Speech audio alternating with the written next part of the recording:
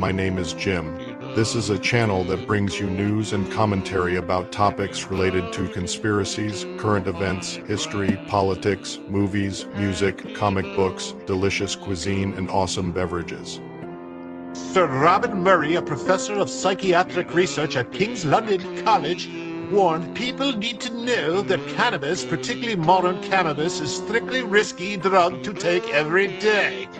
We are in the middle of an epidemic of psychosis caused by heavy use of high-potency cannabis. As a consequence, our rates of schizophrenia are now 3 times higher than they were 50 years ago. Like he's saying he's public enemy #1, that all these people are out to get him. But I thought it was nobody. It's just people nipping at his heels. It's nobody to worry about. Right. Which one? Pick one. Yeah. Pick one, motherfucker. Ankle biters. Ankle biters. Pick one. Calm down, Jim. Oh, I'm getting pissed, man. I think I'm having a heart attack. Oh, I think I'm having a heart attack. Holy fuck. Wheezy. I'm coming, Elizabeth. I'm coming, Elizabeth. Yeah. I'm coming, Elizabeth. How you doing, Andrew?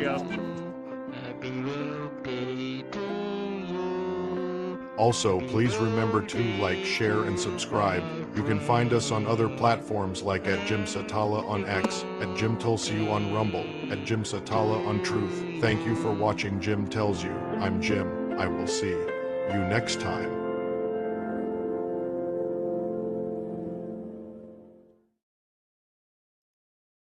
Hey, what's up, everybody? How's it going? Can you hear me good? I want to thank everybody who decided to show up today and spend my birthday with me. I really appreciate it. And I'm not saying that in an ignorant way or in a way that's like polished, but just wanted to say, thanks to everybody. And it means a lot to me. It really does. Trying to do something real quick here. I forgot to fix Bella's camera, and I have to get that taken care of. Otherwise, everyone's going to be mad if I don't have that ready to go. All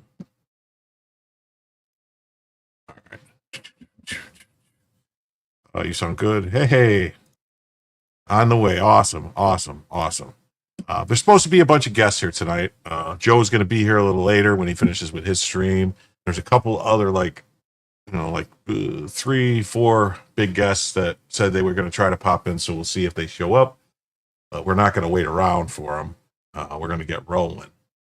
Hey, yours is Friday. That's awesome. Mm-hmm. You're going to get a free Bella Cam in honor of my birthday. And what we're going to do for my birthday, and I was debating on how to do this, because I really, I know it's my birthday and all, but I would like everyone else to get gifts for my birthday, because that's how, I'd like to give back and help people. So, I don't know. Is this weird to say it like that?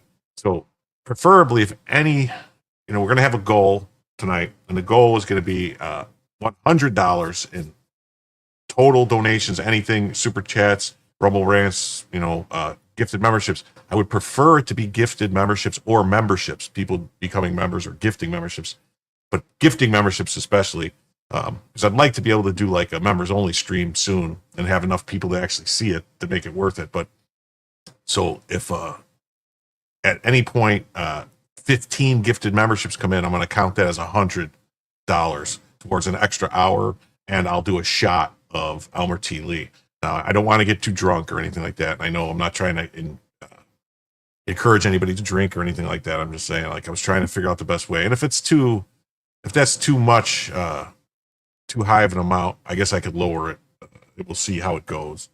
But, I'd like to keep it. I was going to do 50, but then I was worried that it might end up being an 8-hour stream and I'm laying on the floor in a puddle of drunken piss. So I didn't want that to happen. We'll see though. So yeah, I'm gonna, if you see what it says on the bottom of this scroll, I changed to what it says there. And like I said, I would prefer, if you're gonna donate a gifted membership. That way it's a gift you're giving to someone else on my birthday. Sort of. I mean, you're giving me a gift too, because I'm gonna get, the 70% of the money after Google takes their cut. But you know what I mean? It would be a gift for someone else, and then we could do gifted memberships and stuff. But first, let's get in here and say hi to everybody who's here. Wow, a lot of people here. So we got first Tim Lorsik says happy birthday, Jim. Hi, Tim. Thank you. Jules says happy birthday. She's going to try to stay up. Colorado Mountain Girl says happy birthday. Ruby King, how's it going, Ruby? Happy birthday. Will Call Magic, what's up? Ellie, Spuds, Catherine K, Wrench Turner, how you doing? John Mosley, RBM Entertainment, ahoy, ahoy, ahoy. And then Jules with her 2-month gifted her 2-month membership says happy birthday, Jim. And then Jules is the first person with the gifted membership. So that means it's 14 gifted memberships to the first hour of, first 100, we'll call it, hour, whatever. She said she went into browser mode just for me. Thank you. Mm-hmm. I am Bob says happy birthday, Jim. 29 for the 10th time in a row. Well, actually, it's probably 20th time or a little more than that. So, more like 20th time. And I am Bob. How you doing? Yeah. And then, how you doing, Steve Hilliard? How you doing, everybody? And then anybody who else was wondering also about, that was asking about a P.O. box, I did get a P.O. box. It is in the channel description, the P.O. Box address. If you wanted to, I don't know what you would want to send me a card, something. I don't know. And thank you for Box Toxic Mom. Thank you for the birthday wishes, JD, Pet Hacker, Mother of Papillon. How you doing? Save Minnesota. Oh, we're going to talk a lot about Minnesota. I mean, that's pretty going to take up like a couple hours of the show at least. Hey, Mika, thank you. How you doing? Costa Rica expat. Yes, thank you. Terry, thank you. And of course, I'm spending my birthday with you guys. Who else would I spend it with? Myself? Talking to myself? I talk to myself all day long. Hey, Kevin, thank you. G-Shark Man, thank you. Diamond G. And this is my friend Patrick. Hopefully he'll be here soon. And yes, free Bella Camo. So yes, we're going to do this right now. We're going to add Bella to the stage. Right there. I gotta fix up her camera though, because it's a little out of the wonk there. Let me do this. See if I can't zoom it in. Let me zoom it in. Oh, too much zoom. And it seems like it's wonky. No. Why does it seem wonky? It seems wonky, doesn't it? Thank you, Costa Rica expat. I gotta. Man, what is wrong with this camera? This looks off today. I'm gonna have to try to fix it. Retired nurse, thank you. Yep. Ruby King, yes. Wait a minute. Hey, there goes Reg Turner with the first 5 gifted memberships. Thank you so much. So that's 6. So 9. Could not get Rumble to do the gifted there. Well, I don't understand how Rumble works exactly. I could never figure it out, and I don't even know how Rumble. She's always all tuckered out. I don't even know how Rumble works. I don't know if they actually pay anybody. I've never seen any money from Rumble. And every month it says I have money in a Rumble account there, but they've never sent it to me. I don't know. No, Bella's never missed any meals. If you're late, all right, I'm gonna tell you a little secret about Bella. If you're late, like 20 minutes late for her dinner time, she's gonna let you know. She is gonna let you know. She's gonna say, "Hey, it's time for me to eat."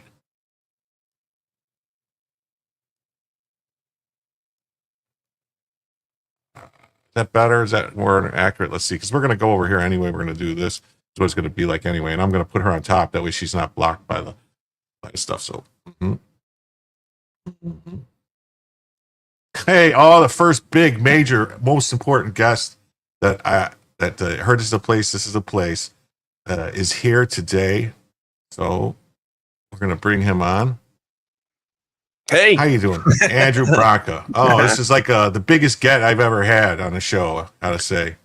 Oh, I don't know. Joe Neirman's going to come on, I'm sure. Well, Joe Neirman's coming. There's a couple other people that said they might come. I don't want to mention any names, but I was just we'll see what happens. They don't get on the internet much lately, so we'll see. I'm just a small town lawyer with a sunburn today. I forgot to put my sunscreen on, and I spent 7 hours on the motorcycle, and I look rosy cheeked. I just noticed. But it's great to be here, man. Happy birthday. Thank you. You've been watching this stuff in Minnesota, I take it. I'm sure you've seen the disaster that is I've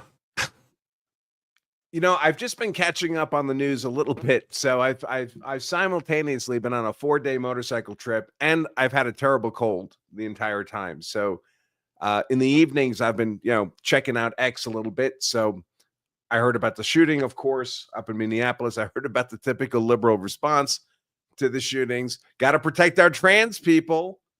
That seems to be the priority. Our trans killers, our trans pit bulls, human pit bulls. Yeah. I don't know what we're going to do about it. Is it possible? Is it possible that they're going to actually make some changes, you think, or do something about it? Or the only way to make change is to elect MAGA. That's it.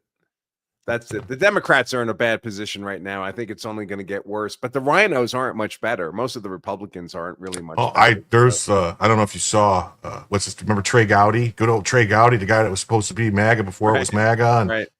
He's on Fox News saying how it's we got to do something about all these white males that keep shooting up places. No, maybe all these guys are exposed now. They're all exposed for what they are. They're all limp-wristed Republicans. It's amazing. I mean, I remember when Obama ran the first time. I mean, the GOP, our warrior for the right was John McCain, and then it was Mitt Romney. And I remember I went to a rally for Mitt Romney. It was Kid Rock performed, and everybody was so excited. And then, of course, Obama kicked his ass too. It's only with hindsight and this life experience we've gained, and the context provided by the true MAGA, Donald Trump, that we can see how weak and ineffectual all these people are. I just can't get over it. I mean, I remember seeing when Trey Gowdy was in Congress and hearing him talk, and the same thing like Daryl, all these guys in Congress, you thought they were great. They said all the right shit, but nothing ever happened. And now they expose themselves when they actually get out and they start saying things like, wait a minute, you were lying the whole time. Yep, completely ineffectual. Nothing would ever change with them. The only way we're going to see substantive change is to follow the lead of Donald Trump, and hopefully, when he serves his third term as president, things will get even better. Yeah. I mean, I don't know. I'm hoping something's going to happen with the whole trucker thing, because it seems like now that they're actually got a fire lit under somebody's ass, and they might actually do something. You got the Department of Transportation sent those letters to California and Washington and New Mexico saying you got 30 days to fix this, or we're going to take your highway funds. The truth is, right now, there's only one priority war that America's fighting. There's just this one. We have lots of problems. The trans people are a problem. The crime, localized crime, is a problem. All those things need to be addressed. But the one that's the existential threat to our nation is this third world migration, both the legal and the illegal. And unless we address that, America just disappears. America just drowns. It's like complaining how your cocktail was made as your ship is sinking below the waves. You got to save the ship first. If we don't save the ship, everything else becomes moot. The local crime doesn't matter. The trans stuff doesn't matter if we don't have a nation anymore. And the only way we save our nation is to stop importing third world migrants and to remigrate, send home every single one that's here. I don't know. I'm hoping. I mean, I think it's happening. It still looks like it's happening. I'm just worried what these judges keep doing, like that Xinis. I don't know if you saw, she made another ruling today, and it's crazy. And she's got the signature of a retard. She's like, yeah, now you can't. With a crayon with her left hand. It looks like. I don't understand. How could she now decide she's going to give him a habeas hearing? How is he getting a habeas hearing now? She doesn't have jurisdiction. It's all nonsense. But of course, she wasn't appointed by MAGA, right? So we have to elect MAGA, so we get the appointments that we need to displace people like her. If we had 67 MAGA in the Senate, all these federal judges will be gone. They'd be impeached. That's why I think what happened last in the election with Michigan, Wisconsin, Arizona, and was it Nevada or New Mexico? I can't remember which one it was, but it was another state out there where it should have been a Republican. It should have won. They were MAGA candidates, and they got screwed over at the last minute. They got that hook that Biden took Trump with in 2020. They got taken out with, but they didn't have the means to get Trump. Well, we have to keep in mind, we have to be realistic. Not everyone who adopts the MAGA label is going to be an electable candidate. Trump backs some MAGA candidates that just were not very good in his first term. And some of those people didn't win. But the bottom line is, if they're not MAGA, it doesn't matter if they get elected or not. They're just not going to do anything to save the country. So all we can do is throw MAGA at the dartboard, and some of those are going to turn out to be dogs too, and then we have to dump them and just throw more MAGA darts at the dartboard. Yeah. No, well, I mean, but if we would have had 57 senators instead of 53, then you would have seen. I think we would have got some better appointments. We would have got Matt Gaetz as Attorney General. Yeah, we probably would have been able to push to get these appointments through and say, screw the blue slip, because the blue slip is not the law. The blue slip is just the Senate's but that basically, I understand the thing, like, well, we don't want, senators don't want, to have people running the marshals for their state, or the attorney general, or, attorneys, U.S. attorneys for their state, be somebody is going to maybe come after them. Is that what it is? That you can't come after me? It's an artifact to when we had real federalism. The federal government was supposed to have, the people as a constituency, and then it was supposed to have the states as an independent constituency. That's why state senators were not popularly elected. in the Constitution of our founders, they were appointed by the state legislatures. And that's why you can tell that the whole civics classes in school are not being taught properly anymore, because most of these people, they don't understand that that's the whole purpose of the Senate, was to represent the states, not the people. Right, so you have to keep in mind all the roles that the Senate has now, all this, advice and consent to the Senate, confirming federal judges. Those are functions that are actually supposed to be done by the states the representative of the individual states at the federal level, not senators who are popularly elected by the people. The states are supposed to be the ones providing advice and consent on these federal judges. Yeah, I guess the blue slip would make more sense if those senators were actually picked by the state legislature or by the governor, and if it was somebody they didn't like, they could get them out, and then they're protecting the state's interests, not so much the party's interests. I mean, if you look at the states, like Obama destroyed the Democrats at the state level. When he took office, there were 28 Democrat governors. By the time he left, there were only 16. And most of the legislatures now, unless you're in a super majority blue state like California or Colorado, New York, they have those handful of strongholds. But the Republicans are in a dominant position in the majority of the states. We would effectively have a 67 vote Senate if it was being elected by the state legislators, as our founders had drafted. And they didn't do that by accident, folks. The accident, the natural default would have been to have senators popularly elected. They chose not to do that for good reasons. Most definitely.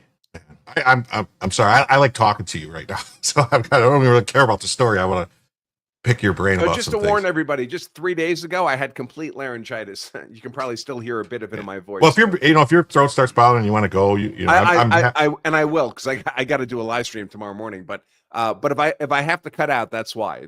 I'm not just trying to hit the no. Andrew, I know you're extremely busy, and I'm just very appreciative that you graced me with your presence. I really am. It's very special to me. Honestly, that's very kind of you, man. I'm just happy to be here. Thanks for the invite.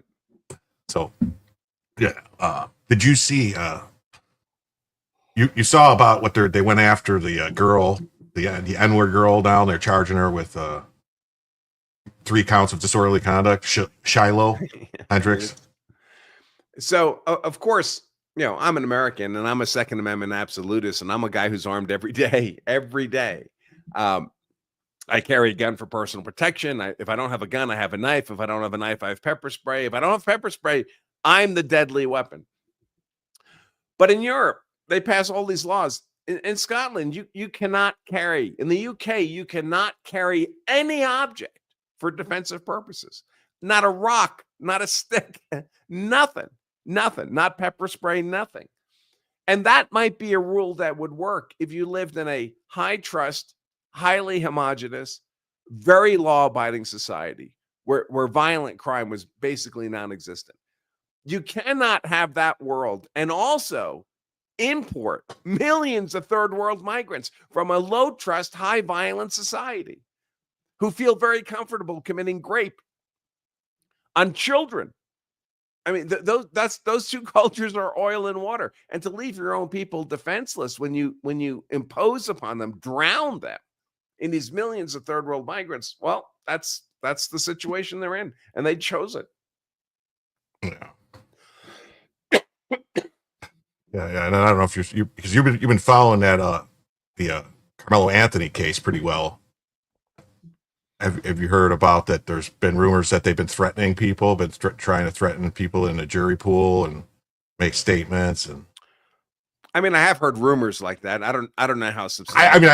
It's just rumors at this point. There's nothing. Because I guess if it was proven, somebody be getting arrested. I would hope.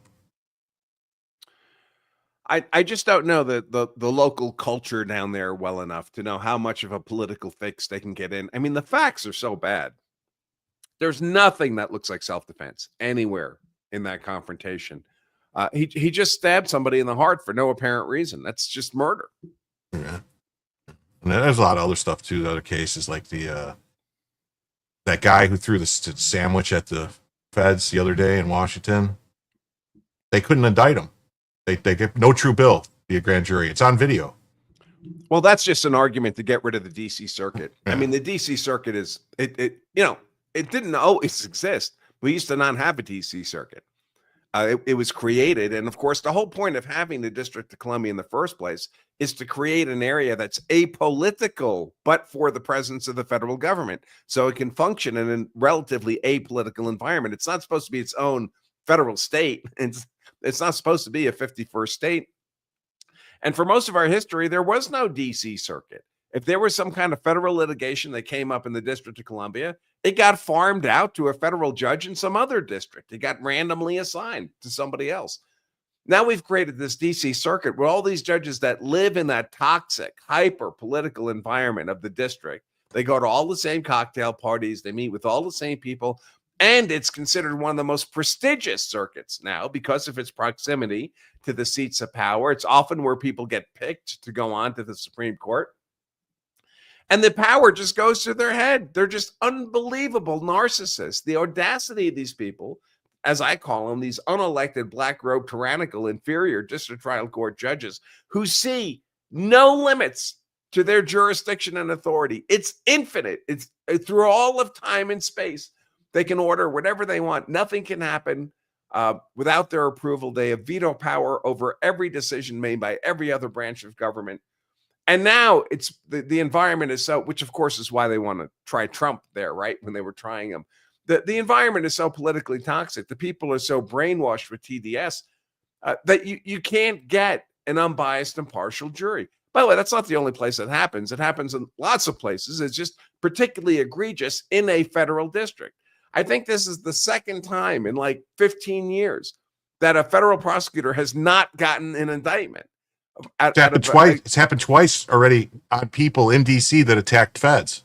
I think in both of those cases are like in the last couple months. Yeah, it's happened twice. And this one, this one's on video. But I mean, that's shocking to me that they did get indictments in LA. The two that was on video, the medical off when the guy ran into the medical center and fell, whatever. So that did come back today, true bill, I know. So they did get indicted in LA. So at least LA is not completely crazy. But yeah, the DC circuit, that needs to be bigger. I mean, it needs to be part of Maryland, maybe all of Maryland needs to be part of that jury pool, so you can get some of the suburbs. Just add it to the Maryland district. Yeah, but not like Baltimore. You want it to be like that King, whatever it's Prince George's County, I think it is, where it's more. Well, it's federal, so it'll go into a federal district. There's a Maryland federal district. I personally don't think that the Home Rule Act is constitutional. If you read the Constitution, what established the DC, federal district of DC, it says there can't be any local government. Everything has to be controlled by Congress. So Congress can't just say we're going to establish this local government with its city. I mean, how is that legal? Well, because we just did it. Well, that's what I'm saying, but it's never. I mean, that's why I'm hoping maybe if there's enough bullshit and enough challenge, like they do something and it gets up to the Supreme Court, maybe Clarence Thomas or Sam Alito goes, "Hey, this Home Rule Act ain't constitutional." Well, this last 7 months has been the first time in my 60 years and more than 34 years as an attorney where I've actually seen the Constitution being asserted and the powers of the Article 2 executive branch asserted and exposing all the non-constitutional bullshit that we've let as a nation go on for decades. All these so-called independent agencies, there's no constitutional independent agencies. That's not a thing. Our entire federal government structure is defined, scoped by the Constitution. There's an Article 1 legislative branch, an Article 2 executive branch, an Article 3 judicial branch. There's no Article 4 independent agency branch. There's 3 doors of the federal government. It's got to be in one of those 3 doors. Right. And then they say, well, the president can't fire me. Like this Lisa Cook, this mortgage fraud broad, the fraud broad on the Federal Reserve Board. The president can't fire. Well, who exactly can fire you then? Yeah, because they wrote it out specifically. It wasn't like these other ones where it was like, yes, technically he could fire her for no cause whatsoever. And I think that would get held up in the, constitutionally, if it's part of the executive branch, he could decide that. But he has cause. There is cause. You're committed mortgage fraud. Anyone who's not accountable to the will of the body politic of the American people, that's just tyranny. Then why are these people ruling over us? On what authority? Yeah, I saw somewhere, it's in the email I sent you, there's on her, that Jay Powell, I think, locked her out because she was trying to say she wasn't going to leave, wasn't going to resign, and I think someone told him, hey, if you don't lock her out, you could get fired for cause too. Yeah, well, that's correct, right? So that's legally correct. He has an obligation to follow, follow the law, right? He's her boss. I mean, the cause is so obvious. The mortgage fraud is so obvious that, I mean, at least when I looked earlier today, she still has not denied that she did it. That she said, "Oh, I did that before. That happened before I got the job. You can't hold it against." Yeah, it's like, no, you would have never got the job if we knew about it. What are you talking about? That'd be like if you murdered somebody, but you didn't catch me until I was there. It's like, no, but you still murdered somebody. Oh, great. So, anyway, so let's jump into this real quick. We'll get a quick opinions. We'll talk about this. Where are we at here? Do this. There we go. So updates on the shooting in Minnesota. So Kash Patel comes out and he says the FBI is investigating this shooting as an act of domestic terrorism and a hate crime targeting Catholics. There were 2 fatalities, an 8-year-old and a 10-year-old. In addition, 14 children and 3 adults were injured, and the shooter has been identified as Robin Westman, a male born as Robert Westman. Now, I don't know if you saw Fox News is refusing to say anything about this, and there's people saying like Cernovich and stuff that there's some higher up in HR at Fox that has a trans kid, and so that's why they've been playing like really like you can't do this, you can't say this, and one of the Fox guys came out and talked about it, I believe. I think Will Kane talked about.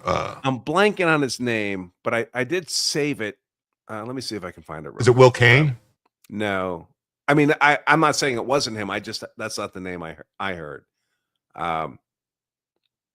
It's the youngish guy that used to be on the 5. They gave him his own segment. Oh, Jesse Waters? Jesse Waters. That's who I'm thinking of. Oh, okay. But now I can't find the clip. So, but I thought I remembered seeing him talking about it from a transgender perspective. And I was like, oh, that's cool. I didn't think they were going to do that. Yeah, well, they yanked. I mean, I have all the stuff, and I sent it to you too. All the manifesto, the video, all the stuff is out there. They didn't get it down fast enough for people not to get it this time. So they tried, but they didn't. So and this is just because here's Biden, a couple of years ago talking about an 8-year-old and a 10-year-old trans kid, and it's like, well, no, now we got an 8-year-old and a 10-year-old killed by a trans kid. So that's messed up. And even Kristi Noem is saying, we have confirmation that it was a transgender. She's actually been the person I've been most impressed with, honestly, is Marco Rubio. I did not think Marco Rubio had the stones that he seems to have, unless it's an act. But the stuff he's been doing and saying, he's like a different guy, right? Yeah, and he was my senator, and I was like, honestly, I want somebody else. I didn't want him as a senator. I was at the point prior to this. I was like, we need someone else in there. I don't like him. But now I'm like, man, he's either putting on a great act, or this is who he really is. I don't know.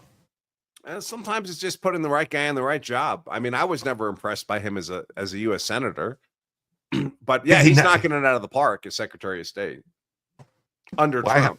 I got another person coming here, and I have a special intro for him.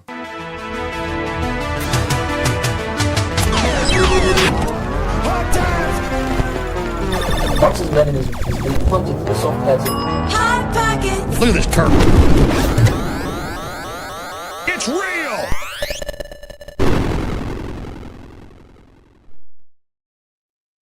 Hello, my friend. How are we doing? Hello. I'm okay. How are you doing? I'm good. Have you ever met Andrew Branca? I'm familiar, but we have not met. Nice to meet you. Nice to meet you. We've met now. All right. We were just talking about the trans shooting a little bit, and it's been all over the news. So got this. I don't know. Wait, you're telling me that the left has already decided it was self-defense? No, not no. Well, actually, the mayor of Minneapolis has actually come out and said that anyone who's blaming this, attacking the trans people, or blaming on them, is has no empathy or no heart, or that they get enough hate as it is.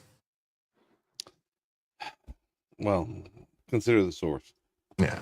So it was a 23-year-old trans deranged monster targeted the most vulnerable young children praying on their first morning mass of school. Now, it's also come out that his mother used to work at the school, so that's probably how he knew that this was going to, they did this, at the first day or whatever, they all went to this mass. It was the whole school at the mass. I have some information from another person I'll pull up in a little bit that he tried to lock 2x4s and block them in the doors so that they couldn't get out and then shoot. Like, I guess he didn't actually go in the school or the church. He stood outside and shot inside and was trying to create like a fatal funnel or something. But I don't know. Maybe it's a good thing he didn't get inside because only 2 people died. I don't know. Yeah, so that level of violence is horrible. So what happened to the shooter? Did he get killed? Killed himself. Okay. Killed himself. Yeah, so self-deleted. So He did that when the You're cops right. showed up, I presume. yes. Yeah, normally what happens That is was they keep killing until somebody shoots them or somebody shows up with a gun and they end themselves. Well, in the video that Crowder's team found, and in the manifesto, which people had to translate, that was the plan all along.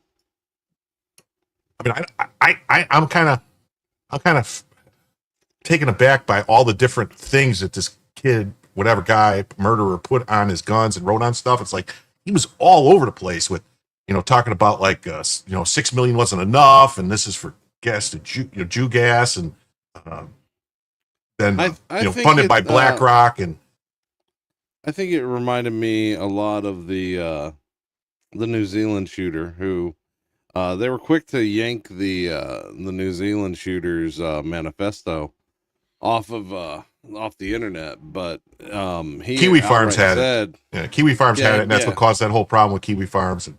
Right. He outright said that the reason he was doing what he was doing was he wanted more gun control, and he knew he could. This would be the only way to achieve it, and it was a lot of internet edgelord garbage, and I believe there was a little bit of that with the videos that I saw earlier today from this one. Yeah. Well, this is just a video of the police chief talking, and basically he says they don't know a motive. They have no motive. Of course not. we may never know the transgender motive for these vicious murderers.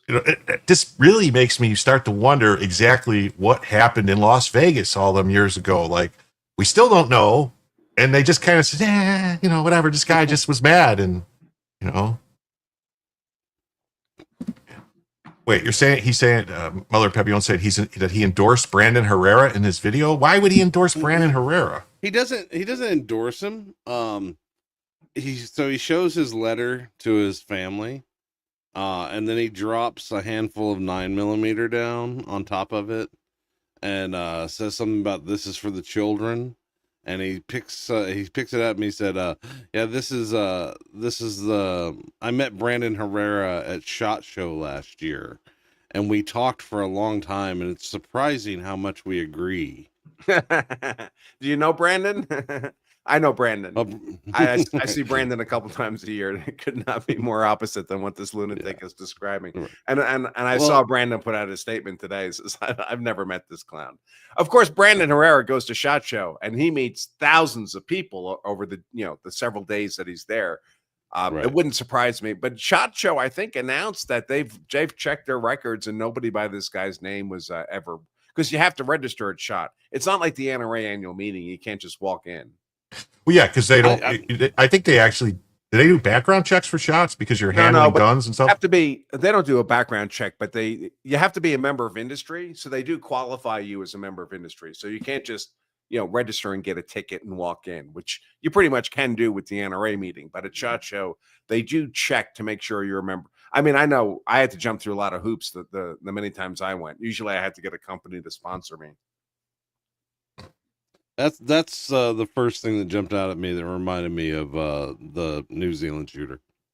Well, it was very similar. I honestly would like to see they went after those Crumley kids' parents, which I was like, that I was suspect of, and I'm like, I don't really see how this is, how you can charge somebody for the crimes of someone else. But this, I think, when it's someone like this, where the parents assisted them and become, getting them on the hormones, doing all this stuff, and participated in the delusion and did everything and went along with it, and then knew that he's clearly mentally unwell and that he got guns and all this stuff, and didn't say anything. Mm-hmm. I think there might be a case that they could be liable. Maybe not criminally, but at least civilly. I mean, there can't be a good outcome, right? So if you're mentally unstable enough to volunteer for all these horrific things being done to you, imagine if then you regain your sanity. What then? Then you recognize all these horrific things that were done to you. I mean, they cut parts of you off. They gave you hormones that irretrievably changed you from what God destined you to be. There's no going back. Your life is destroyed. You'll never have a satisfying sexual experience in your life. That's what the next 8 decades of your life looks like. How pissed would you be? I mean, that would just drive you insane again. We're creating these people.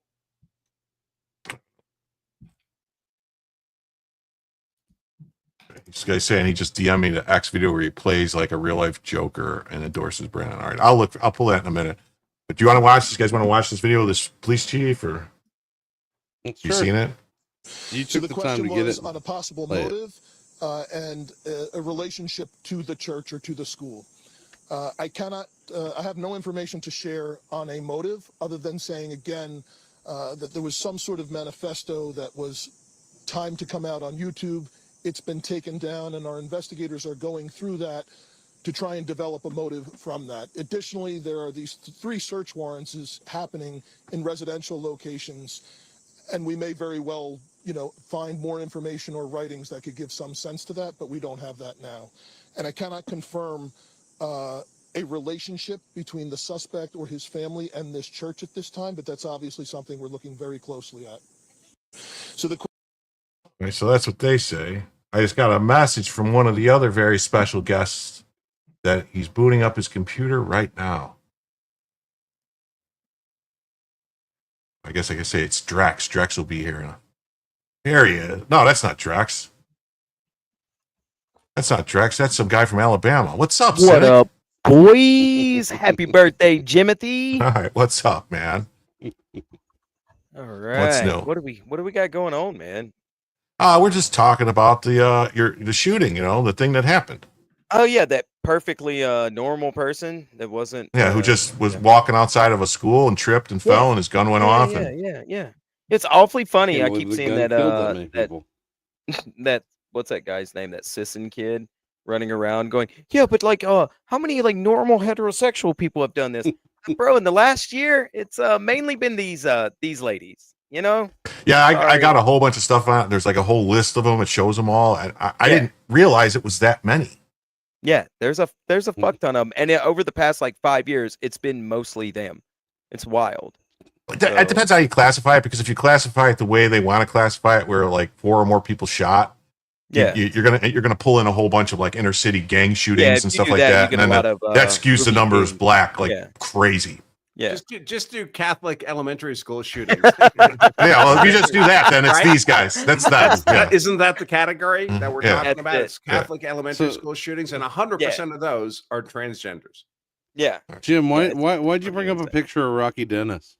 I saw that someone else posted that. Anthony Cumia put that up with the picture from Mask. It's like, these were much better times when he had a job, which I thought was funny. Right. So let's see. This is the video. Let's see. So he's saying is 9mm go. 9mm go. I can't even hear it. 9mm go. You don't. Yeah. I think they have a Taurus G2C, and I was like, oh, don't do that. That's one of my favorite cheap guns. I cranked it up to a 600. I was really sad. I'm almost. It's either a G2C or a G3C. I think. I was really upset. Wait. I mean, look at what. That's Cyrillic writing, isn't it? Cyrillic writing on the other side. Yeah, something like that.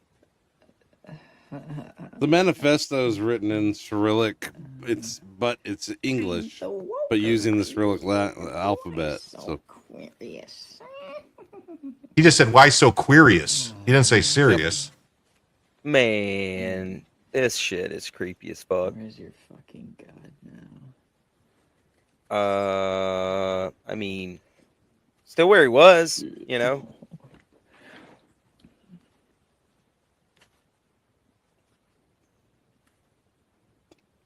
So those are all mass shooter names there. Skibbity Riz. But you can't tell me that somebody didn't know that this person was fucked in the head. No, Nah, man. Them wanting to chop their genitals off is a perfectly normal thing, right? I wake up every day thinking about doing that. Don't you guys? Anyone who sat next to this guy on a 1-hour flight would know he's a lunatic. I mean, But, obviously his family members knew. Yeah, but every one of these got a different like wackadoo thing on it. Like it's Trump, it's Mexicans, it's blacks, it's Jews, it's Christians. It's like he hates everyone. Yeah, that's basically what the manifesto says. I think a lot of this particularly has to do with the government, with the like the Democrats, the politicians, with their running around saying how there's this genocide and you got to defend himself, and you got the lieutenant governor of Minnesota wearing the knife on a shirt that says "Protect trans kids" and.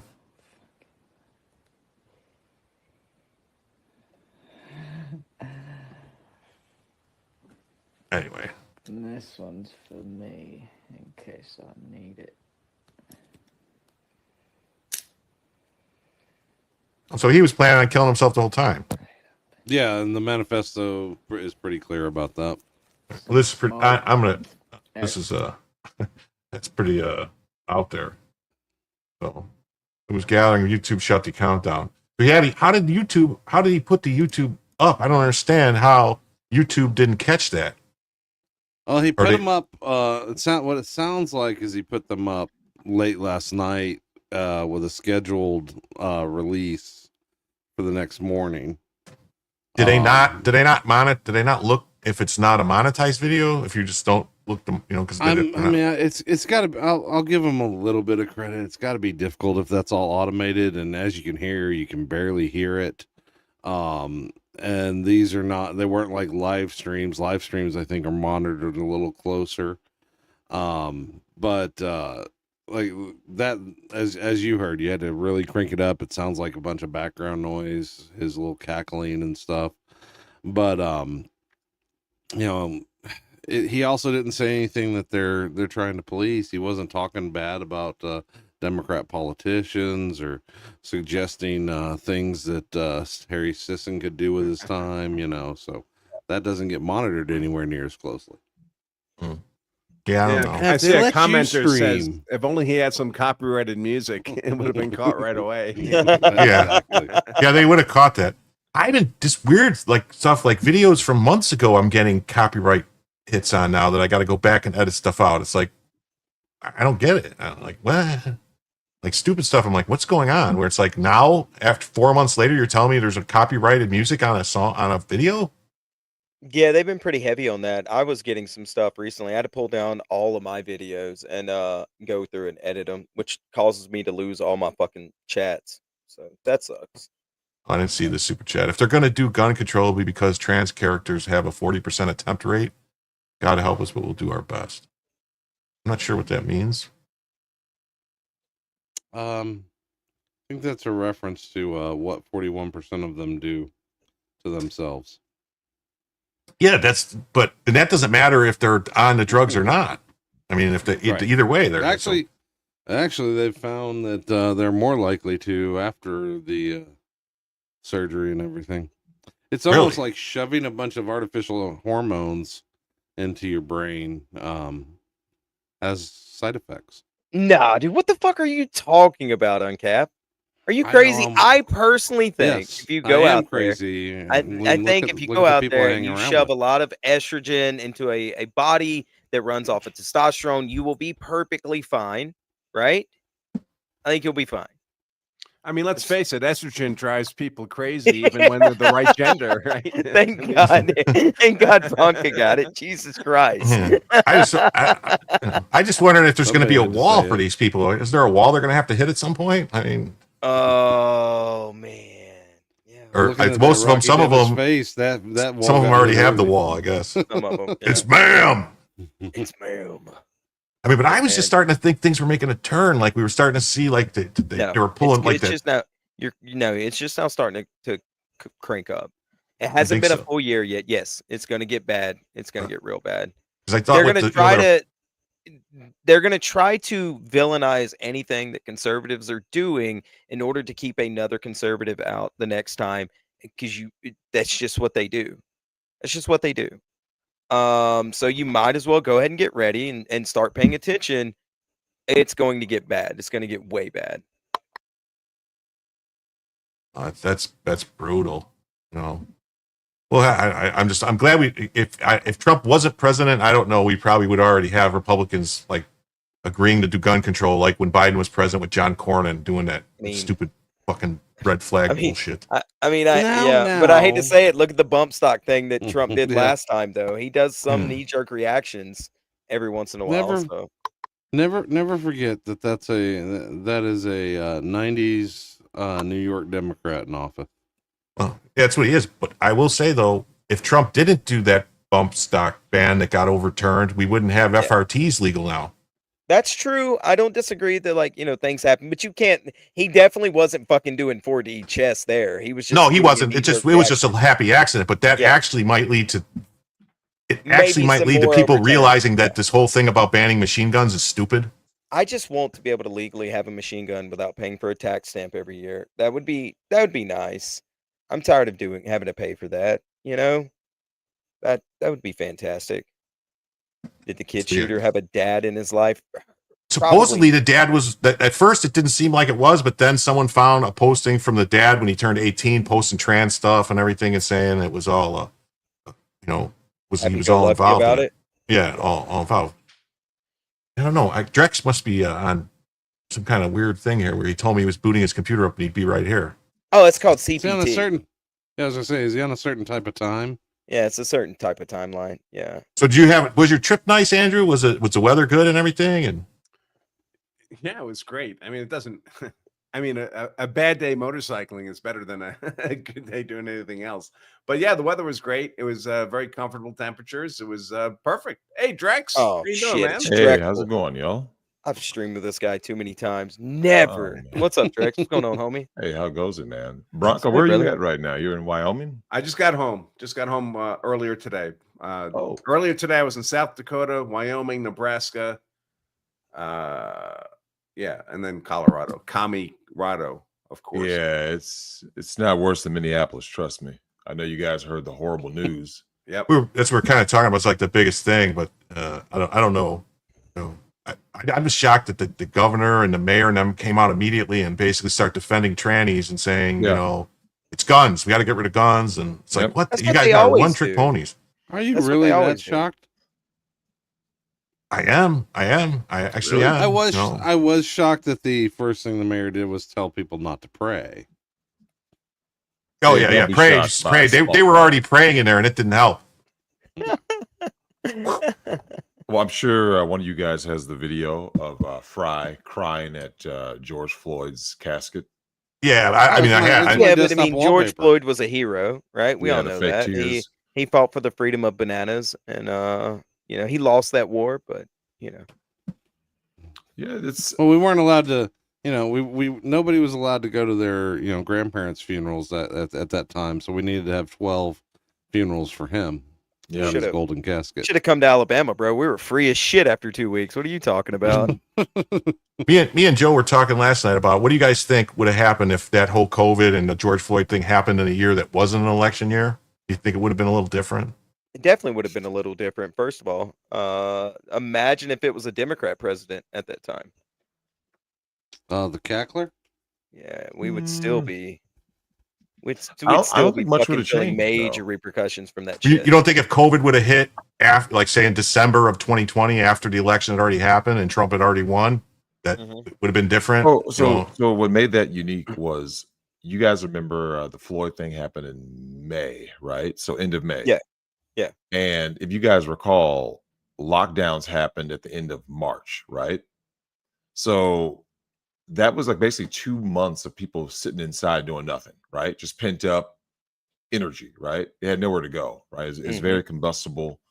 I remember it. I remember it vividly because, like, it was great for me because, the roads were empty and, I never stopped working, never stopped working out. So I look around and then that happens and I'm thinking to myself, oh, this is what happens when people who have too much free time, no real hobbies, nothing to really do. And like you gave them this avenue to just kind of unleash, you know what I mean? And that's really what happened. It's just pent up you know, whether it be aggression or whether it be apathy, whatever you felt, you just had somewhere you just needed an enemy. You know what I mean? Yeah, Somebody, it got some spun cause to though, rally man. around. Like it got spun though. My dad, for example, was like really on the George Floyd side and everything until it got spun from like cops just being fucking shitheads to people to like this whole racial thing. And it's that whole thing was fucking wild, man. But Well, one thing I'm glad you brought that up. If you yeah, guys recall during the because I've never been one of these guys that loves cops so much.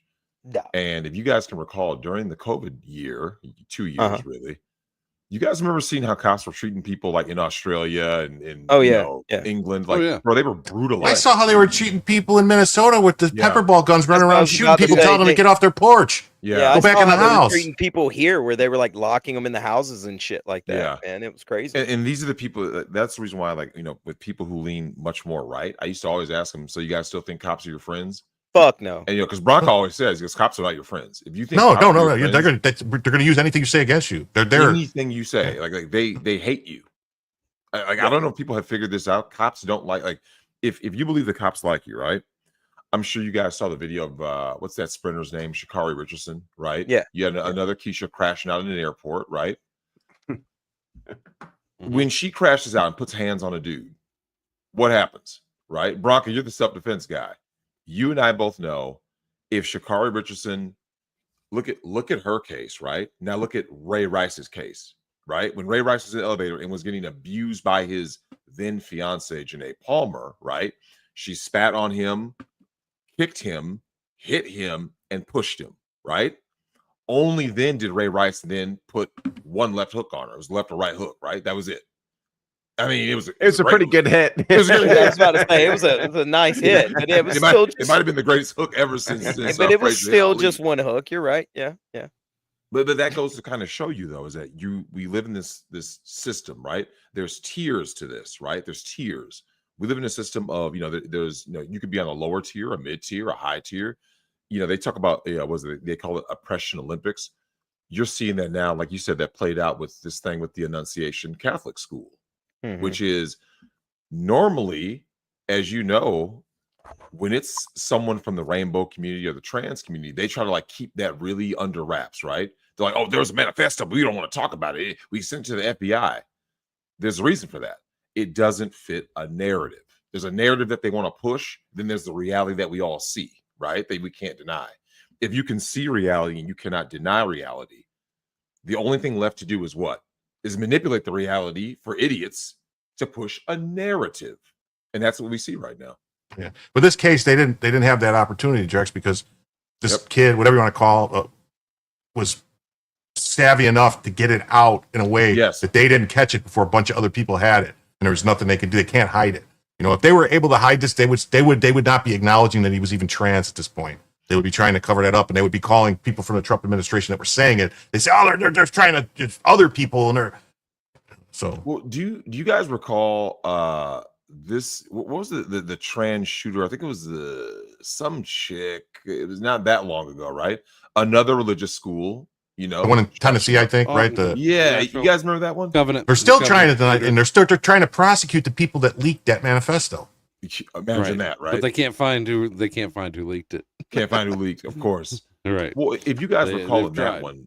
one of the big things that I've always noticed is there's this thing that I've talked about for the last few years, which was I think you're going to start seeing more and more crash outs with the rainbow and trans community, because Branca, what do you think is the odds that a lot of these kids who were put on like hormone blockers and all this stuff, do you notice the age that these people are doing it? They're very young, right? The people who are shooting up schools today are teens to early 20s, right? So who would they have been 5 to 10 years ago? Weren't they the kids that were getting the identity politics pushed on them, the hormone blockers, the HRT? These are the people who now they are acting out. Who's to say that someone didn't touch these people, right? Didn't force this onto them, and now this is their crash out, right? Well, everything's forced on them. I mean, they're kids, right? They have no autonomy, so the kids aren't actually making any of these decisions. It's adults making these decisions. Well, what do you think that does to their brain? I mean, Uncapped knows. Yeah, no, we're when you start creating putting people on these. drugs, their brains are whacked, man. We're creating these broken human beings that Yes. are acting out in these murderous ways. We're making them. We're fabricating them like a little factory. Yeah. Well, that's all part of the plan, because eventually people are going to keep running in and saying, "What? Please, daddy government, please take away all of my rights, my freedoms, my liberties. Please take it away." You already see it today. You're seeing it now. Like I've seen through this years ago. And Branca, I'm a hyper accelerationist, and I keep telling people, like, it's already over. You're in Colorado, you're trying to leave. Branca, you are really in a position where, whether your situation in Colorado, my situation in Minnesota, all states will eventually get to this. Some of the worst red flag laws are in red states. You know what I'm saying? Yeah. Like, Yeah. you can get your rights taken away just because bad man over there, done. That red states have the worst.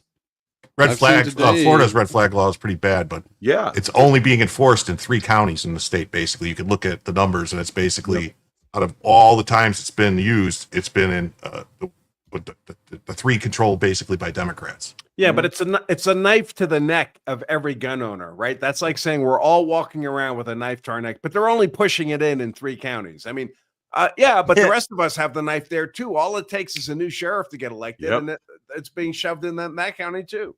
Oh, the right neighbor to get mad about where your fence is or whatever, and that's why I'm not a fan of Pam Bondi or Rick Scott, because that's who gave us the red flag law in Florida. Well, Pam is a snake anyway. She was working with Pharma. She's a fraud, bro. Still is. Fake. They always have been. You guys remember? I remember hearing a lot of simps talk about the Epstein list. I was like, "You're not getting it," and they're like, "No, Drex, it's coming. Where is it?" No, it's not coming. No. It'll expose too many people, and they're not going to allow that. Yep. So, I mean, Trump may be outside of the club, but he still has to play with the club. So, he's in the club to me. Anyone who sends $1 to Israel is part of the club. Happy birthday, Dan. Goddamn Drex. Hell yeah. Plain and simple. I don't do all this.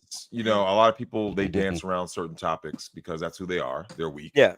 I never have. If you send $1 out of America and you send it somewhere else when there's nothing to be gained in return, you're anti-American. By definition, that makes you an anti-American.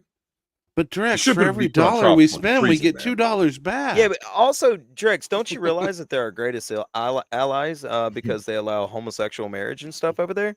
You know. Yeah, all of that. Tavistock Institute over over east across the pond. I'm well aware of all this stuff.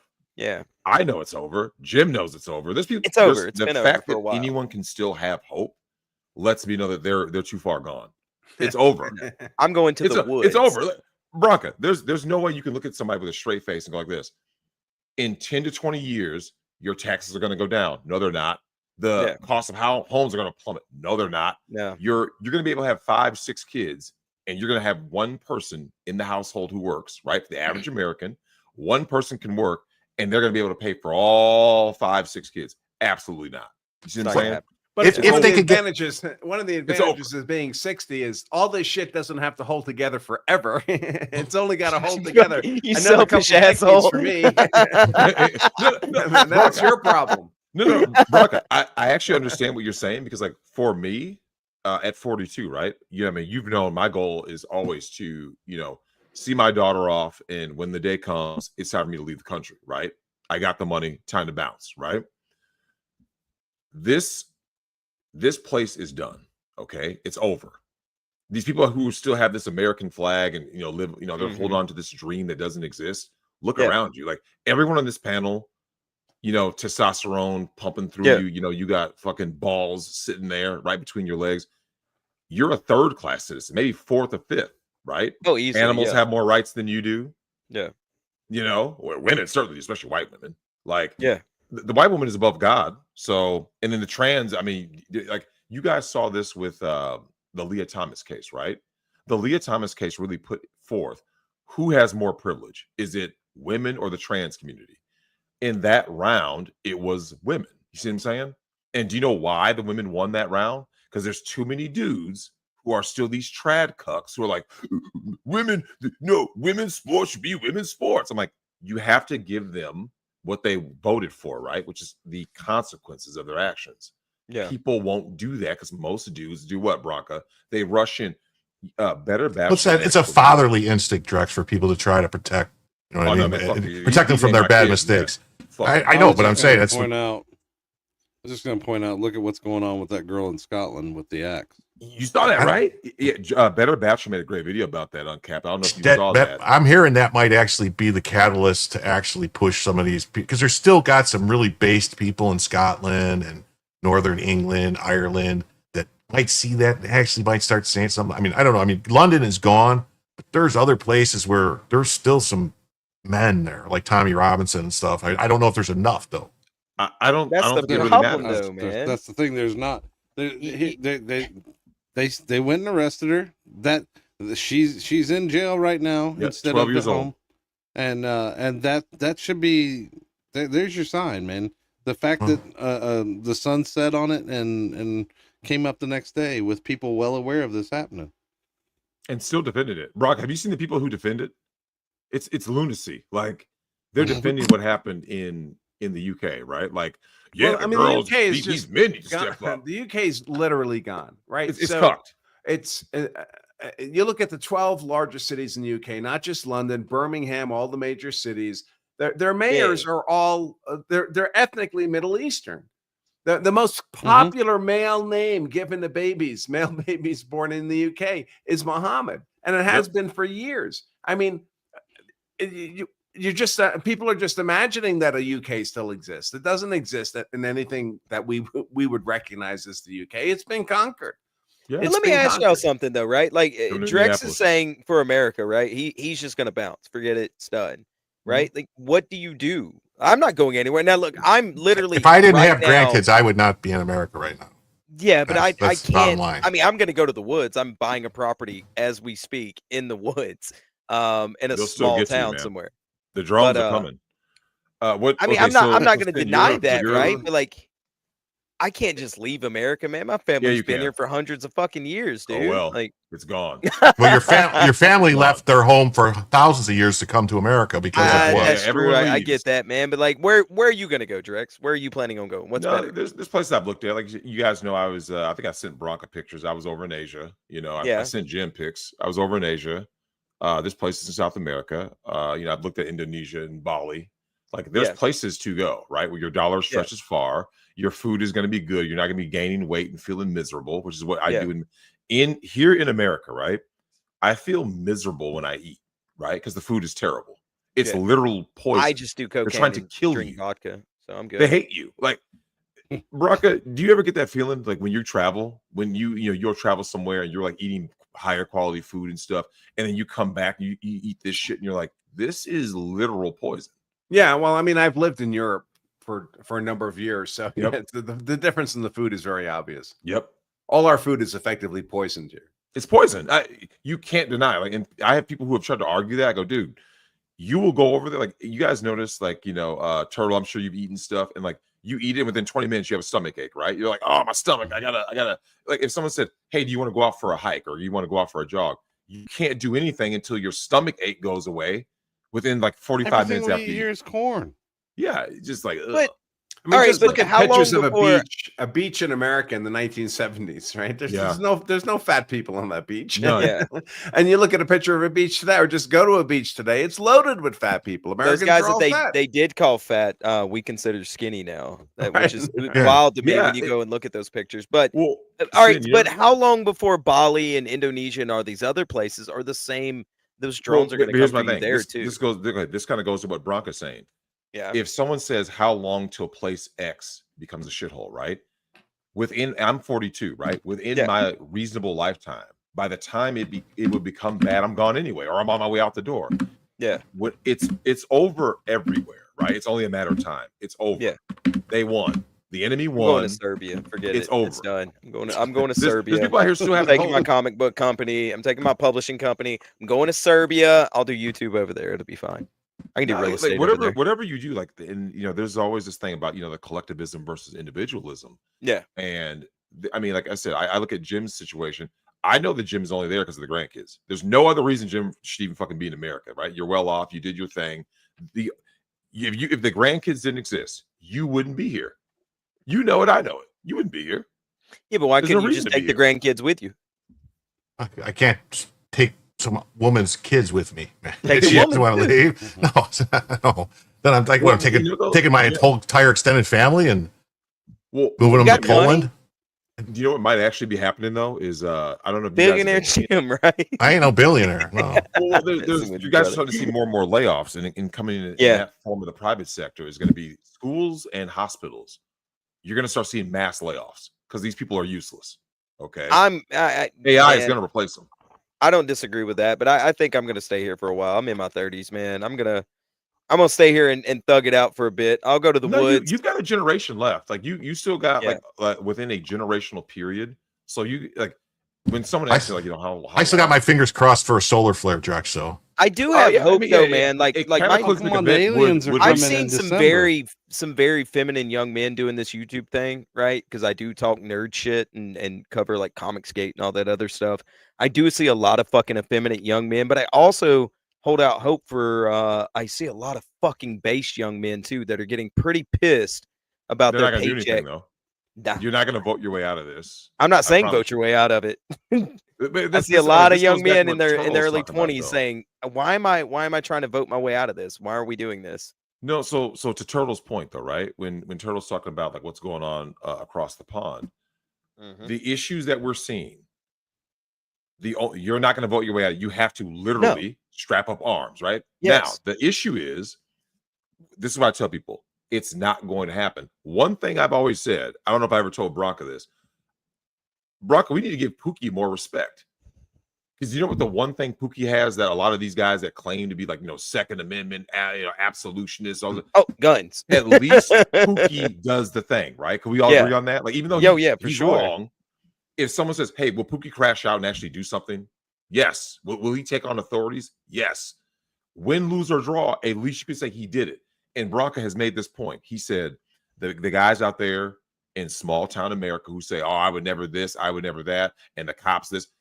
The only difference is when the cop goes, knock, knock, knock, come and take your guns, they're going to go, the sheriff's going to take off his hat and go, I'm sorry to do this. And they're going to go like this and hand over the guns. They're not going to do anything. Once you understand that, like, the guys that you say that are so base, I promise you, a lot of these guys who claim to be base, they have never been fired at and returned fire. They've never been hit. Most of these guys, Brock, I bet you your average guy right now has never even been in a fist fight. Oh, I guarantee. Oh, that's that. yeah. Under I can 25, tell you that how for many sure. guys Yeah. have been in a fist fight? Oh, I guarantee you that 100%. Yeah. I mean, I've They're taught doing at the nothing. FBI Academy in Quantico, and the instructors there tell me that like half the class that comes in on FBI Academy class, they've never been punched in the face. Never even been punched in the face. And then they're trying to teach them, barehanded fighting skills in the gym, and it's like you just knock these guys over, they start crying. I mean, Yep. it's crazy. That Yeah, would, there's- man, I would have loved to have grown up. Imagine coming like from the 1970s or 1980s and being bullied as a kid, and then reemerging in like Yeah. school today. I mean, you would just you'd be the king. you're the kid. Like, I want you guys to think about this, right?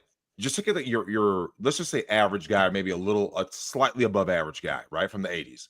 If you place him into a modern school, right, the 80s attitude, right, that anti-establishment, he would be king dingling.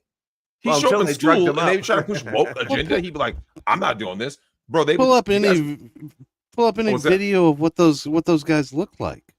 Yeah, They look like Yeah. these kids' dads. yeah. You ever notice that? Turtle is like you look at back in the day, a guy was like 19, but that same dude today would look like 36. Yeah. You know what I'm saying? Like the guys had like just the face, the facial hair, the aura that they gave off. And Yeah, I I agree with that. I mean, up until like the early 2000s, you had that. Like, Oh, go back and look at the absolutely, like- yearbooks. Then those guys, I was looking at like my nephew when he was graduating. I was like, dude, still looks like a fucking baby. By then, every guy I knew had like a beard or a mustache or whatever, looked like a grown fucking man. I remember dudes had strong. Yeah. Like when I graduated, I gotta bet you I bring could back count on one hand smoking. how many guys had weak jawlines. Yeah, I mean, I agree with that. Bring back Smoking cigarettes. makes you look cool, Yeah. kid. Well, I smoke a pack a day. Well, I mean, one thing that I noticed though, right, is I noticed a lot of people were talking about the things that Disney said about bringing men back, right? They want the young men back, and I mean, anyone who goes Yeah. back to that, anyone who disrespects you is a bitch anyway. But one of the things I thought about was this. Jim, do you remember going to the movies growing up and like there was something that you could aspire to, right? Like whether it was Rambo, like you saw the muscles, you saw the things that he was doing. It didn't matter. There was always a masculine presence on screen that you aspired to. But you look at kids now, every dude is a cuck. You see what I'm saying? Everywhere they look, the dude is either gay, effeminate, weak, stupid. Look at Superman. I don't. The Superman movie. Everyone's saying it's really good. I haven't seen it yet. I like need to it, go man. see It it. doesn't- But he doesn't act like look a at the cuck in cat. it. But isn't he getting his ass kicked like through the whole movie? Look at the No. casting though. Look at the casting to the point Drex is making. That guy looks like he weighs, a $105. Yeah. You remember that though, Turtle? Remember that? Do you remember going to the movies and the guys that you saw? Okay, let's start naming off those action stars of that era, right? This is like post Bruce Lee. Bruce Lee dies in '73. Look at the guys you saw on screen. So you got Chuck Norris, you got Norris, you got Wesley Snipes, Stallone, Schwarzenegger, you got Schwarzenegger, all these guys. Now these big look who we have. Yeah, every dude they were built like they were jacked. These guys now, Branca, have CGI muscles, man. Right, CGI muscles boys, in like but bodies. boys, we can't go. We're not going to go back, right? We can't. We're not going to go back to the '80s and all that shit, right? So what do we do? You just.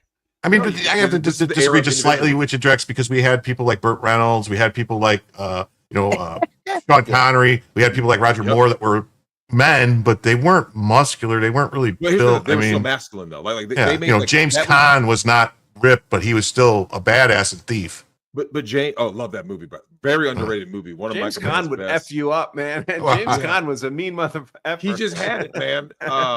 He cracked that safe for real in Thief. And he said that he called his mom. He said that was the proudest moment of his entire filmmaking career, was cracking that safe in Thief. And I remember it didn't matter if they were hero, anti-hero, villain. What I saw on screen as a child, right, growing up, even a teenager, it was always something to aspire to. You see what I'm saying? Like bro, we talked about the Stallone forearms growing up, right? I used to wear the red bandana. I would go like this and tie it. I tie it, little red bandana behind my head, just like Rambo, because we aspire. Like when we turned on WWF, now it's WWE. When we turned that on, do you guys remember the physiques of those guys? Ultimate Warrior. We used to tie little bands around our arms to look like Ultimate Warrior. We saw things that were masculine, strong. You know what I'm saying? They were dominant. Every dude, this is no lie, man. I don't remember the last time I saw something that wasn't Rainbow Agenda. I even went to go see the movie Weapons, right? Really good movie. I took my daughter. There's the principal in that movie is an effeminate gay dude, right? Yep. Why is that in the movie? How normal is that? Like, bro, okay, Branca, if you went around every school district in America, right? How many effeminate gay Asian school principals are there? Right?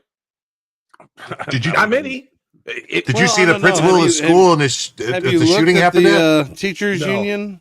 Oh, if he's not gay, there's something going on because he's got like this really floral shirt on. It's like pastel green tie, and it's like I'm going, what the hell's going on with this guy? And he's like telling everybody, Graham's not gay. He's just a confirmed bachelor, so maybe that guy's talking like about Lindsey Graham. We need to pray with our feet. Wait, what? Well, wasn't it? Remember BuzzFeed a couple years ago did the testosterone test, and their entire crew was on par with what was expected for like 80-year-olds. Yeah, I remember that study was done that said the young men of today have less testosterone than their 80 or 90-year-old grandfathers. And to Sin's point, just look at them. When you go look at these dudes, Branca, you remember when you and I were in Nashville and we just looked at some of these faces?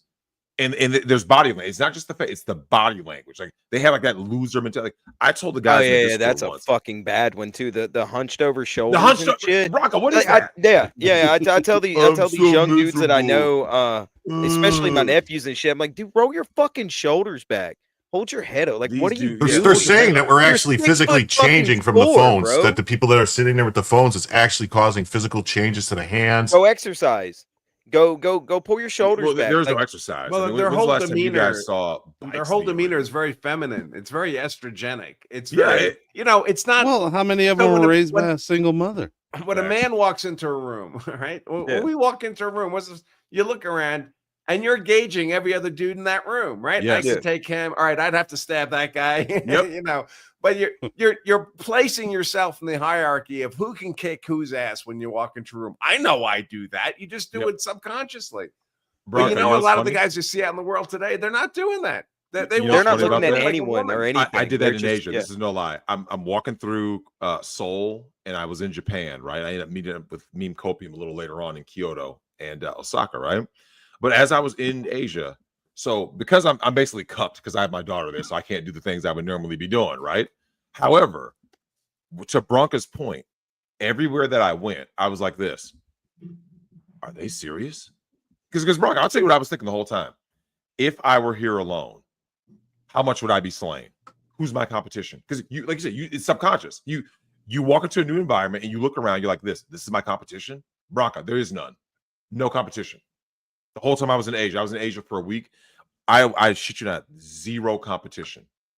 None. Any dude that like you walk into Korea, you walk into Japan, it doesn't matter what part of the island you're on. Nothing. Yeah. You don't ever get the sense of like to Branca's point, we're like don't get me wrong, I'm sure there was some Yakuza guy out there that, you know, a boss, a badass, but I didn't see that. We're talking about just walking through Tokyo, walking through Kyoto, walking through Osaka, walking through Seoul. You don't see any masculinity. You just see a bunch of like K-pop effeminate dudes. Maybe they're wearing a suit or something, right? But you never get that sense of like, oh, no, to be fair, remember, let's be fair. Looks can be deceiving because there's guys who are badasses that they don't look like badasses. Let's just keep that. But we're talking about like in terms of just on general appearance alone. Does this guy look like he could take on a room? Let's say take on two guys at once. Probably not. Can to Branca, like I was saying, if I were going to go out there to slay, this is my competition. Mike Tyson. He said that when he was out there the first time, he was doing 30 to 50 Japanese chicks per day. Right per day. So if you're thinking they're the way small, I'm thinking, Drex. Oh yeah. Small doses. It's like sample sizes, Drex. Yeah, but imagine Sin. You go out there, right? Yeah, and you're subconsciously looking at your competition. You just look like, this is it. Oh yeah, Jim, you'd have a field day out there, bro. You think so? Oh, dude, you need to go out there, man. Oh man, you'll look 20 years younger. You're looking good number now. 27 says you're always hungry an hour later, though. That's why he kept going through. That's why Mike Tyson kept going through. Oh man, being out there, it was a great feeling though. Because one thing I did notice is that even my daughter made a mention of it. We were in Seoul, where she goes, "Dad, it's so quiet." Oh, and Branca, you'll actually see kids running around like doing stuff, getting on trains and stuff, getting on the subway, and there's no adult around. Yeah, they don't. Everyone's always like panicked. Yeah, adults don't take their kids to school there. They just send them to school. Yeah, they send them. Yeah. So kids have freedom to roam there, and that was unique to me because I'm like, I haven't seen that since I grew up in the '80s, where parents could hand you money. There was no cell phone. You didn't see your parents till the dark. They didn't panic and call the cops. 5 minutes after you left. I haven't heard it. He hasn't checked in. You got so Turtle. Do you remember the longest you can remember where you didn't have communication with your parents? Oh yeah, I mean, I remember I had to be home by the time the street lights came on, but I better not be home until then. Yeah, don't come home early. Do you remember the face that people made when you got home early? They're like, "What the hell are you doing here? Dinner's not ready yet." Oh yeah, I was just no. Yeah, my mother used to say, "Get out of the house. Get out. Get out. Get out. Go out. Get out. Get out." Yeah, get out. Go do something. And then again, she doesn't like me very much. So up, man. Like these kids don't leave the house. She had good taste. Hey guys, I'm gonna have to bow out, guys. Oh, go ahead. You were here a lot longer than I thought you were going to be. You spent like 8 hours on the bike or 10 hours on the bike today. I didn't even think you were going to show up, to tell you the Drex, truth. DM me when you're going to be in Utah, because I am going to be in Utah next month. Maybe we can arrange a meeting. I'm actually going to be in Colorado also. So I'm going to be in Colorado and Utah. Send me those dates and I'll see. I'll see the dates, and we'll definitely try to link up because I got to get some lunch with my brother over here, man. I miss you, AB. All right, guys. Have a great night, everybody. Happy birthday. Thanks again, Andrew. We'll see you, bro. Thanks again. Yeah, brother. I love how the dog is just sitting there, just chilling ever so nicely. Yeah, she just sits there and sleeps. Dude, I actually got dogs hooked on. for a reason. I told Sally dog chiropractic videos. I don't know if you guys ever saw those. Oh, yeah. I told Sally dog chiropractic videos. I don't know if you guys ever saw those. Yeah, I haven't seen those. Bro, No. You guys no, ever saw those, not like at the animal chiropractor? Yeah, if you No, just look not it up at on all. YouTube, they'll pop Yeah. up. And I mean, like I should have known that, obviously animals need chiropractic stuff just the way humans do. But like when you see it, like these dogs are in pain and you see them get adjusted, the faces they make when they get adjusted is hilarious. Because they have no clue what's going on, right? Like, they go in, and the dog's like, what the hell am I doing here? And all of a sudden, and they're like, oh shit. Oh. Yeah. Jim, pull up what I'm sharing. All right, give me 1 second. I want to run through these super chats and stuff real quick because I want to thank Wrench Turner for the 5 gifted memberships. Nice. Jules for your membership. Happy birthday. Thank you. Jules for another gifted membership. Gaga joined, so that's a membership. Diamond G for $5. We saw that earlier, but I wanted to bring it up again. And then Doc, thank you very much for the birthday wishes and the $10. Dick Parker says, with a credible boost for me for having Branca on. Well, thank you. I appreciate that. And there's a lot of cut and run for you, Brother Drex. And then $5 from Terry. And then along with over in Rumble, we had two $10 Rumble rants from Coggins Phil, 431. Happy birthday, Jim. Use this to help defeat the nihilistic worldviews and YouTube censoring my super chats. And then another $10. The best thing about Trump winning in 2016 was keeping HRC from being POTUS. So with those, in the first extra hour, and as usual, Joe didn't show up. He said he would be here by by midnight, 12:30, and he ain't here. Did who just kill the stream? What do you mean? What? No, you're up. Yeah, the stream's going good, man. You're reading your super chats. I don't know what Drex did. Someone said lost Jim. What happened? Dang. You didn't get lost. No, my phone had to do something weird because I had to. No one remembers their Twitter username and shit. You know what I'm saying? I'm like, mine's at Ambient Aristotle. Go follow me. Yes, that is Drex with Jim. Yes, it is. We're gonna be pushing our new imprint books pretty soon. All right, so you want me to pull up what you got there? Where's it at? Let's pull up. I mean, just to prove Drex's point, this is the 1985 Penn State seniors,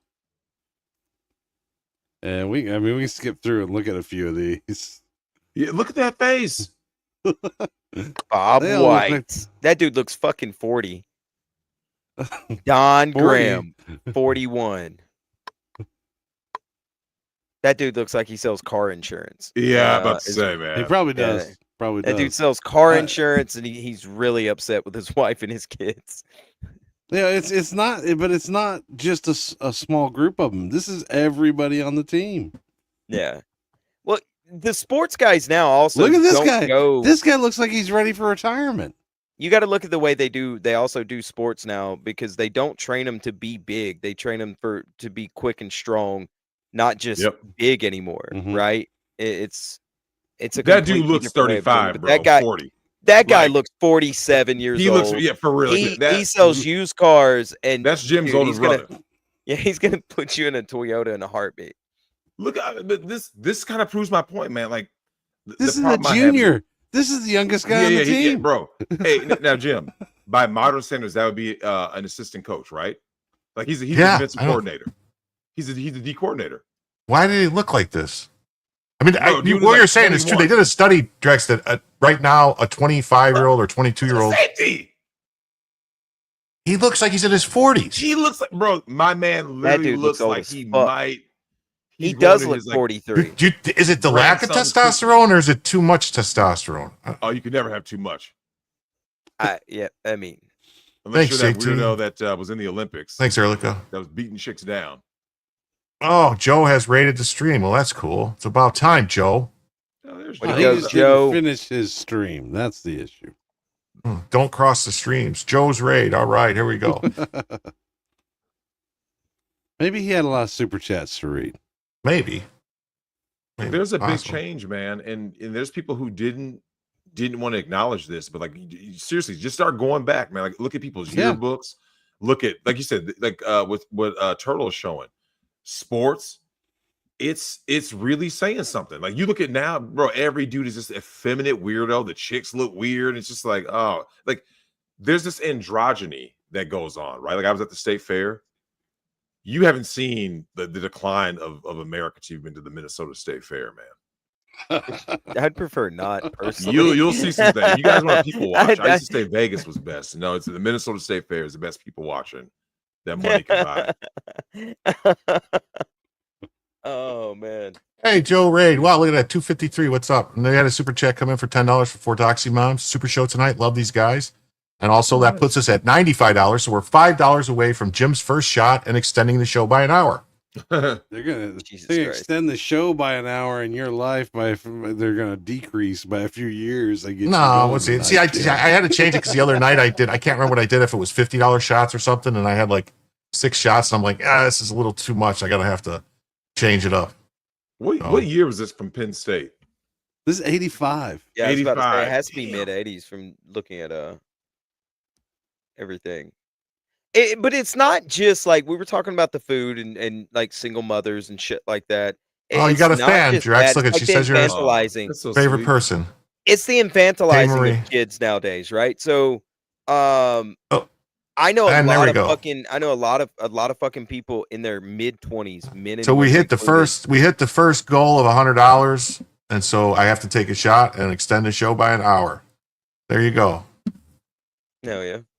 Take your shot, man. But yeah, I know a lot of shot, Jim. a lot of people in their mid 20s, men and women included, that don't even have driver's license. Yeah, that's a new thing too, man. Yeah, like, I'm gonna be fair. If you live in a major city, that's not that uncommon. That's still so wild to me, it's man. Still weird. Some of these people are in the Midwest, though, that I know. Like, there's a good bit of them in the Midwest that just don't. I'm like, what are you doing, man? And they're like, no drive. Like, well, they live in these small towns, and they can walk to Walmart where they work, or the Chick-fil-A they work at, and that's just what they Charles. do. There's something infantilizing though about the younger generation that just blows my fucking mind. So, well, I think there's also an issue of motivation, like to incentivize something, right?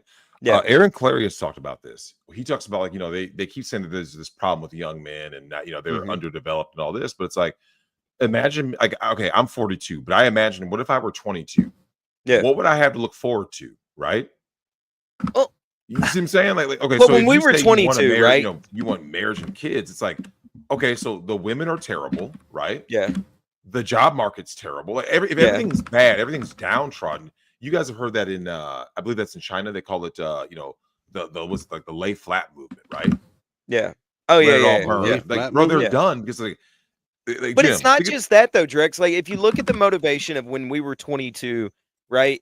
Versus like these guys now, what reason do you have to even go out and search for marriage or women or anything like that when you can literally just open your phone, jerk off the porn, that was good, and then go play fucking Call of Duty and DoorDash your food and do nothing fucking else? Well, the thing is, though, is what these people kind of forgot is that you have to remember this too also, is that in school, they only push the girl boss, right? That's the only narrative that they've been pushing for like, what, about 40 years now, 50 years?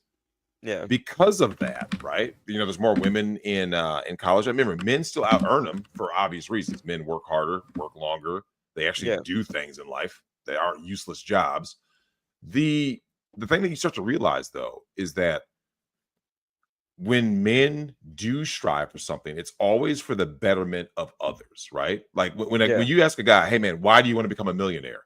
You'll never hear a guy say, I want to become a millionaire just so I can be a hedonist. No. Yeah, I mean, that's why I started my publishing company, was because that won't make you happy. I know that's what I'm saying. But no, that's why I started my publishing company, because I have the means and the funds to actually help my friends get their books published. And I'm like, man, y'all got some really good stories. Y'all got some really whatever. And I'm like, they're like, well, what do you want out of it? It's like, if I make money, fine. But if I don't lose money and I can rinse and repeat book after book after book, I don't give a shit.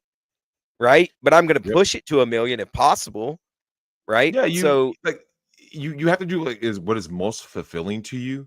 Yeah. And I mean, I think a lot of guys have a lot of things on the back burner. Like when we talk like, the midlife crisis, I think that the true midlife crisis is when a guy believes that he didn't achieve his potential because he cashed in his chips too early for a life and a lifestyle that he didn't really want. Right. Exactly. I agree with that. He got married to someone he didn't really want to. He lives in a place he doesn't really want to. Had kids before he wanted to. There's Joe. Enter XYZ. I always you missed Branca. Right? He couldn't stick around. He was tired. He was on the road all day. You just missed him. Damn it. 10 minutes. Yeah, I never wanted to like look at my kids or family or whatever and be like, man, I could have had a Corvette or a Camaro like my dad. It felt like my dad did when I was younger, right? So those midlife crisis guys, yeah, they missed out on something. So they sometimes now it's are just projects. I think sometimes there's guys that just like, let's say a guy always wanted to, just pick any project, right? He wanted to invent something. He wanted to do something like wanted to go hike the Appalachian, whatever it is. Yeah. Well, a lot of guys have to grind. Yeah. I mean, Joe, you're a father. Anyone who's a father knows a lot of times you spend so much time grinding, you sacrifice so much of the things that you want and desire for the betterment of your family. So if someone said like, okay, well, if you had like all of the free time, all of the resources, what would you do? A lot of people live a different life. What you're seeing now is like the guys who are super successful in one corridor, right? And another corridor is like the loser type, the incel type. They're losers. Yeah. They just that kind of goes back to what Branca and I were talking about with the body language, right? The slumped shoulders, woe is me, the sky is falling. So you're like, bro, why don't you just do something? Well, what's the point of doing it? You see what I'm saying? That's where you do that. I get that. Yeah, I get that, man. But like, I don't know. I see there's a lot of hope for, my family, maybe it's just the men in my family, right? Because we all talk to the young men like we were talked to. So my nephew's 23. He's getting married in a month. He's bought his first house. He's got a job with the city. Dude's going to be able to retire at fucking 40 at this point. He doesn't get divorced, great. Yeah. I don't know, man. I've done told him that because I went through a divorce in my mid-20s. And I was like, look, hey, let me go ahead and line you out, homeboy. Let me line you out on. Don't do it. Let me line you out on how to, if you're going to do it, let me make sure you're safe in the end, right? And so, what is that sweatshirt you're wearing? Does that say Dark MAGA? Yeah. Nice. But it's nice. I don't know. Oh, thanks. Yeah, there you go. I think I'm probably one of the few guys that didn't get burned in his divorce because I was just stubborn. I was like, nah, I'm not gonna do it. She was like, what? I was like, I'm not gonna do it. And I was like, I'll change my last name to your last name. I'll stay right here. What are you talking about? I was like, if you want it, you go pay for it. I'm not giving you shit. It was fun. It was a good time. I took a pretty serious hit in my divorce, so I was stubborn as shit. I was like, nope, not doing it. I'm staying right here. But and she was like, I want the house. You can't afford it by yourself. I was like, I'll figure it the fuck out. Go ahead. I don't know. I thought about like just obviously Joe is a lawyer and everything. It's like no sane person would sign a bad contract. Like, you look at the record deals, right? A lot of recording artists have been hosed, right? From every music genre there is, right? They got hosed in their recording contract. Of course. If you told them to sit down, if they sat down with the lawyer and you asked the lawyer, would you sign this deal? They would say no, right? They would say this is a bad contract. The fact that the one place where everyone just turns a blind eye is that marriage. One thing where they're like, well, nope, just have faith. Faith is not good enough to me. Absolutely not. I get it, man. Like, I'm not. All right, so I would say that I am a little jaded when it comes to marriage, but I'm not opposed to getting married again. But I would make sure at this point there were, prenups and shit like that in order, right? But I don't know, man. Maybe I'm a little more optimistic than most these days. Who fucking knows? Must be. I mean, look, here's the thing. If you spent maybe a week in Minneapolis, your optimism might go down. Oh, fuck that. I'm not going to Minnesota ever, bro. You gotta see how far this place has fallen, man. Nah, man, I ain't going to Minnesota. I'll stay right here in Alabama. It's perfectly fine. Joe, when you look at New York, let's say when's the last time you remember New York that if someone were to visit you, you would say like, I'm taking you to New York, and it's the New York that you kind of have in your head, right? When's the last year that you kind of remember that?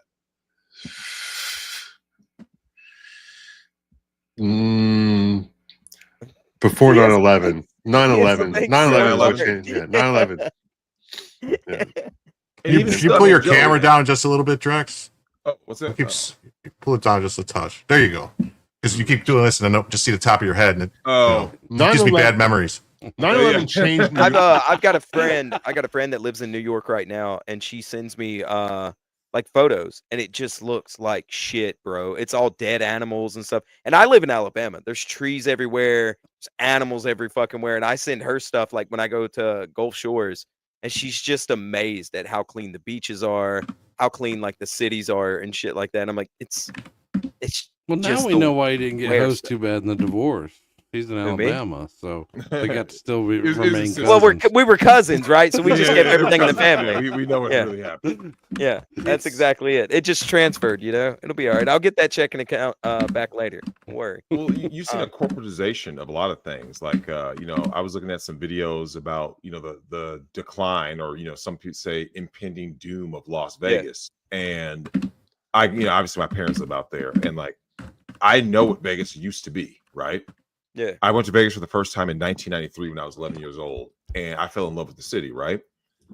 But when you see the Vegas that I remember versus, I mean, the strip used to be, there was an energy, right? There was like, Jim, do you remember like the feeling that you got when you walked into a casino? You don't even have to be a gambler. You could walk in. There's an energy to it. I am a gambler. That's the problem. Oh, okay. Well, you really don't. But do you notice though? You remember that in the good and the glory days of Vegas, when you walked in, there was an energy, right? There was a certain vibe that you really can't even describe. You just I can see it. I went to Vegas for the weekend and I was there for 4 weeks. Yeah. I you lost yourself. $30,000 later, I came home. Ooh. Yeah, don't do that. But I had a great time though. Oh, I bet. I had a great time. When I first was able to start Nice going to used casinos, car right my there. aunt and uncle were, you know, jet setting to Vegas and shit like that. And I haven't been to a casino that felt fun in years. I just stopped going. There's something that's changed about them. I don't know what it is. I think it's not being able to smoke in most of them. So, but yeah, I there's think something Vegas about still it. Vegas, even after like the smoking thing, there's a lot of things behind the scenes that have happened with the Wall Street bros coming in and Corporatizing it, and yeah, there's no like, yeah, I get there's that. no soul. If you look, the resort fees is really the beginning and the end. Like when you ask people what is the one thing that like once it started, it was just like this sharp decline. It's the resort fees. Like I prefer Tahoe now. Yeah. A lot of people they're doing Laughlin. They're doing Laughlin. They're doing Tahoe. Obviously, Reno's right there. But I mean, What's up, Joe? You can recall. You remember, Jim, when you used to walk in when someone asked you what is the best cheap trip in America, like that was actually gonna be fun. It was Vegas, right? Yeah, it was like 49. You get a plane trip to Vegas was $49. Yep, cheap.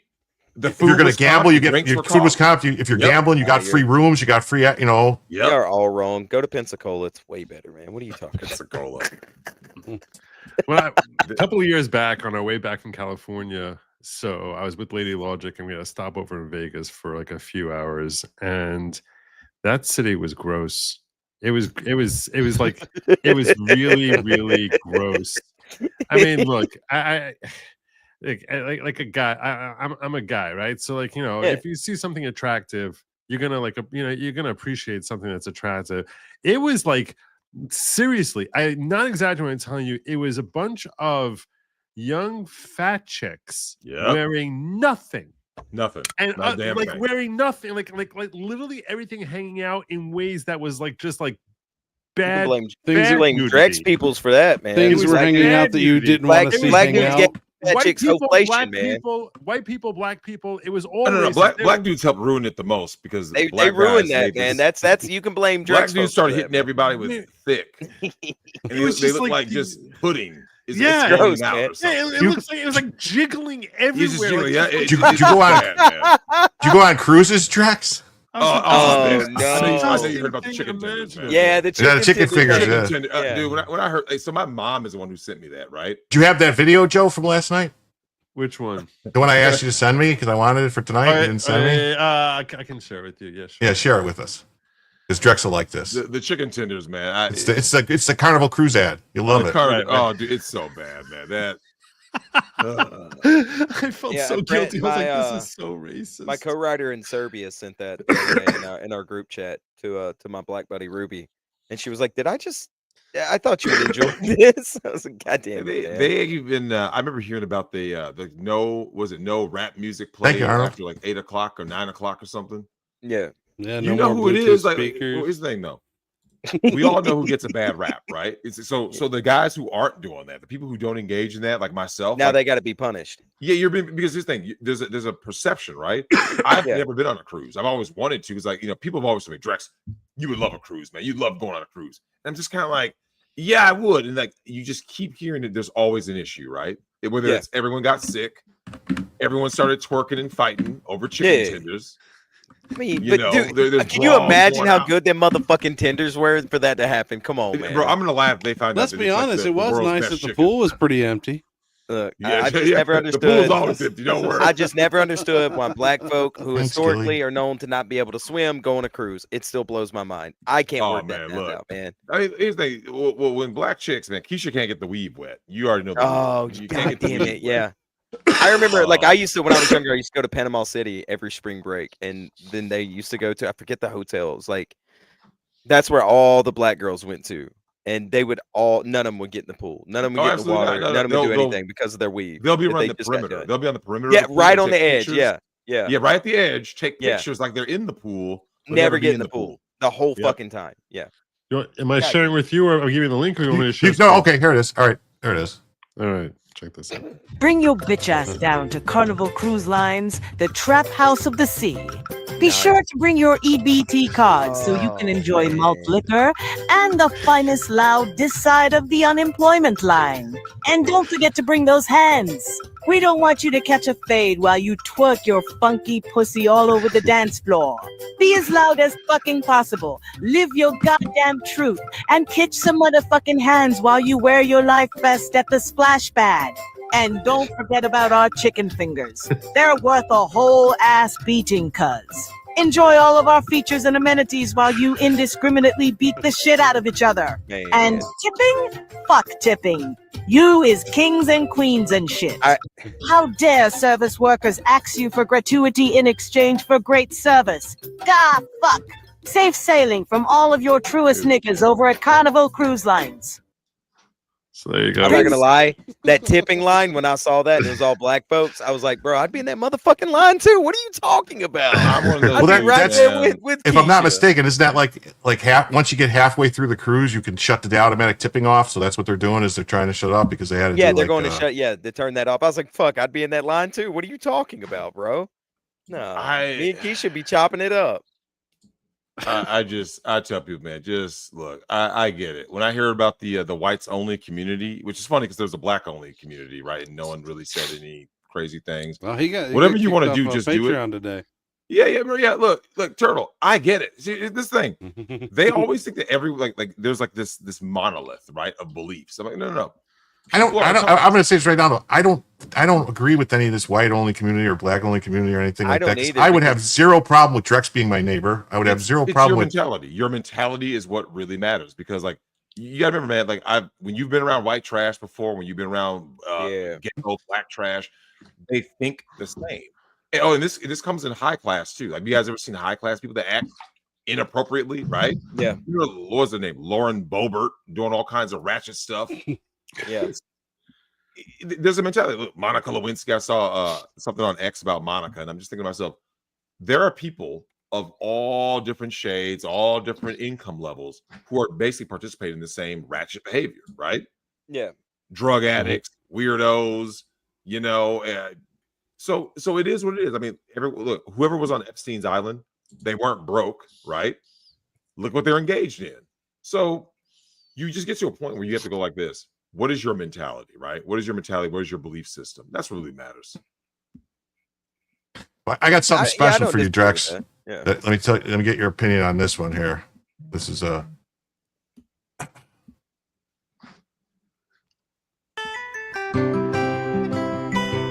Hi, sweetheart. There's no reason to be embarrassed, but I found your green goblin. Or that's what your mother used to call it. You should be a bit more careful about what you leave in the bathroom. Your younger brother is in there all the time for like hours on end. Please keep these things private.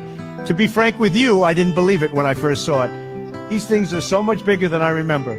Anyways, take it easy, champ. You're not training for the Olympics. Let's keep the bathroom a family-friendly space. And don't worry, I won't tell Mom. Love you. Yapper.so. I actually have known a few ladies that's happened to. Funny enough, that their dad has found their. It wasn't the dad, but it was someone else. I'm trying to think. One of the girls. How many of them were in the WNBA? Yeah, sadly none. It's the WNBA is a whole nother. I still think the WNBA is the. If someone wanted to explain feminism, I think the WNBA is the ultimate way to show it. Oh, why it's only community? Nice. I just think that like with a lot of these things that you're seeing just in our culture in general, we're like at that tipping point now where like you guys have noticed people are now reached the next evolution, which is just sheer apathy. Have you noticed that, Joe? There's like this indifference to like just like when you see like the carnival cruise, right? You're like this. There it is again. Yeah. Like, okay, you know, like all right. Yeah, all right, yeah, it happened again. Yeah. You know, there's no. I think we all identify with nothing shocks you. The security guard in that Chicken Fingers video.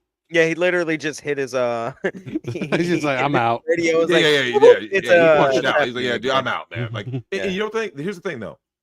Who can? All they have to do is stop serving chicken fingers, though. Just start serving Italian. No, you don't know Keisha. She crashes out over anything. I don't know if you guys remember this. There was some. Hey, Joe should remember because it was in New York. Bell Fries, owned by a Jewish chick. The Latinas crashed out and wrecked her whole shop.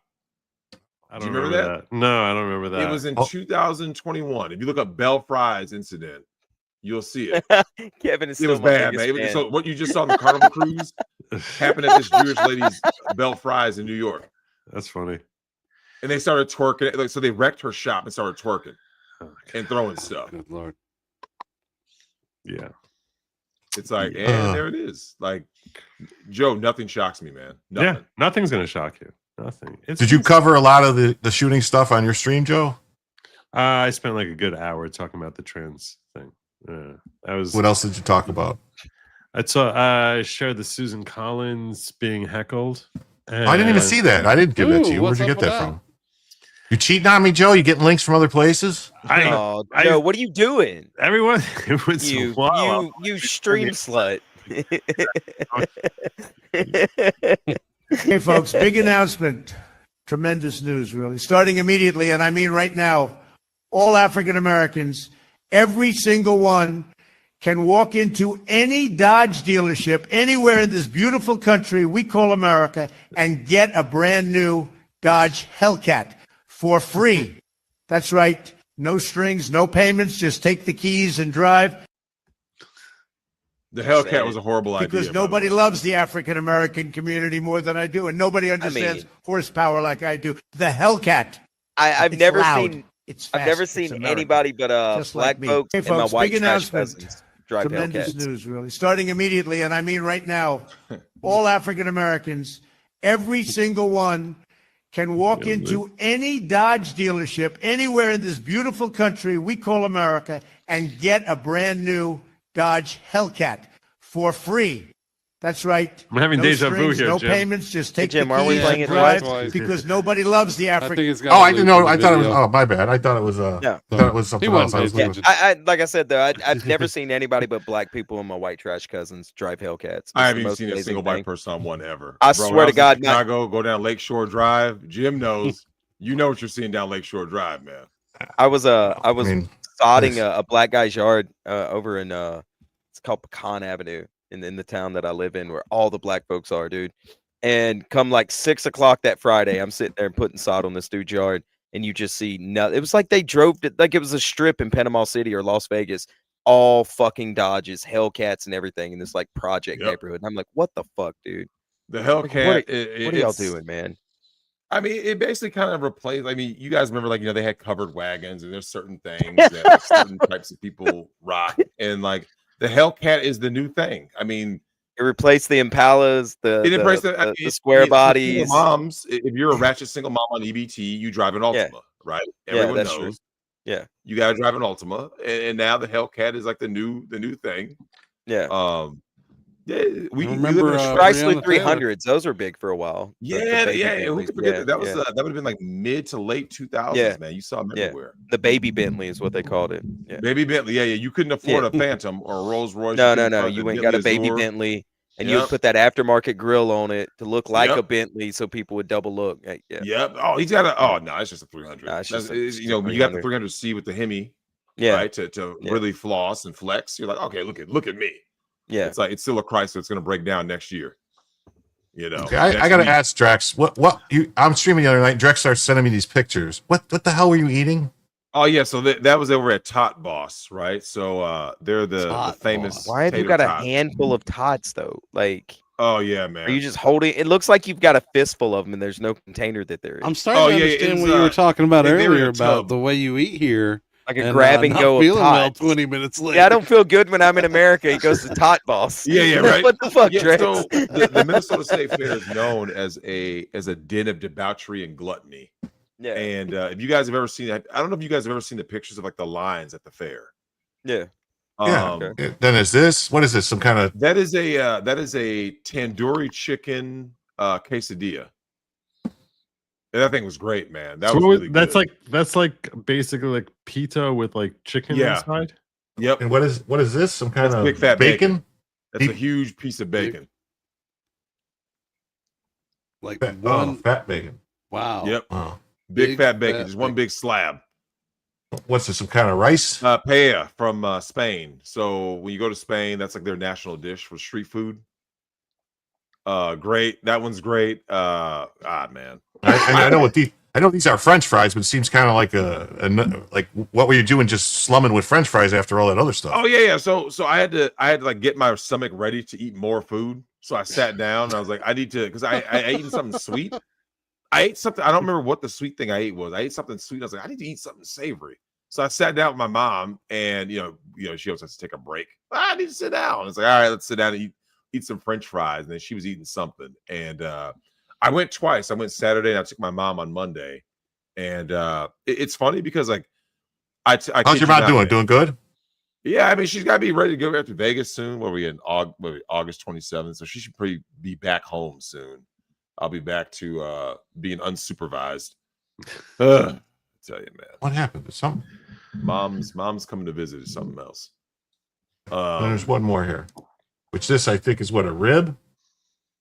Oh no, that was just that was chicken. So you can do chicken on a stick or pork chop on a stick. So they got chicken and chops.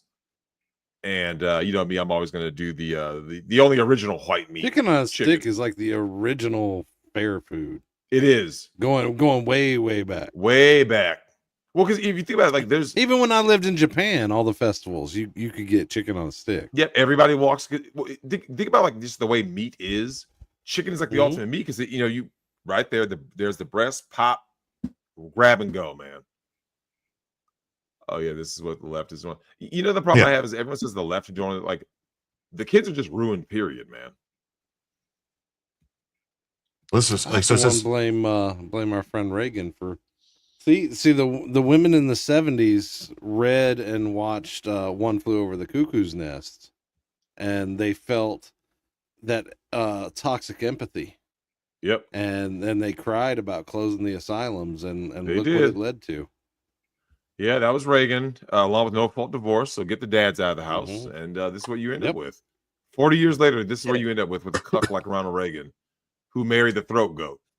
The fact that the right can actually give Ronald Reagan any credit at all, I still don't understand that. Anyone who marries a throat goat, I can't respect you as a man. You're not a man to me. Joe's confused. He doesn't understand what you mean by the throat goat. Yeah, Nancy Reagan had a reputation. Yeah, I don't. I've just learned something new every day. Oh, you guys didn't know? I have no idea what you're talking about. She was very. She got around. She was like the original, like super thought. Like okay, super duper thought. I'm just gonna tell you, seriously, dude. Like, if you had told me, that there's like one famous politician's wife who like is known as a throat goat, I probably would have. I could have listed off like 100 people before I would have. Before you got to Nancy. Nancy. Oh no! Look it up. Look at it. For those who know, you know. Nancy Reagan. Oh shit! They're salty. Hey, what's up, Salty? There goes the neighborhood. There goes. Did you guys ever watch The Big Bang Theory? No, I have taste. Okay. Well, in The Big Bang Theory, there's an episode where Johnny Galecki's trying to get money from a college, and they send him, and there's a woman who basically says she wants to blow him, and it's basically like you can say that on YouTube. You're fine. Well, it's basically like she's supposed to be Nancy Reagan. Oh. Yeah, hey, Neirman, be sure to look it up, man. Look up, just type in. Yeah, hey Nancy Joe, Reagan go throat Google. I don't know if I want that hey picture Joe, in my Go mind. Google, Joe, Google throat goat and just whatever pops up. Google You know? Nancy Reagan Yeah. throat Joe, goat go down the right rabbit now. hole. Don't do Go it down on the Nancy safety. Reagan rabbit hole. Don't do it on I incognito. am not Googling throat goat. Joe, Okay? coward, man. man. What are you doing, Joe? You may get some cosplay. I thought you on the loved hub. America and history and all this other shit. Yeah, I do. You talk a big I game, am Joe. not- Yeah, just say no. Nancy did not say no when she was a young lady.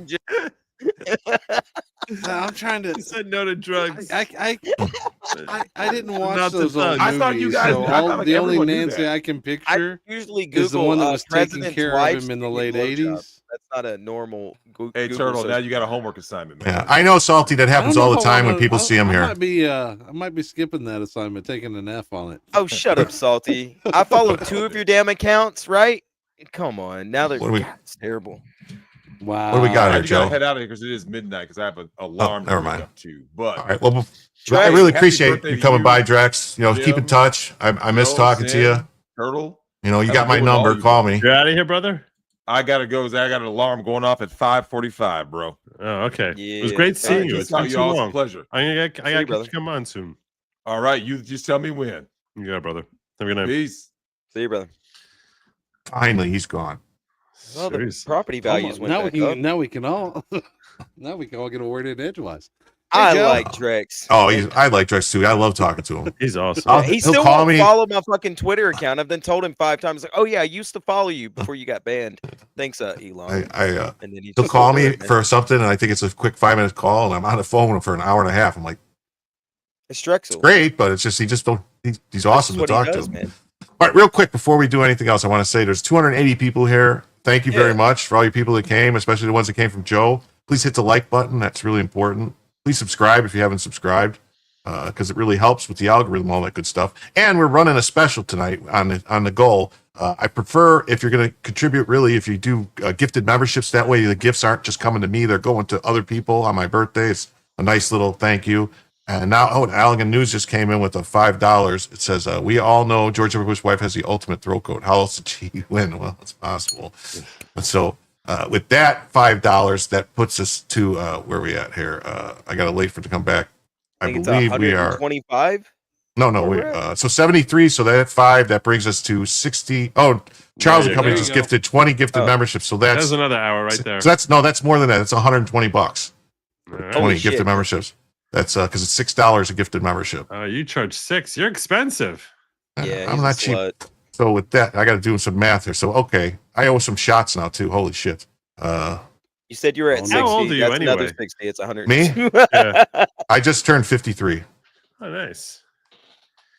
and I shouldn't have said that because then people are going to call me an old man all the time. You don't look a day over 67, Jim. Just letting you know. Thank you so much. I got to do this real quick too. I got to go and see who's in there. I ignore Rumble. I didn't ignore Rumble. There's more. Is there more in Rumble that I didn't get? Probably. Oh my God, there was another 10 in Rumble. Okay. Logic, I don't know how I feel about your Can we CG invent background. a new I think term it looks called black great. trash, like white trash? I mean, My virtual reality Yeah, background. your virtual background. I think Yeah. it looks great. It fits, but I'm used to you having the flag behind you, looking like you're in a. I was supposed to. I'm up in the mountain, the Catskills still. I was supposed to be going home this week, but it looks like I'm probably heading back on Sunday. So when I'm up here, I use the virtual background. Just why do they call it Catskills? I don't know. Catskills. I mean, I don't know, but yeah. So I'm still up here in the Catskills, and that's how you know when I'm when I'm on the road versus being at home. I feel like the whole show is not the same when I'm not. It's not. home. Yeah, I don't know why. I don't know why. I have my own little studio room here. It just doesn't feel right. I don't know. Yeah, why. when I was traveling studio. back and forth from where I live now to Birmingham for like 8 months now, and I would do my show in Birmingham. It just felt different. It felt off. Like it just I can never get comfortable or in the mode. But I know exactly what you're talking about. There's something about it. Yeah. So, but next week, God willing, I have my draft coming up on Saturday night. I'm very excited about that for my I have a fantasy football league. So I was thinking I was going to be back for that, but I'm not going to be back till Sunday. But Yeah, I'm not sure why I brought that up either just now. I'm in fantasy football. I'm in fantasy football mode right now. Like it's. Really I get it, man. I'm ready for college. Think about Saturday. I can't wait. It's gonna be great. I was always very, very big into football. Like that was like ever since when I was a kid. That was like the sport that I was like really good at. Like I was, I was like a phenomenal wide receiver. So I like have a real appreciation for like. And I've been like a diehard fan of the NFL for ages. Like, and most years when it comes to fantasy football, I usually take off. And this summer, because I've thought of this because like when I'm up here now for the whole summer, and usually I don't come up for the whole summer. When I'm up here, so like I'm just sort of like in a different sort of zone. And for one reason or another, I've ended up spending like the last 6 weeks just like fixating on this draft. So I'm ready for it. Just ready to rock and roll. I'm like, let's go, let's go. Okay. I keep changing the banner to adjust the thing, and people keep sending more super chats, which is a good thing. You can't. Hell, I got news for $5. Thank you very much.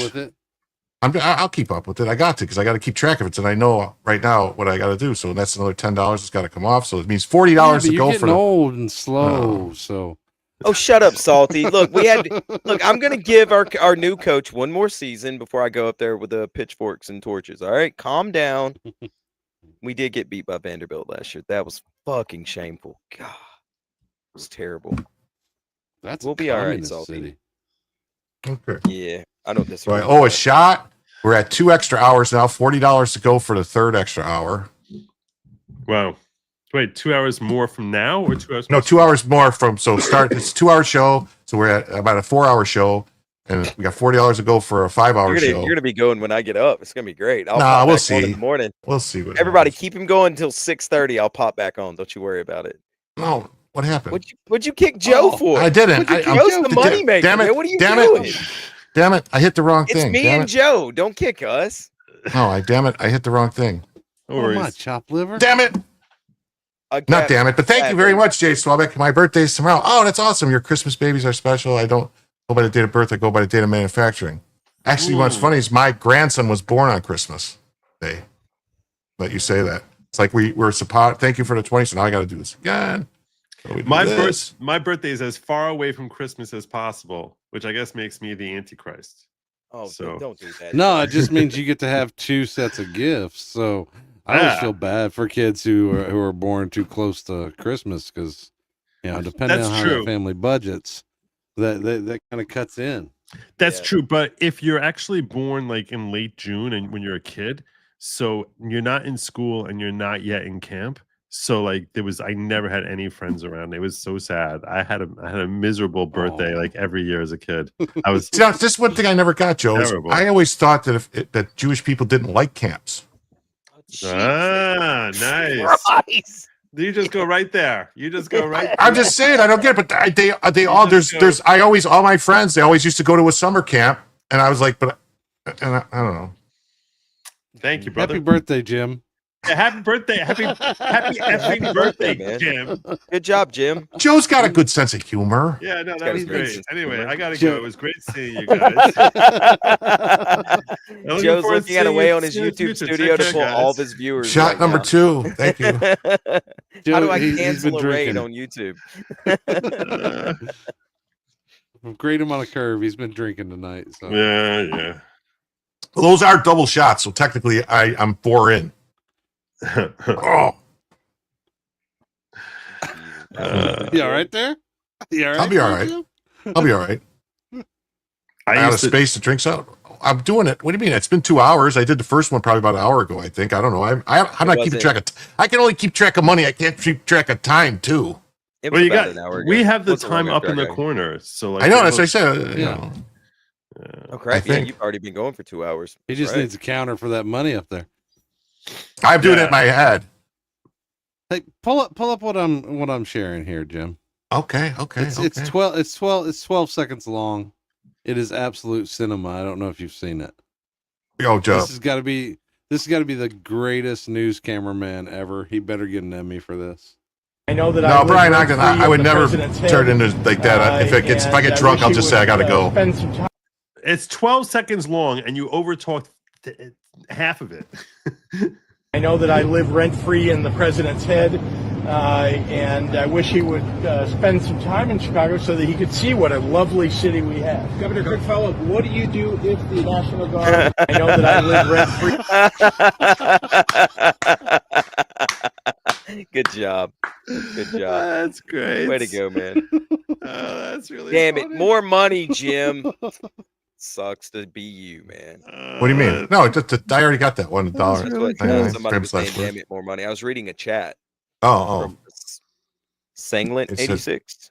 And it's dark. He says, Jim keeps taking shots. He won't be able to keep up with English either. Wow. Well, look, boys, I got to get up at 6:30 in the morning. Jim, happy birthday, brother. Thank you for stopping by. I know it's been a long time since you've been on the show. It's weird because it's like the last time Joe was on the show, you were on the show, and then Joe's on the show, and you're on the show again. It's almost like you only come if Joe's here. I never met him before.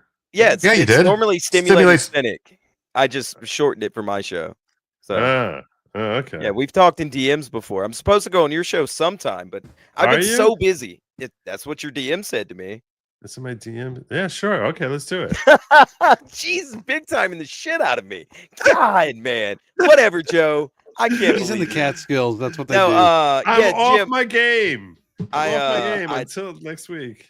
Yeah, we're working on the publishing company with Imprint. We've got Aurora, Gold Nigga, Crimson Veil. Those are all, and Orphan Eater. We're working on those. So when those cool off, I will be back on your show a lot more. But until then, Brian Ogden says, Joe is my one and only. That's so sweet. Thank you, Brian. I can't believe you big time you, man. I feel so bad.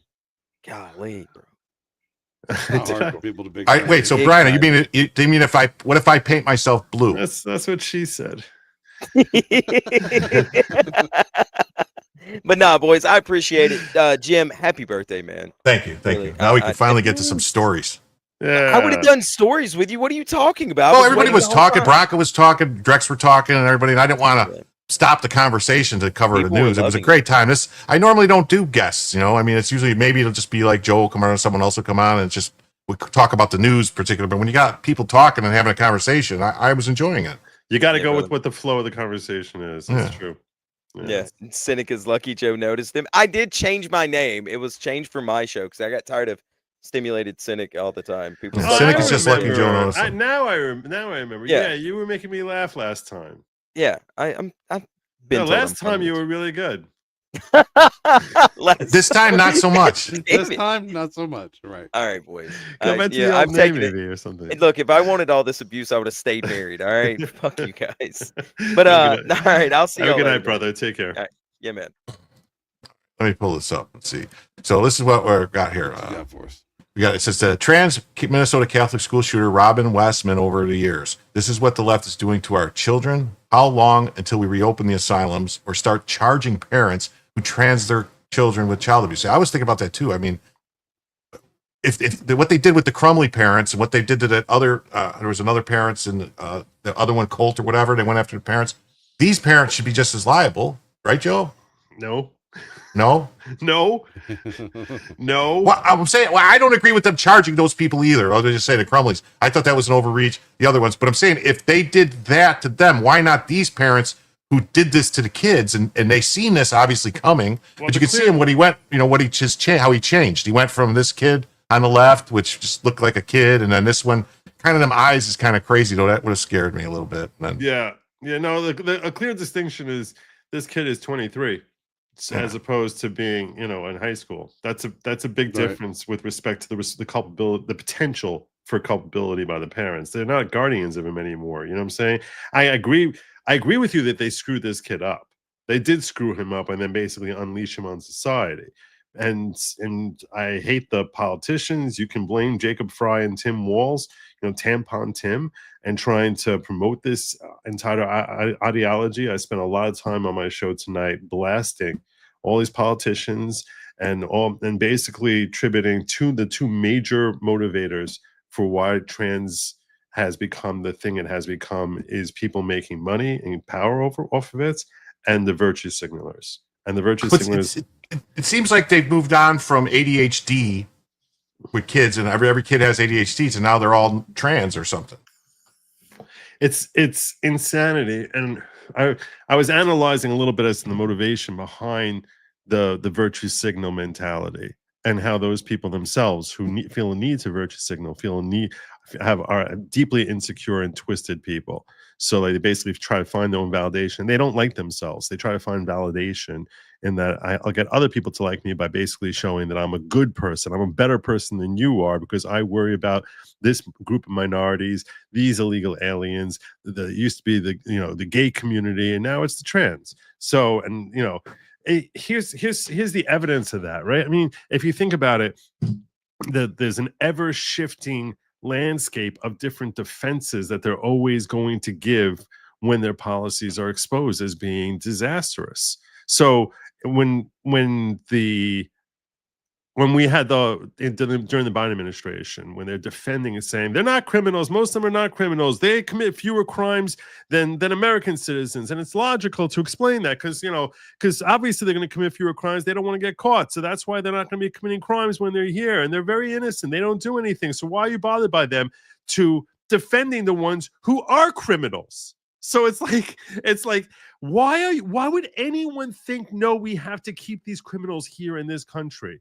So it's an ever-shifting landscape of virtue signaling and showing, how righteous they are and standing up for people who, don't have a powerful enough voice. And the motivation is that they want everyone to think that they're more moral when they're almost certainly the most immoral people imaginable. They're the more moral ones. And so in their attempt to claim morality, they actually are promoting things that are harming the very demographic they're purporting to help.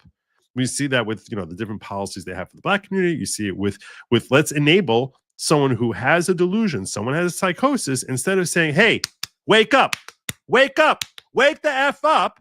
They're basically like, oh yeah, no, that's true. Yes, that right. The sky is made out of marshmallows. Look at the marshmallows up there. If you saw someone who was teaching a kid like that, you'd say to yourself, this is unhealthy. This is not logical. But if the kid, instead of saying that he thinks clouds are marshmallows, says that he thinks that he's supposed to cut off his penis, yeah, that's true. That's true. That makes sense. So when you're fostering and feeding delusions, when you're actually encouraging kids to consider having delusions by having drag time story hour, why would you need to put someone in a weird dress, like a weird looking person, unless you're motivating them to ask questions? Why does that man wearing a dress, or why does that woman have a beard? However, the 4-year-old is gonna be understanding, processing what they're seeing there. It's in order to get them, facilitate conversation and have them start off with like, yeah, this is totally a great thing.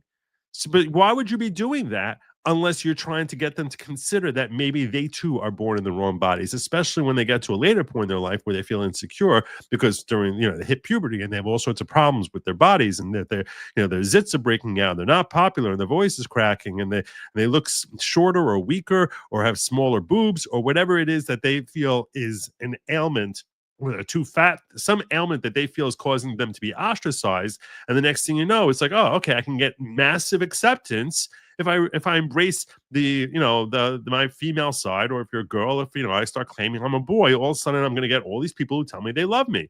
So you're fostering a society which is going to have a psychosis, a deluded mindset, because when they try transitioning over, they're never going to feel that they actually are that thing that they're praying that they could be, or you're motivating them to have a dream. Here's the dream you should have, because if you're successful in this dream, all these people are going to love you. So here's the dream you should have, and they motivate them towards having that dream.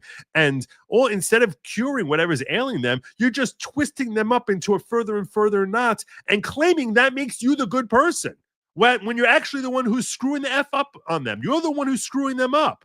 So I don't blame the trans community. I don't think so much we blaming trans person. We should be screaming at Jacob Fry, mayor of Minneapolis. We should be screaming at Tim Walz and Tampon Tim and saying we got to put tampons in boys' bathrooms. These are the sick Fs who are causing society to disintegrate and causing our children to grow up thinking that black is white and orange is cheese, and that they can all of a sudden just magically, presto finger, inject a shot, and now all of a sudden everyone's going to treat you as if you're something magical and special. They're the ones who are really screwing up society. That was essentially I just synopsized a 2-hour show in like 4 minutes. Yeah. I want to point out something real quick. Alien News says, I think it could be interesting civil liability case, but criminal, no. I am not in favor of what happened to the Crumley's parents. I think it was a very serious overreach to stretch the laws to where it's not supposed to go. I don't think anyone should be responsible for someone else's criminal act, intentional criminal act. And I don't agree with that. I was just saying, I know it's not the way you're supposed to think when you want to, turnabout's fair play or whatever, and say, well, since you did this to these people, maybe do it to these people. But I'm throwing out opinions that are like I'm not saying I want it to happen. I'm just saying, what about it? What would happen if this happened? You weren't taking a position. You were generating conversation. Correct.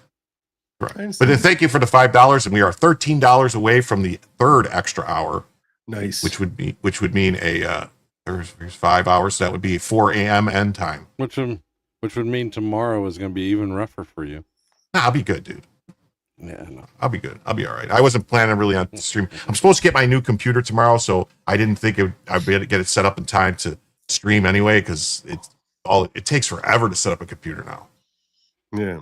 So at 17 years old, that's when he's changing his name, which means that when he was a teenager, he was being motivated towards accepting his trans side when he was still a minor. So I agree with you from a civil liability perspective. The parents were helping to screw him up. They were. But it's also Tampon Tim and his education system, which is helping to screw him up.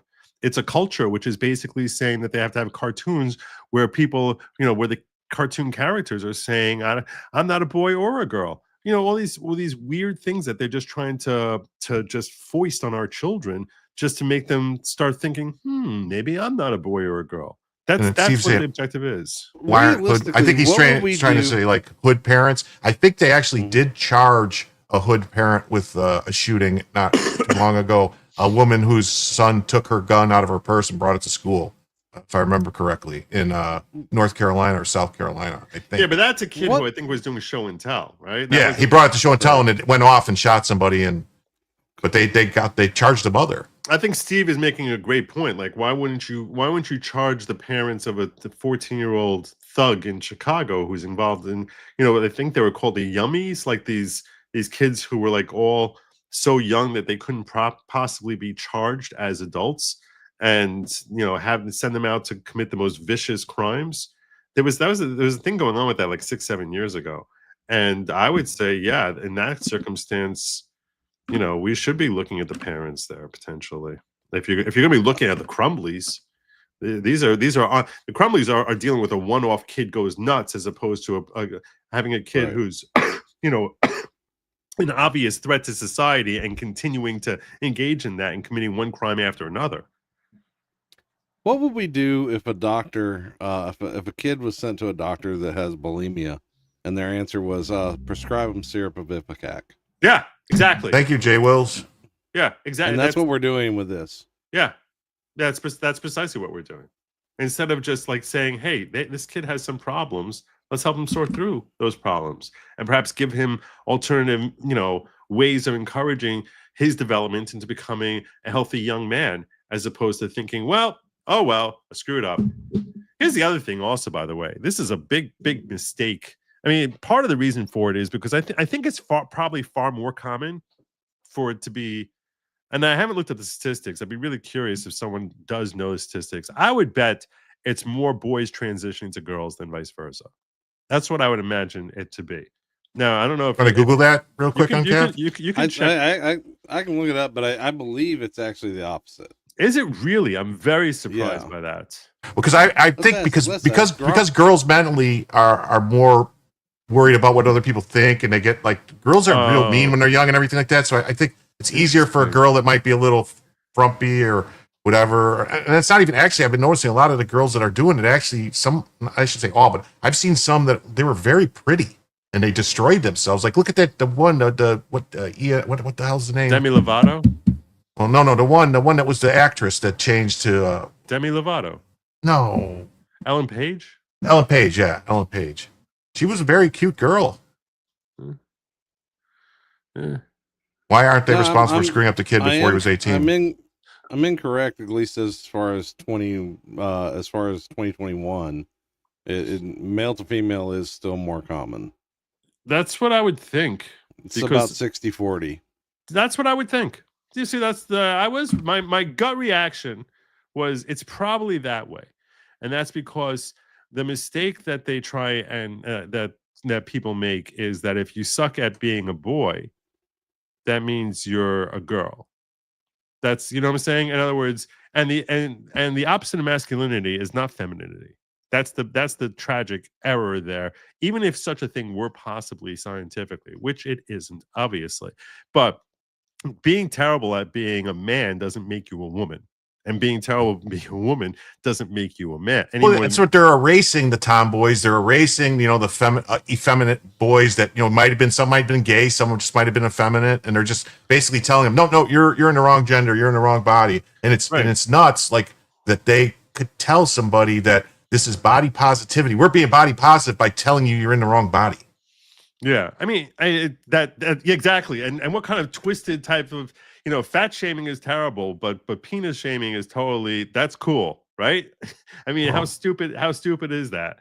But I don't think fat. I mean, shame needs to come back. That's part of the I agree problem. with that. I agree with that. That we're at a point where it's like that's what changes people's behavior. It's shame from their family. It's shame from. And I'm not talking about shaming people for doing things that they're perfectly fine doing this. They're not hurting anybody or anything like that, or hurting themselves. I'm just saying like shame for like, hey, you're a little overweight. Maybe you should lose a little weight, or hey, you're doing this wrong, or you drink too much, or you're doing too many drugs, or you're doing, those are just where shame should come in and make people realize, instead of having people say like, oh no, I'm perfectly the way I am, and anything I do is fine and great because I'm special.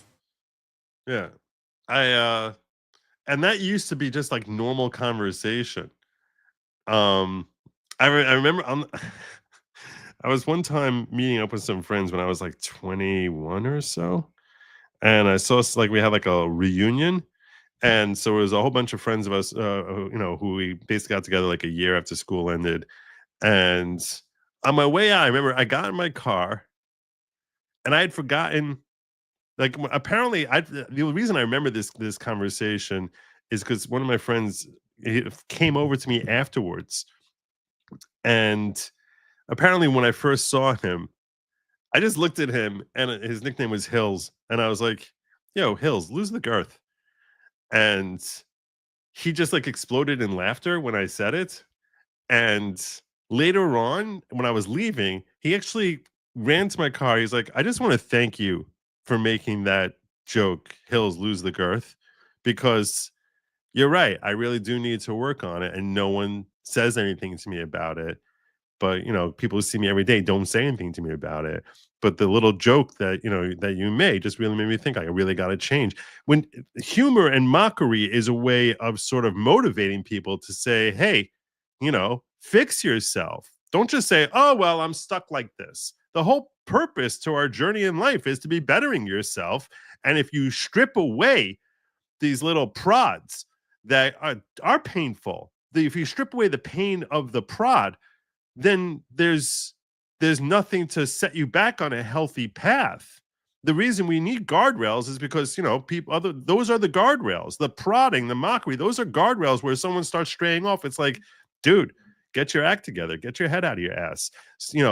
Otherwise, any flaw that people start developing, bad habits that people start developing, if you make those who are going to correct them through mockery feel like you can't say that, well, then society just continues to crumble, where the people who you actually care about, you feel inhibited from helping them course correct. And it's a terrible thing. So you're right. Shame is a very important part.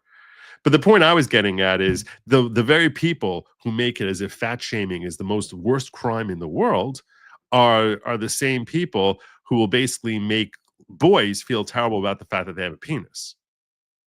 That was the point. Well, it's because they hate men. J-League got. Yeah, they do. They I just want to announce we did cross the threshold onto the next extra hour in the next shot, and we are $5 into the next one. So we are what does it say? We are $95 away from a fourth extra hour and a fourth shot. So I owe a third shot. So you're going 6 hours now? 6 hours now. Yeah. Wow. Well, no, not 6 hours yet. Right now it's 5 hours. It'll be up. Brian There you Olencamp just made it 6 hours. Thank you, Brian Olencamp. All right, I'm not doing Brian 2 is shots right in a row though. awesome. I'm gonna wait just so everyone Yeah. knows. I'm gonna give it at least a half hour. Ain't like No, it. it's not Brian 7. is It's awesome. it's 6. It's 6. But thank you so much, Brian Olencamp. Thank you. You've always been great and with that gifted memberships and everything. I'm gonna Thank you so totally much. bust out of here by the time he finishes his 3rd shot, because by then he'll be screaming Sig Heil, Joe, and I've never done that in my life. I'm kidding. In public. Yeah. So Robert/Robin Westman. Did you see the video of him like looking at this stuff? You watched that? I saw it. We were watching some of it, and it got really to the point where I was like, I wanted to shut it off because I was like, this is not. It was. I felt like we were promoting him. The one thing that the one thing that jumped out at me, and the problem is I've been on the internet far too long, is this was another internet edgelord. I don't know what an edgelord is. What do you mean by that? The example of the people who spend their days making the jokes you just made about if Jim drinks too much.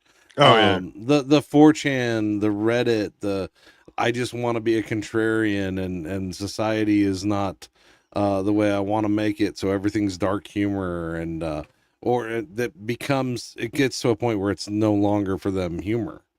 Right. I mean, the manifesto.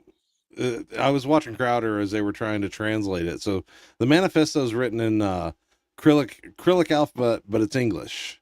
So they got good screenshots. They fed it through AI and had it do the translation because, if not everybody obviously reads that well. And the whole thing is there is no message here. I just hate my life and I can't stand how bad my life is. And I'm going to make sure that other people suffer on my way out. Oh, thank you, Soulless Ginger, for the happy birthday. And Brian's, damn it, Brian. I'm not upset, Brian. I really appreciate it. It's awesome. Who's Brian? Brian. Oh, that's a different Brian. Brian Ogden saying, damn it, Brian. I thought it was the same Brian. Holy shit. I'm so confused. I'm so confused right now. This is not good. This is going bad. This is getting bad already. I don't know what he's talking about. Pull up, Jim. Pull up. What are we talking about? I don't know. I thought that was the same Brian. I don't know what we're talking Where am I at? So that was $2, so I got to lower this. Different Brian. Right? 3. All right. How many Excel sheets you got in front of you, Jim? I'm just doing it on the banner on the bottom. I'm just subtracting every time a donation comes in. I subtract and then so what make you're the saying adjustment. is you need a few Excel sheets open. I probably could use an accountant at this point. Yeah, you need like something. Joe probably knows one. You should have stayed and managed the show for me. Yeah, no. I suck. I need to take some kids with me on the way out. What a coward! What does that mean? Yeah, that's that kid. No, that person. This one. That's Okay. what the manifesto basically Yeah. was. That's what, and I mean, it expressly said that the people are going to look at this looking for a message, and there is no message. That's the message. No, Mother Papillons, I believe you that he endorsed Brandon Herrera. I'm not denying it. I didn't watch it, so I'm not. It felt when we were watching it, I felt like we were promoting him almost, like he's doing the stuff. It was weird. It felt icky to me. Yeah. I don't know. He basically promotes Brian Herrera, and he also has a gun that says F Trump. So he's all over the place. He's all over the place. He had another message on his gun was 6 million is not enough. And then the thing about the gas canister and stuff. Yeah. And BlackRock. I didn't get it. I didn't. It seems like almost like he was trying too hard. Yeah, it was weird. I mean, there's conflicting messages all over. There's, like I said, the BlackRock stuff. There's anti-capitalism and pro-capitalism. There's the Russian phrase for grab your axe. There's just a lot of. As I was watching that this morning, I was reminded of the New Zealand shooter, and if you read the New Zealand shooter's manifesto before it got yanked down from everywhere, the first page reads like, I'm doing this because I hate Muslims, etc. And then you get to page 2 and he starts talking about, we need to have more gun control. And I'm well aware that this is the only way that I can get gun control to be implemented. And I'm going to go ahead, and I know that I'll be demonized, etc. I've seen multiple people, like he's saying as if it was over. I've seen multiple people on the left and right saying that this is a psyop. And like he's an MK something, Ultra. But like I warned Jimmy Dorsett, this is all psyop. Don't fall for it. And I'm like, Jimmy, that you better be careful because that costs something like that cost Alex Jones over $1 billion. You better watch what you're saying. Just the GDP of France. Yeah. Yeah. Well, let's be honest. Anytime anything happens, it's a psyop to certain people. There's a segment of the internet that just wants to assume that's all being, that's all controlled, and it's how they cope with it. Someone sent me something. Not me. Hold on. Does scientists discover a one-of-a-kind shark? Hold on. Oh, the old shark. I know what they're going to be talking about. They've estimated it was around forever. Oh, wait. This is bright orange shark swimming off of Costa Rica. It's the Trump shark, I guess. Ladies and gentlemen, this is why you don't flush your goldfish. What the hell is that? Some kind of shark. See that, Cynic? Now you made Joe feel bad. Now you can't come back. You don't make my Joe feel bad. He said he had to leave because I said he wasn't funny. So. No, he left because he got to get up in the morning. What's 93 minus 5? 82? 88. 87. 88. 93. Yeah. 88. Yeah. So, and the other thing I covered tonight was... Thank you, Brian Ogden. The other thing I really fixated on was the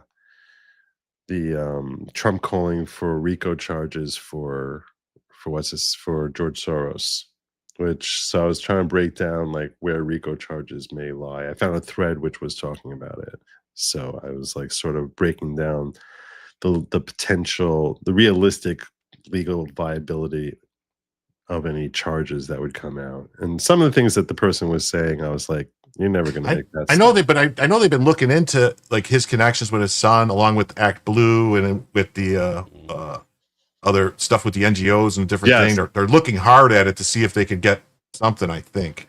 I think the easiest ones under RICO would probably be his support for the violence that happened in 2020.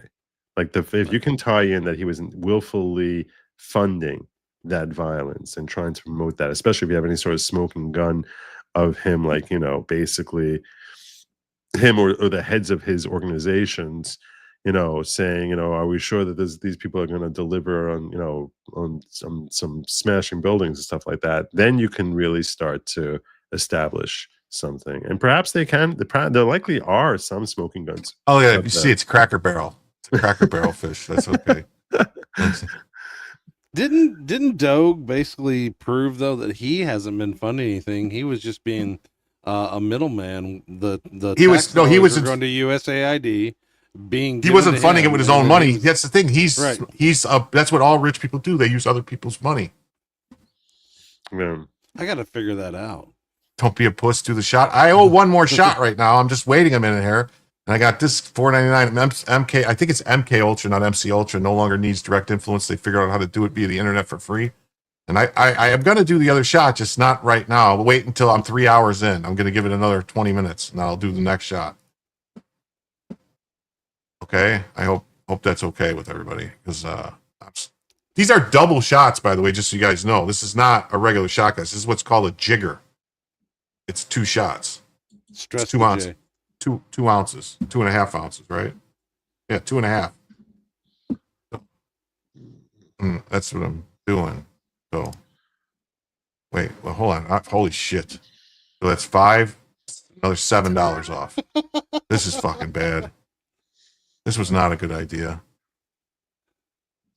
So somebody needs to volunteer. I'm glad I didn't make it $50. I'll tell you that right now. I was going to do 50. I normally do $50 for an extra hour, and I was like, well, I'll do 50 for an extra hour and a shot. And I'm like, No, that's not. No, what are you nuts? Because I'd be. Oh my god, I'd be dead right now. Mm-hmm. Hey, Neurodivergent, if anybody sends any Rumble rants or anything in there, you got to let me know because I don't see the rants. I only see the normal chat. So please let me know if anyone Rumble sends a rant or anything because I don't want to miss anything. Have you guys been following the Raja Jackson thing that happened this weekend? Yeah, I followed it somewhat. I mean, I think he's going to go to jail. And I don't think there's any way around that. The question I have, I mean, I don't want to talk out of class. That's my industry. I thought the thing like they showed him when he hit him with the can, but he didn't hit him with the can. He did the he did the thing where you smashed the can as it's going to his head because you could see it squirt the other way. He didn't really hit him with the can. Yeah. Yeah. Oh, I mean, he hit him with a can, but I can tell you, having worked in Steve Hiller, a bottle of Elmer T. Lee where I'm at costs $140. So the thing is, it's an empty can. It absorbs all the power. I'd rather have somebody do that than a punch or anything that's going to look good because they can't hurt me with it. So you think that he thought he was a worker, right? He thought he was a. He saw the can. Well, number one, I mean, he shouldn't have been in the backstage area if he wasn't smartened up to stuff. But yeah, he saw him. He saw the camera. He assumed the camera was for the company, not for the live stream. And I promise, if I puke, I'll do it on camera. Oh God, please don't. Maybe I shouldn't have said that. Yeah, good. But when the guy said, "Who are you?" If he knows that's going to be on camera, he's got to act tough for it. And if you watch carefully when he picks the can up, he double checks that it's empty. He makes sure the top's wide open so that if there is anything in it, it's gonna it's gonna go flying out the top so it looks good. The thing is, and you were talking about, I'm watching these people send you money for shots is what reminded me of it. I mean, at some point we've got to address the fact that there's like 2.5 hours between that and then that's the thing. They were trying to his chat and his dad was amping him up for 2.5 hours. I mean, his dad didn't really the statement his dad put out. Did you see what his dad said to him during the match or during the show on the stream? He called him. Okay, again, I will shut the camera off and leave if I have to puke. Then just for you, because after I said that, I realized that that's not a good idea. Let me see if I can find it for you. Oh, here. And he said, $4.99 says, I've been trying to figure out how to use Jew money for years, but Joe is always one step in front of me finding the gold. Yeah. Yeah. Always one step in front. You're right. You're right. Okay, so that's 5, 6, another 7 I got to take off. I mean, the chat and his dad during this thing were basically they were basically egging him on. I mean, it's one step shy of watching a Red Room or something. Let me see if I can find the phone call his dad makes to him in the middle of it.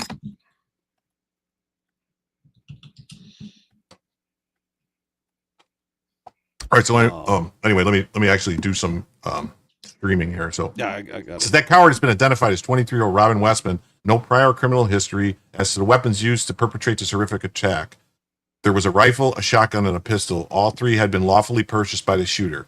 At this stage, we believe that the shooter had acted alone. There's no indication that other suspects were directly involved in carrying out the attack. Now, do you think it would be legal for the federal government to say that anyone who is trans needs to get a mental health evaluation to see if they can possess a gun because they have some mental health issues?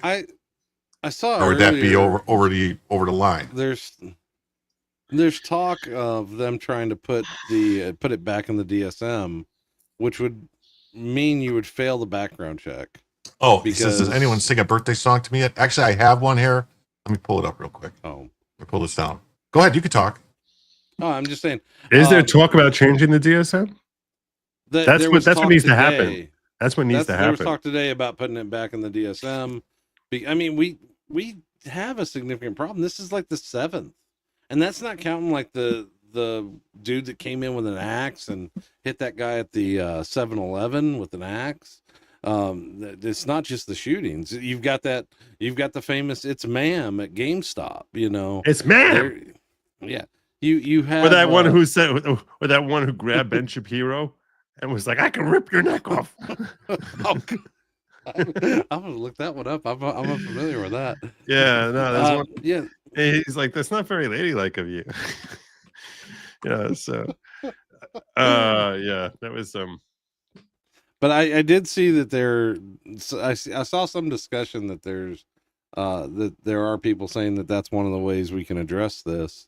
That if it was back in the DSM, that we would be looking at that you couldn't pass the NICS check, because that's one of the checks is, are you seeking treatment for a mental illness?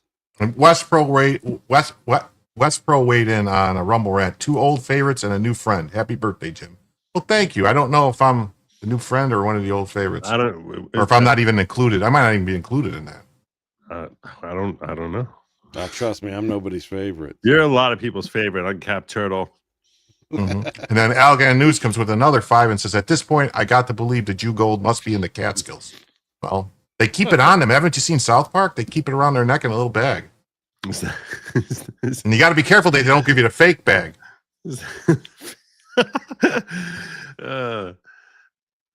It's getting too close.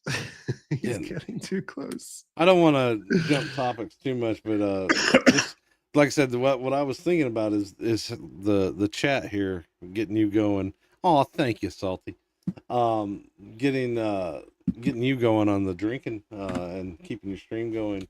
They forget that these IRL streamers, man, they're real people. But watch what his dad says during the match here. Hey, yo, did you get jumped by a bunch of dudes in tights? You said what? Your stream, you was hugging on a dude in some damn tights. Man, shut the fuck up. Man, you shut the fuck up. I looked at your stream, nigga. You were hugging on some dude in some booty shorts. I wasn't fucking hugging on nobody. I saw you, nigga. I saw you hugging on your coach. Sexual fantasy. You need to stop that shit. No, I don't got no sexual. Not around a bunch of dudes with some damn fucking pro wrestling show. Exactly. Watch. My dad can't never call me a bitch. Straight up. How many subs to knock him out?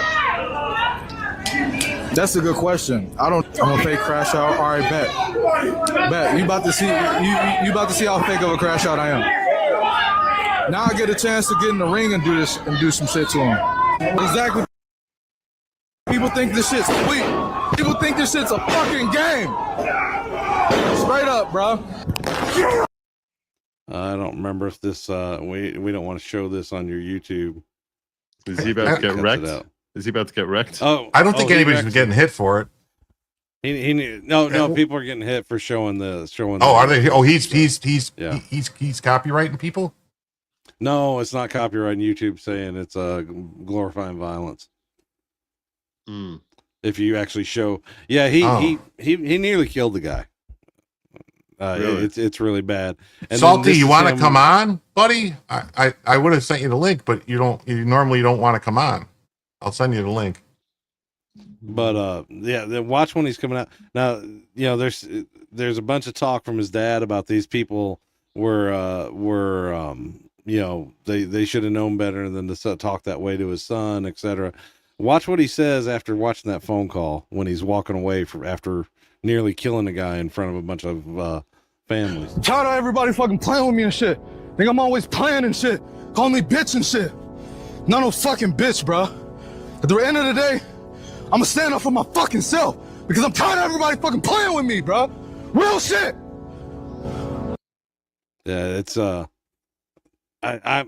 think that the more videos that I'm seeing coming out, like Rampage put out a video saying that he put away college money for his it's Vic Mignogna's birthday too.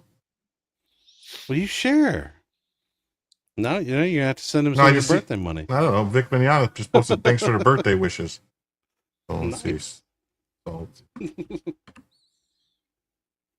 But he said that he put away college money for his Japanese kids and bail money for his son. Because he knew that ain't cool. He knew he wasn't going to college. Yeah, it's no, but the guy he got in the ring with and beat up, man, he lost most of his teeth. He got severe facial fractures. He's awake today, but they had to induce a coma. He can't walk. This is gonna be life altering for him. He's gonna be messed up for a while. He was literally choking on his teeth and his blood in the ring. Wow. Yeah. And that, I mean, I sent Salty to leak. We'll see if he shows up. He won't show up. Oh, yeah. I'll come on when I'm not working on my comic. Thanks. I'm gonna blame Joe for it. All right, here we go. Which is Here we go. wrong. This was made for me by my good friend Julio, I believe. Nice. Julio made you something. Let's see what he made. I got to turn it up though. Or no, it's up. Never mind.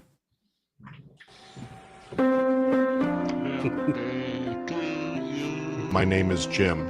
This is a channel that brings you news and commentary about topics related to conspiracies, current events, history, politics, movies, music, comic books, delicious cuisine, and awesome beverages. Sir Robin Murray, a professor of psychiatric research at King's London College, warned people need to know that cannabis, particularly modern cannabis, is strictly risky drug to take every day. We are in the middle of an epidemic of psychosis caused by heavy use of high-potency cannabis. As a consequence, our rates of schizophrenia are now 3 times higher than they were 50 years ago. Sweet. That's a sweet message. So he's saying he's public enemy number one, that all these people are out to get him. But I thought it was nobody. It's just people nipping at his heels. It's nobody to worry about. Right. Which one? Pick one.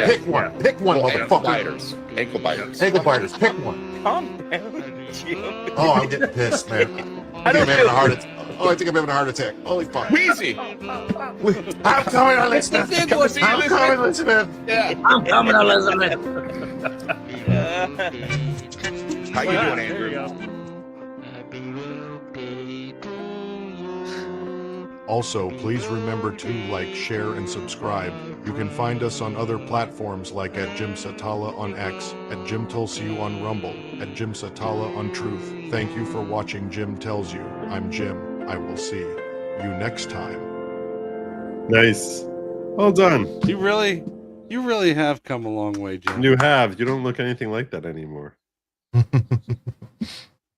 So it's been a very eventful year. It has. And then, oh, look at this. Good logic with 5328. Happy birthday. The extra 328 is for a calculator. Yeah, thanks. I'm going to need it in a second here. I'm just going to round up. No. How do you? I didn't give you 54. I gave you 5328. That's right. You can go figure that out. And I only needed 49 for the next thing. So now that's there you go. $4.23 off the next thing. So 28 cents. 28, 428 off the next. Don't Holy fuck! It's too late to do math.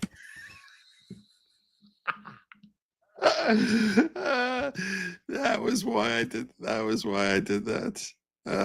You've messed him up for the rest of the show. Right? I know. I screwed up the rest of his show with that 328. I hope so 95.72. Nice. I hope everyone who gives you super chats now ends up giving you like extra pennies on there, just so we can. And I owe 2 shots now. That'll teach you not to. That'll teach you not to try doing it without a calculator. Hey, low watermark. Mark, you want the link, buddy, to come in for my birthday? Hang out? You busy? I am gonna have to bust out of here. Like that's all right, buddy. I really appreciate you coming, and I appreciate everything you've done for me, Joe. I don't know if I've told you that enough. You've told me that way too many times, and you do a lot more for me than I do for you. So, anyway. Yeah, I just want to wish you a happy birthday. I hope your forthcoming year is going to be one of perfect health and great financial success, as well as peace between you and your spouse and your family and all your loved ones and with society, and most importantly, within your own self. Because inner peace is the one thing that I think society struggles with today more than perhaps ever before. And just know this: if that's our struggle, if that's this generation's burden, in prior generations, their burden was actually surviving. That's a first world problem, struggling with finding your inner peace, and maybe recognition of that can help you find your inner peace. And just say, thank you know you. what? So That's very I give different kind of wishes than most people, but I mean it very sincerely, and I appreciate everything you do for me all the time, brother. So happy birthday, Uncapped Turtle. It was awesome meeting you. Nice to meet you, Joe. You're Joe. Just so you know, you're like my Yeah. third favorite Jew. Oh, thank you. Wait, who's number 1 and 2? Well, I mean, I've got to go with Christ for number 1, but number 2, you cannot top Ron Coleman on Twitter. Oh, I'll defer to him. I would put Moses too. Yeah, he's up there, but I'm saying on my tier list, you know. Right. No, I got you. I got you. No, Moses was pretty cool. He was pretty cool, dude. But I mean, once you're mentioning Jesus already, if you were saying contemporary, then I'd be like, okay. But yeah, Ron Coleman also, he's miles above me. I appreciate you guys. Yeah. Appreciate it. Thanks for dropping in. Thank you, my brother. Have a great night. Great meeting you. Jim, happy birthday. And to all you lovelies out there, good night and Godspeed. Thank you very much, Joe. Why can't I find the watermark? I don't know. What are you Is doing? Did he leave? Probably because you're inebriated at this point. No, I think. Did he get banned? No, I think did he leave Twitter? He might have left Twitter. Why would he leave Twitter? I don't know. Sometimes he's.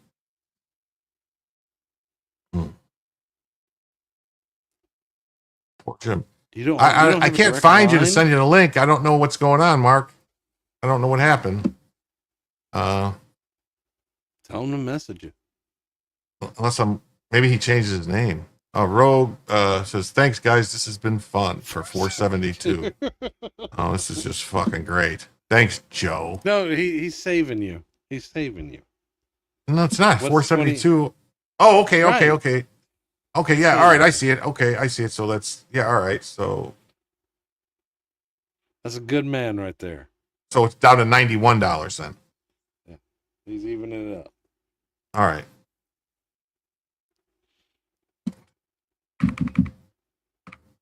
Okay. All right. Thank you. Thank you very much.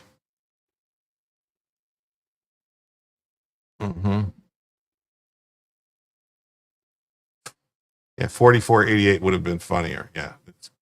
You left Twitter a while ago? All right. Well, I don't know how I can send you the link then. I don't think I can send it. Can I send it through text? You probably could, then he can type it in. Well, I'm like, I guess I could send it by text. Hold on. I think I could do this. This is riveting stuff. You're expecting me to fill time while you text. Yep. And come on, Salty, save me here. No, Salty can't. Let's see what the chat's saying. Oh, I know he can't. He's too busy drawing. Him and his funny books. Yeah, I can do this. I copy link and then I can do this. Look for him. There we go.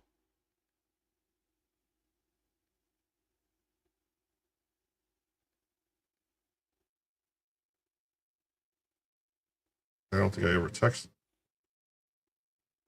There it goes. There, I sent it to him. Ah, I figured it out. Copy that, you can't trick me. His computer. Yeah. There you go. Yeah, he can copy that. He rounded up Joe's 28 cents for lack of sense, maybe. All right, cool. All right, let's get back to some news.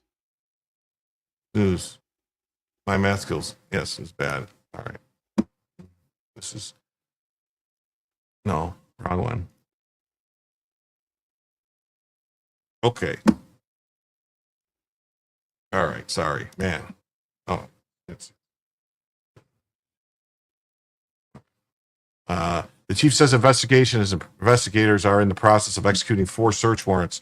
See, I wanted to ask this one of the lawyers. Why would they need to get a search warrant on the church where the shooting happened? That seems like they wouldn't need a warrant for that. Like it was a crime scene. Wait, is that one of the? Yeah, it says one, including the church and 3 homes. That they got 4 search warrants. Like there's a shooting at the church. That's a crime scene. It's a crime scene. You don't need a search warrant to search the crime scene. How about Jim Maybe tell just us covering their bases about the Minnesota? What is the Minnesota? That's all we've talked about tonight. And three homes connected to the shooter. Chief says they're aware of a manifesto with disturbing writings that the shooter had time to be released on YouTube. That's since been taken down. Update on the victims: the 10 and 8-year-old shot and killed while sitting in the pews. Another 14 children were between 6 and 15 years old were injured by gunshots. 3 adults in their 80s attending mass were also shot. Was there a manifesto? Police chief confirmed the manifesto was disturbing. Does Jim have thoughts? Let's hide it. What? They didn't get a chance. Yeah, Jim, didn't I say this is bad? My thoughts are this is horrible. Something needs to be done, but what needs to be done is not taking legal, law-abiding Americans' guns away. That's not what needs to be done. That's one thing that should jump out from the manifesto. I was going to bring it up earlier. He explicitly said in the manifesto that he wanted to find a time when there wouldn't be many parents, because parents would likely have a gun and be able to stop him. Yeah, they had exigent circumstance. Definitely. You don't need, there's a crime and it's a crime scene. No, it's a troon. It's 100% a troon. It's well known. So today's killing at the Christian children at the church in Minneapolis occurred in the context of a surge in far left trans propaganda, encouraging Trantifa and other leftists to take up arms to kill transphobes and fascists. Their targets Christians and conservatives. Andy Ngo has been warning and reporting on this phenomenon for years, and he's been called a liar by the liberal media and targeted with death threats by the far left. You are speaking it. I don't know. Am I in like the Twilight Zone? What the fuck's going on? What is he? How was I supposed to do sign language it?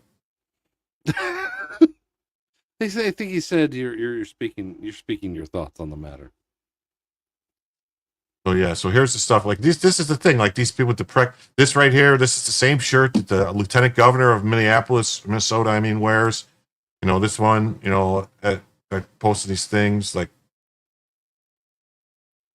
as Trump administration attacks trans people, some queer folks are armed and ready to bash back. Trans rights or else. We got, and we got each other. Death before detransition. Well, Trans Day of Vengeance, stop trans genocide. This stuff, saying this stuff is what's doing it. The queer people who are buying guns to prepare for Trump's America. I guess that was one of them.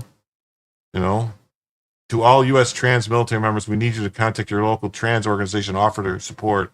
We need you to help train trans people and help them prepare for what's coming. That sounds pretty insurrection-y. It does. Trans far left radicals are being encouraged every day to take up arms to legitimize their unfounded paranoia, sociopathy, and mental health comorbidities.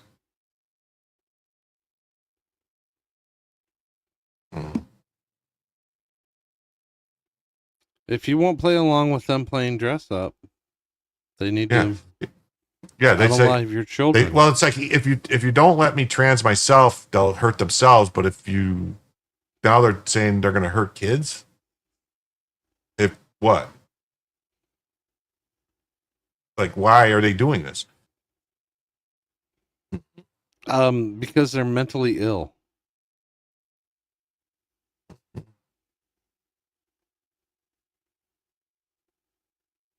Wait, no, I needed. Oh, I had to do a shot. I owe a shot right now, and I think I still owe one more. Yeah, I owe one more. I think so too. Yeah. But it's gonna have to wait until we get a little further in. You heard it here, folks. It's gonna get more and more interesting. Uh-oh. Is that so good burn? It's good, man. Elmer T's good stuff, man. I like it. So why the media won't tell you who killed children at Annunciation Catholic Church in Minneapolis? A gunman killed children in Minneapolis church. The shooter was trans. Media's already covering it up, just like Nashville. Read the NGO comment dispatch. Andy, no. Yeah, wait. Hold on, I'm going to pull some of these. I was ignoring the chat kind of when there was a bunch of people on, and I don't like to do that. So trans community lost its movement once they pushed in the kids. Yeah. Yeah, dumb girls putting the firearm. I usually pay more attention to the chat. Roger Jackson is walking around free as a free man. Black privilege is real. If the roles were reversed, the white would get life in prison. Well, that's what I brought up with Branca, but he was talking about something else. I was talking about the Shiloh Hendricks that they arrested her for disorderly conduct, not the girl in Scotland or whatever. Well, look at the guy. Look at what Cincinnati did the other day. The guy. Oh yeah, they arrested the victim. They arrested the victim of the beating. Predictive programming only works when the wetware is properly developed and saturated. The MK Ultra can only be absorbed by smooth brains. If you're Gen X or older, you aren't susceptible. Start looking like I don't know. Kermit the Frog soon. Uncle Ted was Gen X. No, Uncle Ted was a boomer. Was he? Oh yeah. You sure? Oh yeah, Uncle Ted was a boomer. Yeah, he was in the 60s. He was in Harvard in the 60s. Okay. So he was, boomer. That's definite by definition. Boomers were born like from 40 to like 19. You're right. From 1945 until he was late boomer, but he was boomer. You are correct. Hey, Apex Comics, how you doing? We're talking politics. You want the link, Apex Comics? I don't know if I. He's giving out the link, folks. Enjoy the birthday. Oh yeah. So yeah, look at this. Why the media won't tell you who killed the children? A far left Trantifa. By the way, CNN. It was almost 3 p.m. before they said anything on CNN about who it was. Now they posted it on their website before then, but they held off as long as they could to talk about who the shooter was. That's not good. Well, it didn't fit the narrative.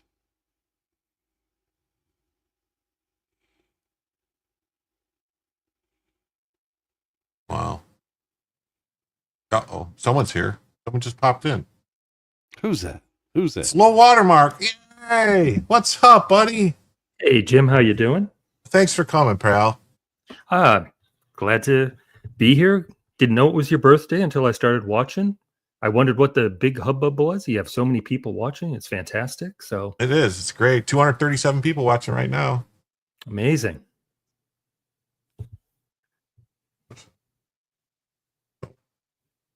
I'm a little distracted because I'm trying to do math. I'm doing math and I'm inebriated. I'm inebriated. I said inebriated. Wow. Yeah. So somebody needs to give $12.13 because that'll really screw Jim up. What? No, don't do that.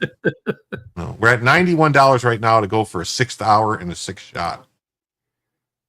Low Watermark. Just add ice. Yeah, the ABC News dryly noted the shooter had Trump on his gun, conveniently left off the kill in front of it.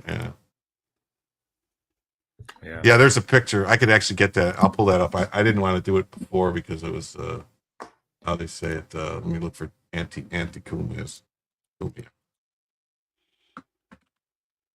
Cumia had it. Ant had it.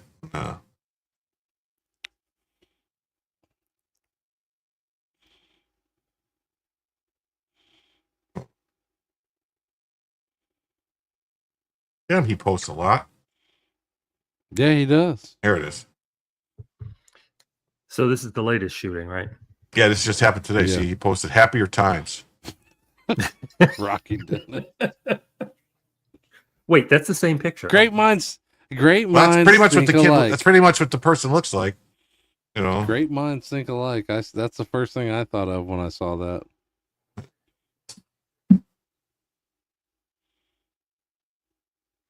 So go ahead.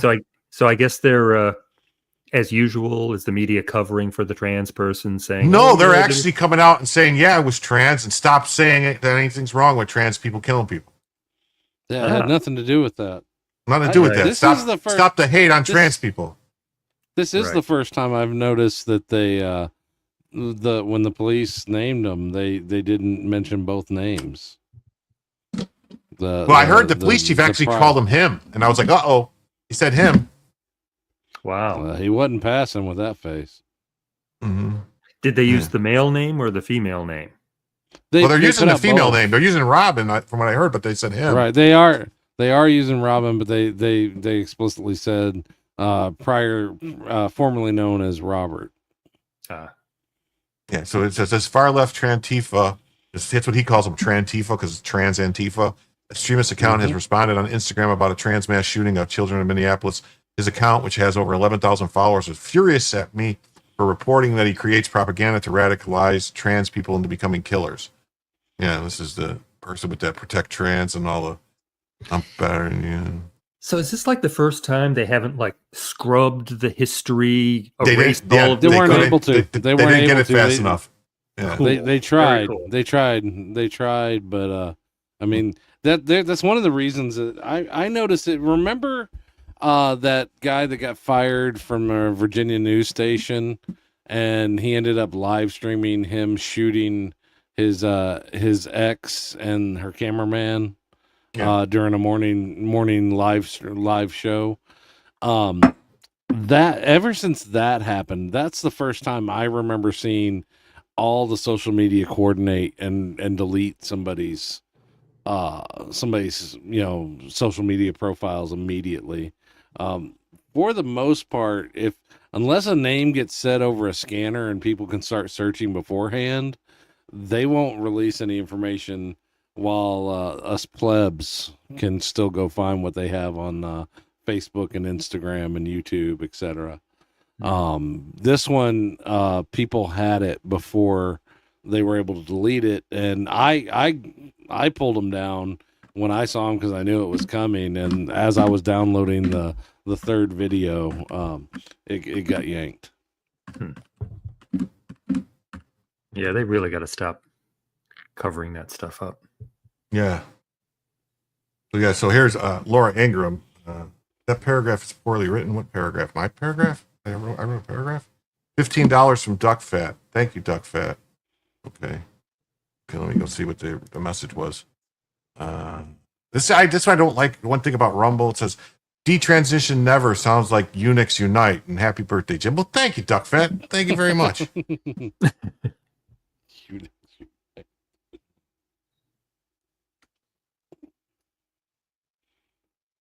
So now I got to do this and take $15 off.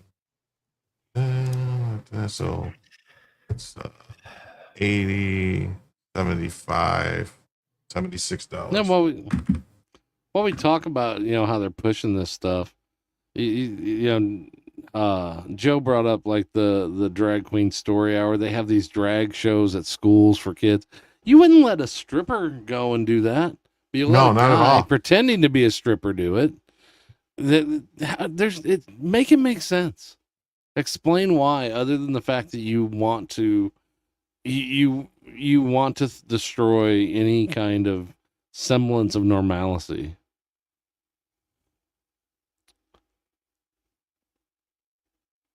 I just wave some S and S around and call it good.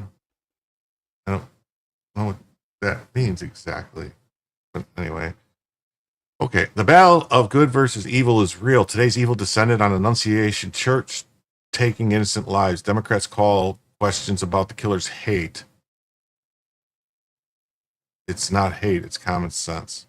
Well, yeah, they're saying anything you'd say at all about the killer, oh, you're just hating because that person's trans. If it was a white guy in his 60s, people could question it all day.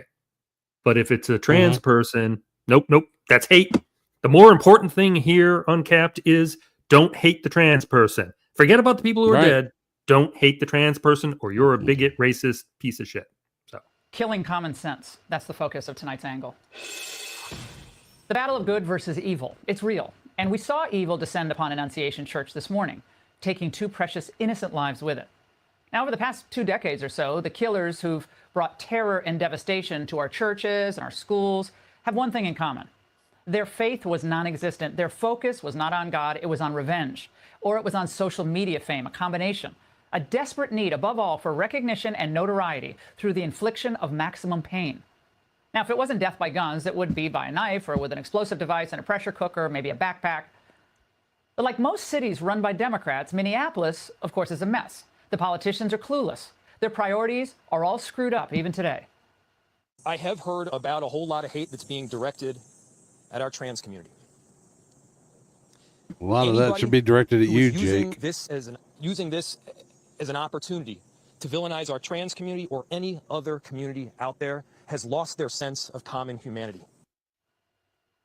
Asking questions about the shooter's background is not hate, it's common sense.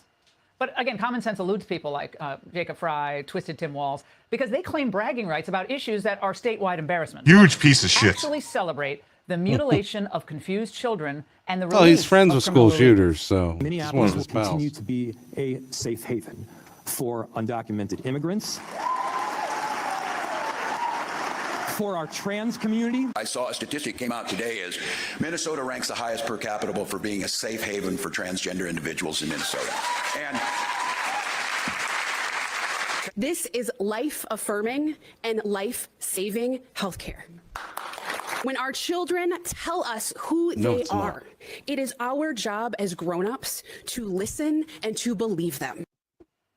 Apparently, that's what this killer's mother thought.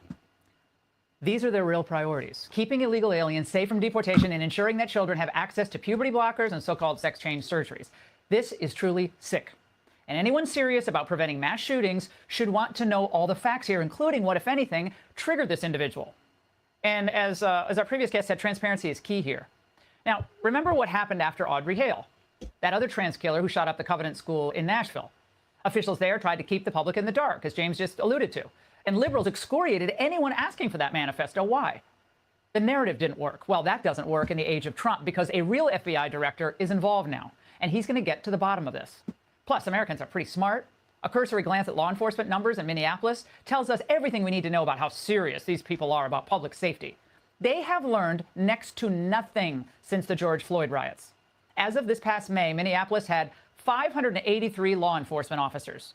In March of 2019, that number was 920. Well, police don't feel supported there. Thanks for coming back, Pat. Many retired early. I've spoken with them. They say a picture is worth 1,000 words. Well, this is the third police precinct in Minneapolis as it burned in 2020 during the Floyd riots. 5 years later, it's still vacant. It's a monument to anarchy and liberal rule. They finally started doing work this year, I guess, to turn it into some type of voting center, whatever that means. No wonder they can't hire police officers there. I'll tell you, Florida doesn't have the same problem. The pre-printed ballot. No, their recruits at elected officials there will actually have their backs. Yeah, they take up a lot of space. You got to, got to store them carefully. Liberals do, though, believe in evil.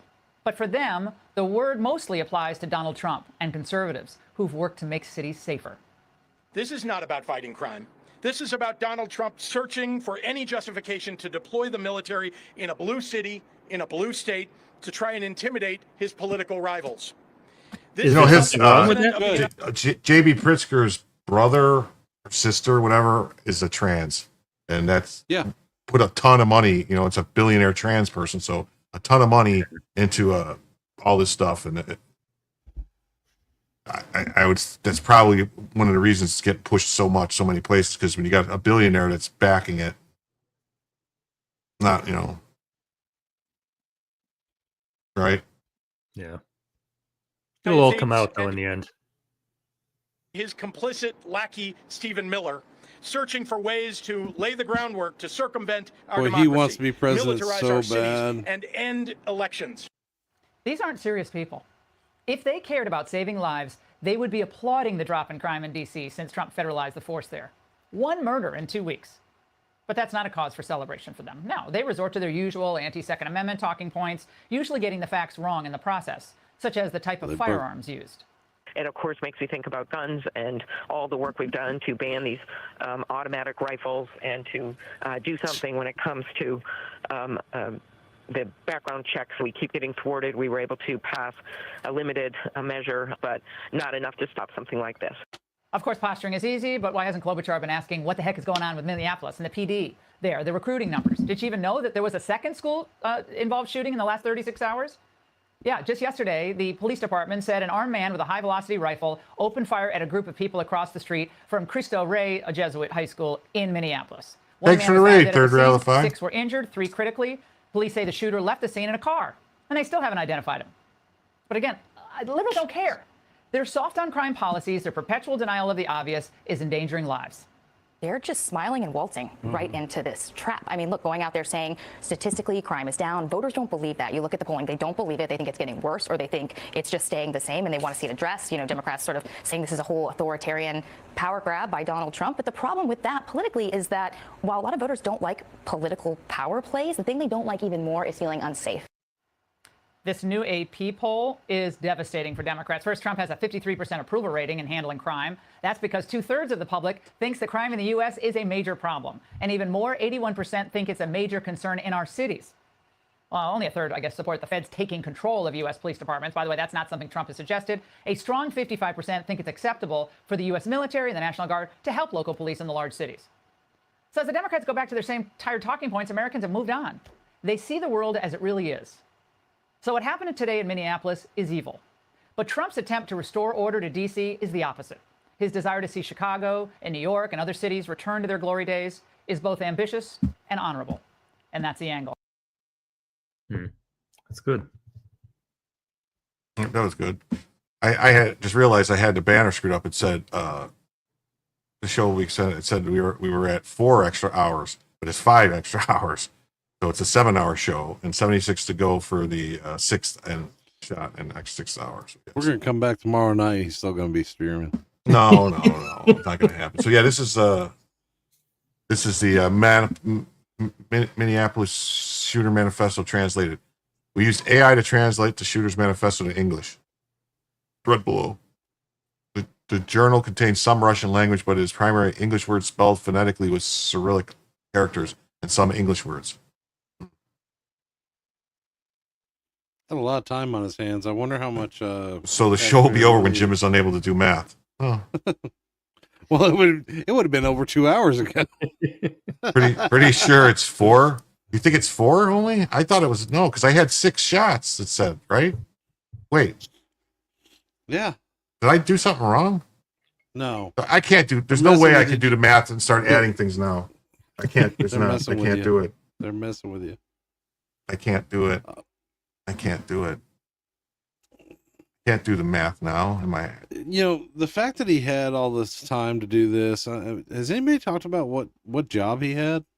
How much taxpayer funded money was going to keep this guy in the situation he was in? Yeah, who knows?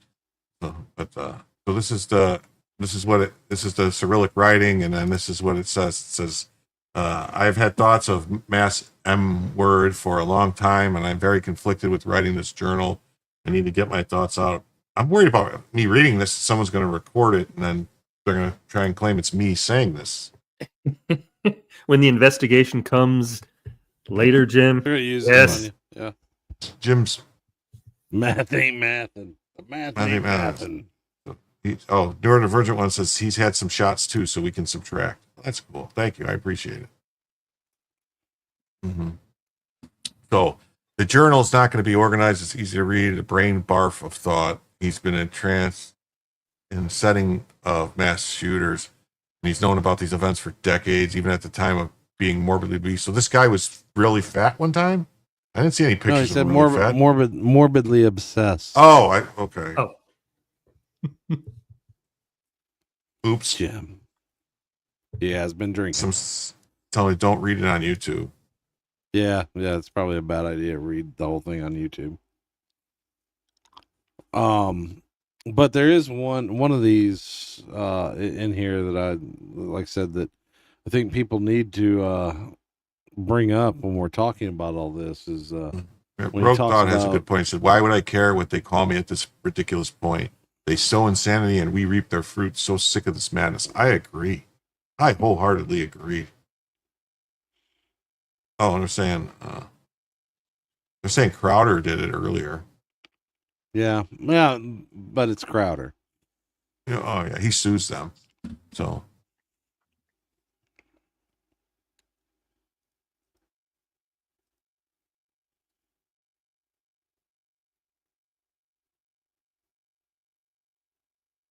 I don't think my name really sounds like a school shooter name.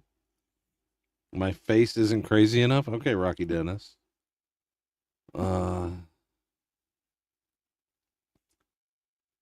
Can't talk to a therapist. Read it in a family Russian, 'cause mocking I'll be- Russian voice. Oh, I guess that would work, right?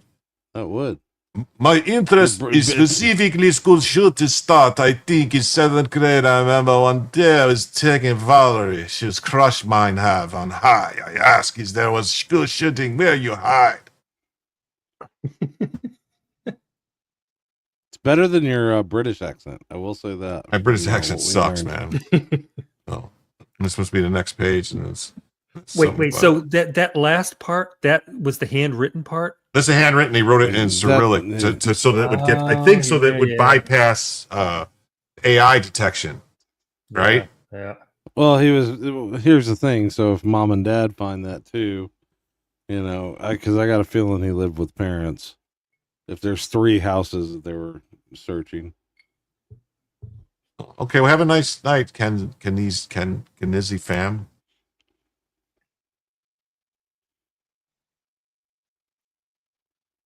This is a Zodiac 2.0. Oh, yeah, maybe he was trying to go for Zodiac type of thing. Well, Zodiac was actually like puzzles. This was just writing English words in a different alphabet.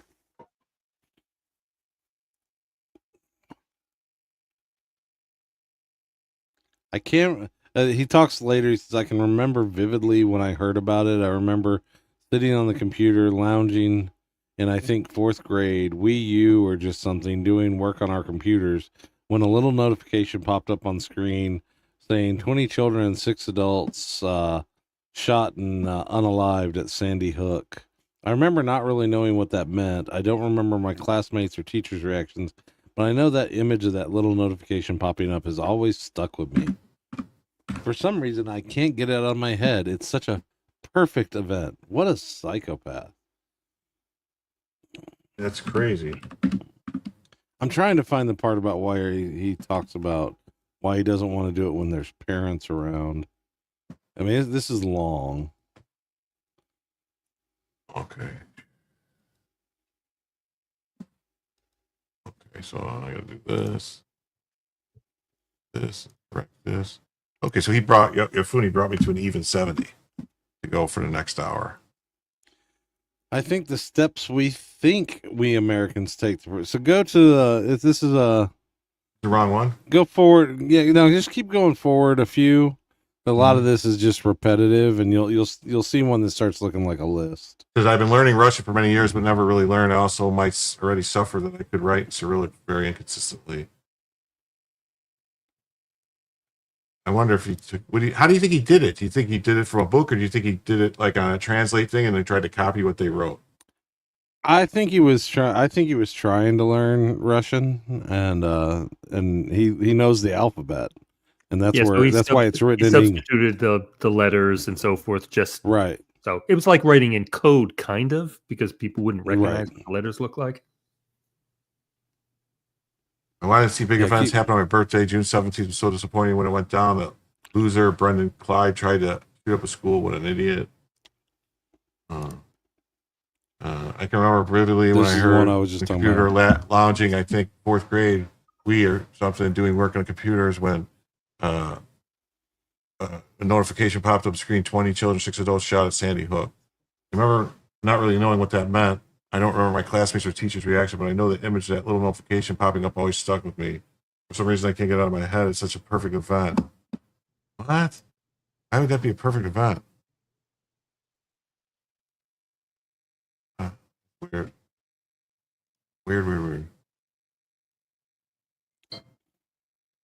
Yeah, keep going. You'll notice a change in the format, and he starts getting into lists. But 1 second. No good, man. He definitely keep going. Yeah, I'm just saying he definitely identifies with the Adam Lanza. He's talking about Nicholas Cruz. He's talking about the Klebold's, or Klebold and Harris, Dylan Klebold and Harris. And Andrick Beavers, Brevers, that Breverick, or whatever. That's the guy that did the stuff in New Zealand, right? Mm-hmm. Oh, yeah, so he's just, let's say he doesn't want to be racist. So wait, go back. Let's just say, I've tried and failed to not be racist. Oh, he can't help it. Training to shoot was life destroying. It has no gas. Almost made me lose laughing and encouraging him. And he doesn't like Mexicans. He doesn't like Arabs or Indians. So this is where I was talking about. This is how much time did he spend on 4chan? Yeah, this is crazy. Sounds a little like Matthew Harris. Yeah, Matthew Harris, man. Maybe I wonder if he read any Matthew Harris. I'm trying to find where's the thing about Brandon right Herrera. Here's where you start. Right here's where well, he says that in the letter to his parents. It's that video. Go back one. Okay. This one right here, you'll notice he says, he talks about the steps we take to are a joke. Birthday, Jim. This. You want to hear this song again? I'll play the song again when we hit the fourth hour 4. I'll play it every hour, make everyone disgusted like me. Who thinks criminals follow the rules? Makes me want to use all the things they say, that things they outlaw, and show them how easy it is to bypass their stupid backwards rules that only hurt decent gun owners. Okay, so he's not for gun control, or maybe he's playing a mind game. Like it's weird. Like I said, if you keep going, he's gonna go into the Free Palestine stuff. Oh, he's gonna go into Free Palestine. That's great. What was look at the top of the previous one. Something about Russia. Video games. I hate those Russian shitbait provocateurs informing binges. What? As fluent in my plot? You gotta remember, some of the translation is gonna be rough because it's not true. It's a weird language. It's not a real language that he's doing. So he's talking about lone shooting in classroom hallway will be nothing compared to the massive flesh at a festival or super revealed summit. What? Other shooters, crowds visible, 300 to 500 people packed together like sardines. Well, that was like the shooting at the Las Vegas. Does he mention Las Vegas at all? I think that's what he's talking about there. He says, "I do it because I am sick. I am twisted. Yeah, I want children to scream to my motivations. I really can't put his finger on it. Definitely wouldn't be for racism or white supremacy. Those fools seem to always get clowned and jailed. They want to be blaming groups of people of color, and they don't give enough shit about them to take my life over them. If I did carry out something rash, motivation would be like against filthy's dying. Oh, I hate those entitled penny pinching. Yeah, okay. Free Palestine. So this is a Palestine thing. Well, no, I mean, it's just, like I said, this is where I was saying it's edgelord stuff. He's putting together the most provocative stuff and putting it all together in one manifesto so that people will scratch their Stephen heads. Paddock had it right and got the highest score in the U.S. Unfortunately, he was so damn rich, he's basically shooting at ants. It might be he was so damn high is what it should be instead of rich. Right, probably. I bet he wasn't scanning carnage or hearing screams. Right. All right. I'm going to move on from this. I want to do a couple things I saw that I wanted to get into. No chats came in, right? Okay, thank you, Joe, for coming by. I appreciate it. And I will.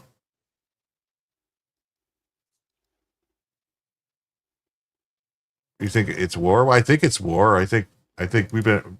I think there's been a war going on. Most of the population just doesn't realize that there's a war. So it says breaking: Trump needs to liberate Minneapolis. The police force was shorthanded as a mass casualty event unfolded this morning. This should never happen. Why Tim Walz is not coordinating with the feds on providing support? Prayers for the children. So wait, Tim Walz was not. What? What? On its tactical vest, which It doesn't necessarily mean a lot. Sometimes the FBI is called in to help and things like this. I will say throughout the morning, we've been following a violent night overnight in Minneapolis. So we know already that Minneapolis police were pretty strapped. They responded to at least another deadly that's what shooting it sounds in like to me. downtown Like Minneapolis. he's just saying enough so that Earlier this everybody morning. has some No side to point a indication finger that any at. of that is connected to what's going on here, but just gives you an idea of this city's resources and how they've been using those. They also dealt with a shooting involving 7 victims earlier yesterday, another fatal last night around 8 o'clock. So it could be that a lot of this help is being called in just to alleviate some of the busyness, I guess that you could say, that Minneapolis police are under. But clearly a lot of agencies now coming in to help. And I will say, Amy, when you see sometimes a lot of these law enforcement officers kind of by the perimeter, we saw them bringing plainclothes people. It looked like not law enforcement, maybe people involved with the scene, kind of taking them away from that scene. Could be an indication that things are settling down a bit there, that this is maybe now. Okay, cool. Not cool. I didn't mean cool like that. I meant like, never mind. That didn't sound right. Yeah, I become friends with school shooters. Remember when he said this? Yeah. I mean, that's just nuts. During the debate. I'm an NRA guy. That's why I'm friends with school shooters. Yeah. So then get this. I mean, I spent like several hours today pulling up all the stuff, trying to find different things that I thought would, so it says the suspect is dead. Mass casualty units have been requested. The school, which goes up to 8th grade, was having an all-school mass. Pray for the students. We need to share this information. This was just confirmed by Fox 9 sources that the suspect is dead. This is confirmed by Fox 9 sources. So, and folks back in the newsroom and control room, just please, you're doing a great job. Continue to let us know what is confirmed and what we can report out here, because there's a lot of information that's coming in on our internal channels. So I appreciate you guys being so specific. Thank you. So reports now confirmed by Fox 9 sources that the suspect is dead.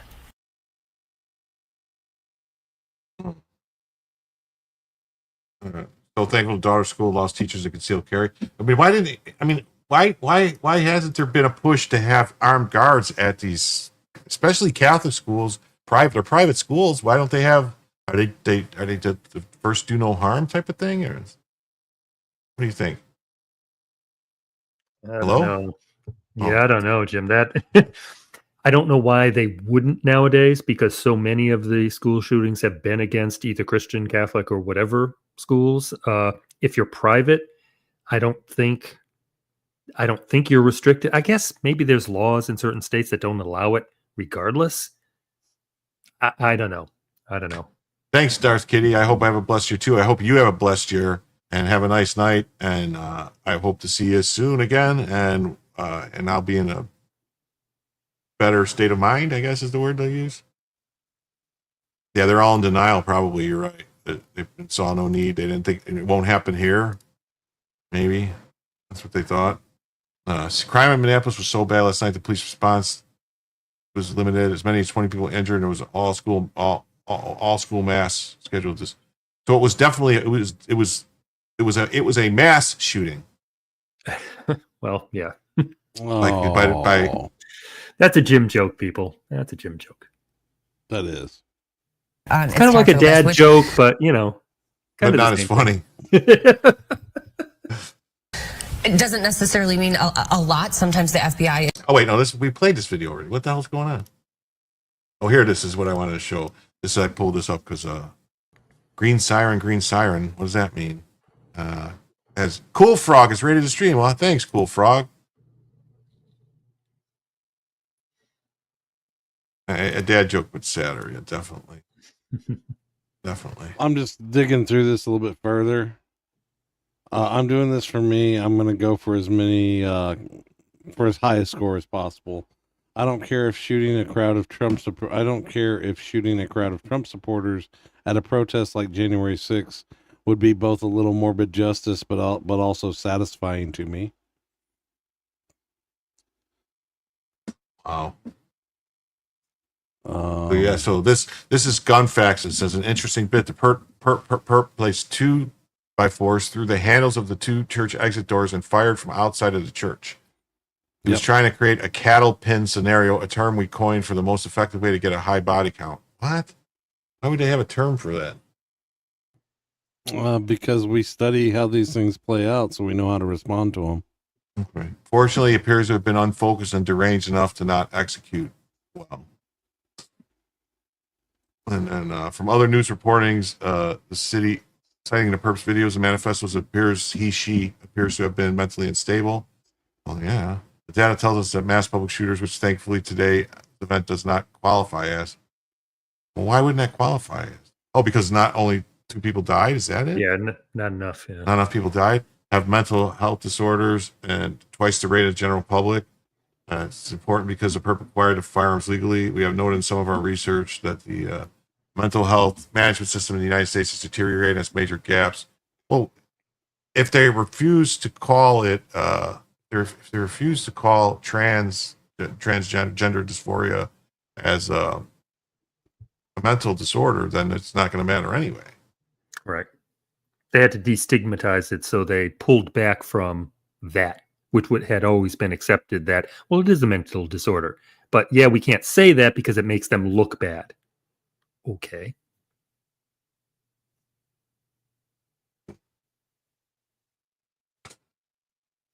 It'll be interesting to see if the perp was ever treated. There's at the Covenant, lots of Covenant case vibes or similarities. The gotcha on this case had a perp's anti-Semitic rants and even a scrawled declaration he would like to kill Trump. Couldn't have said that. Why he chose to shoot up the Catholic school over hatred for Jews is confounding, but the perp appears to have been mentally unstable. That's what they were saying, that he passed up, like if I see it says kill on his thing and rest in peace and tear. I don't rip and tear. Okay. Didn't you say earlier that an earlier picture pulled the kill and so forth off, and they someone showed it, CNN or somebody showed or someone said it said Trump. Oh, they said he wrote Trump on his gun. Right. No. Yeah, there's no slant, people. We don't slant the news at all. No, we give just the facts. Mm-hmm.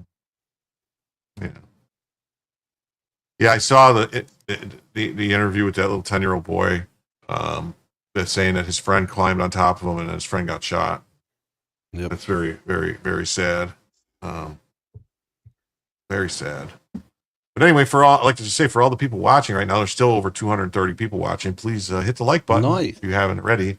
Please subscribe if you haven't subscribed, or follow whatever it is on other things. That's follow, not subscribe. I know, or join memberships or stuff like that. This is my birthday stream today. It's a very special stream.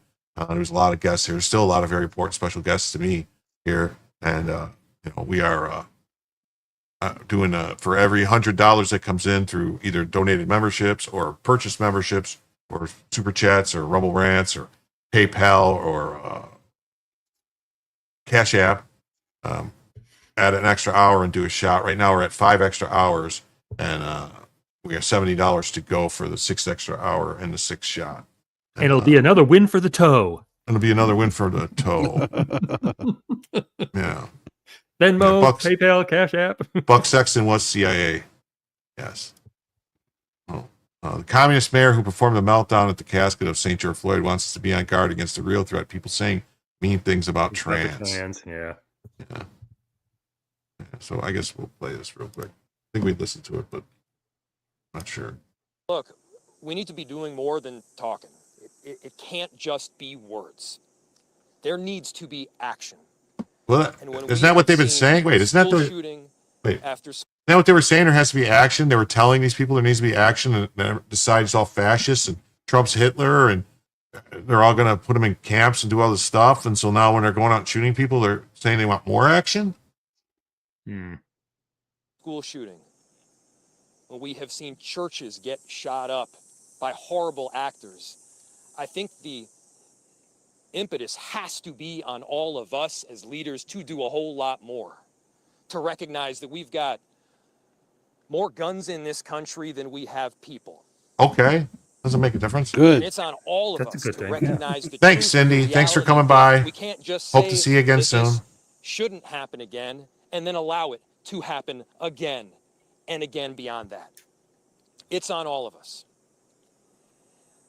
And I have heard about a whole lot of hate that's being directed at our trans community. anybody who is using this as an opportunity to villainize our trans community or any other community out there has lost their Except for sense gun of owners. common humanity. Well, yeah, of course. We should not be operating out of a place of hate for anyone. We should be operating from a place of love But for you're our communists. Kids died today. This needs to be about them. This needs to be wrapping our arms around these families with every bit of love that we can possibly show. And I know that our Minneapolis family and well beyond is prepared to do exactly that. And so my message to everyone out there is, again, these families are experiencing some acute pain right now. But don't just think of these as somebody else's kids. Think of your own. Let's make sure that we're acting now to not just say it's never happening again, but ensure it doesn't. Wow, that's crazy. Yeah, so he said that, and then we got this. Yeah. If you don't give trans people hormones, they'll shoot themselves. Well, if you give them hormones, they'll shoot young children, Christian children. Wow. Yeah, it is starting to feel very Sandy Hookery, isn't it? Yeah. Careful. What? No, You're on what? YouTube. No, just noticing intensifies. Trans terrorism is a real thing. It's time for Christian must take a stand against evil. Ban guns and we won't mass murder children. I don't think banning guns isn't going to stop these people from affirm identity or yeah, you go shoot your kids. This is reportedly this was recently uploaded by the Minneapolis killer. If so, there's another video on the same channel that shows a white male dressed like a woman named Robin Westman. The channel also has a video where a man just flips through notepads. Manifesto? Yes, it was a manifesto, but he must not have. It was a piss missile. Yeah, I might have to go take a piss here. But it Don't appears to break be the written in seal. scripts. Yeah. You got hours to stream. Yeah, this is the video.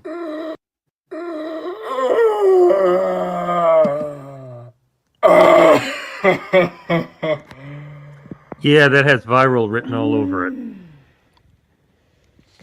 This is the one where he talks about Brandon Herrera. If you want to skip forward just so you don't have to deal with the YouTube stuff. To when he's right here's where he talks. Back that up just a hair. This is it. Very pretty bullets. Get fucked. This is where he talks about Brandon This Herrera. message, He goes back. Brought to you by BlackRock and ExxonMobil. Sponsored by Pabst Blue Ribbon.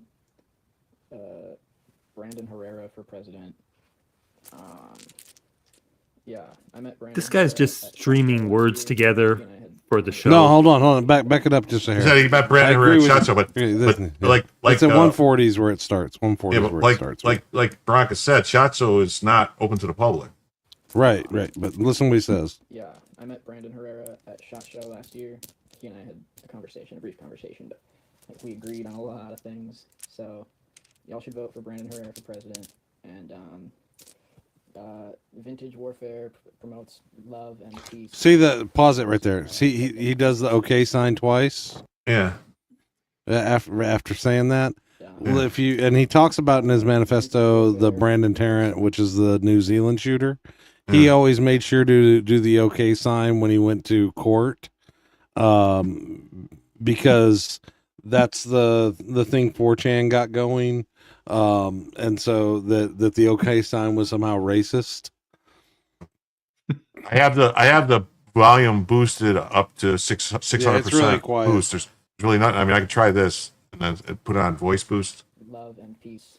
Oh, that's the best it'll go.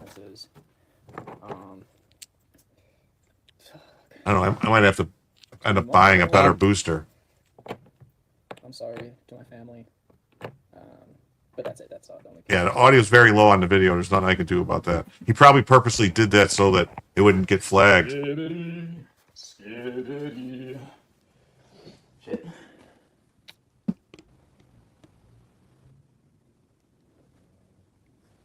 There's not a whole lot here other than Okay. what we saw in the still All right. shots. All right, we'll just go to the next one then. From here is where he starts showing the guns. All right. So, yeah, so this is the person. His photo's been released. His name is Robin Western. No way. It's a guy with long hair. Yeah.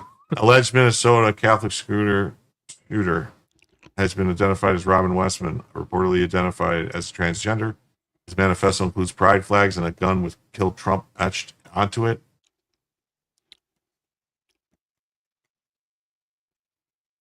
Defend equality came from. Yeah, he hallucinated a trip to Shot Zone, a conversation with Brown. Unless he knows somebody that's in the industry, like a father or someone he knows that brought him as a guest. That's the only way I could think that he could, someone would have had a spot, bring him, you know what I mean? For him to get there. They said they looked and they didn't find anything. Well, yeah, but you can be at a convention or something and you can meet the person, whether it's a comic book show or whatever, and you can put in your own mind what you think happened. But the guy there is just pressing the flash and saying, "Yeah, good to see you. Good to see you." Yeah. Well, no, Mark, a SHOT Show is not open to the public. Oh yeah. It's for industry only. It's like where they display new guns and stuff to like others. So you got to be in the gun industry. You have to be like a gun dealer, or you have to have a shop, or like some of the gun YouTubers can get in, stuff like that. Like you have to be in the gun industry. Yeah, it's highly secure. It's like really, I don't think he went. Yeah, he says, "I'm a nurse. As much as I hate to say it, evidence. I do." Who doesn't? Chacho? Yeah, Chacho was saying that they don't have any. I do think that anyone with record hormone therapy for gender affirmations should go under psychiatric clearance and never be issued a firearm. The statistics have shown the correlation to be fatal. I mean, look, how many drugs do we see advertised every day that explicitly say in the advertising that that's the side effects include, I would agree with you, San Felipe's House for Sale, that menopause does make women crazy. Jinx. So no Jinx, no yeah. guns. So no guns for women. Yeah, and once a woman hits whatever, was it 50, 45?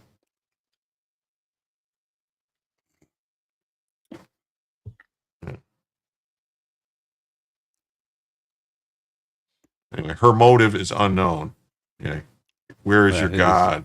Get clapped. Yeah. So I mean, this thing, like, I have a feeling though, I don't think they're going to get away with it because of who's the FBI boss, Dan Bongino being there, and Cash Patel and Rich Casino. They're not standing for it. They're basically going to say, I think I agree with you. I'm not happy about it, but I think this will further advance red flag laws. Is what we're going to see. We're going to see him put something in there for. We didn't get to it as we were going through, but he mentioned several times that he's convinced the FBI is spying on him, and that he's really frustrated with the FBI always waving their ass in his face. He says that twice in there. It's some weird stuff there. So let me get this straight. A dude writes, "Where's your God?" on a mag, tapes Jesus to a target, leaves a manifesto, and they still tell us his motives will know. Nah, you knew the moment you saw the sticker, but the narrative doesn't fit, so the media hits mute. Let's be real. If the roles were reversed, we'd have 24/7 panels, Senate hearings, and hashtags. Makes you wonder who's really protected in this country and who's expendable. Well, yeah, well, no, we saw on this is the manifesto thing. I'm flipping through it or whatever, right? Mm-hmm. I'm not gonna. Yeah, this is the 20-minute version. Yeah. So, yeah. The world corrupted me. I'm sure Discord caused this. Yeah. Most appropriately named piece of software on the planet. Breaking: YouTube just removed the manifesto video. Here's several screenshots from the video manifesto. Absolutely evil. That's the. I'm so glad I no longer had to pack tampons. Well, I have tampons in my emergency pack. They're great to fill bullet holes. He learned that from Tim. So, see, he was friends with school shooters, and that's why he thought it was important for them to be in the men's bathrooms. Exactly.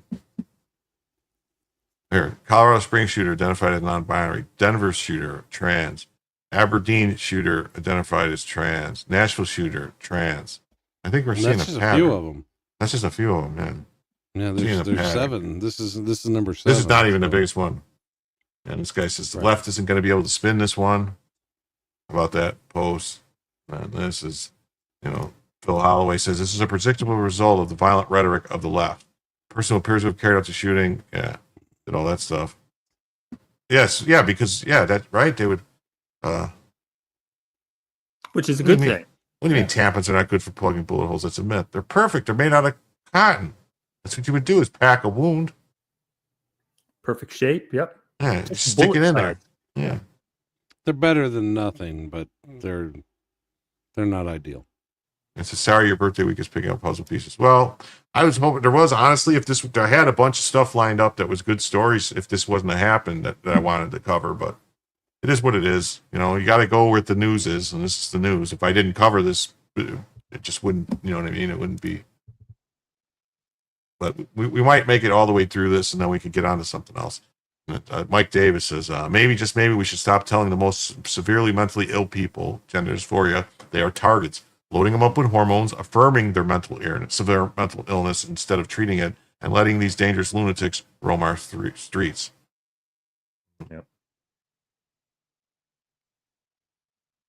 Is Wendy's doing a rebrand? Yeah. Oh, yeah. That is actually a perfect way to say that. Not just Cracker Barrel, huh? Yeah, his motives unknown. Yeah. It says here's his motive right here, showing the pages.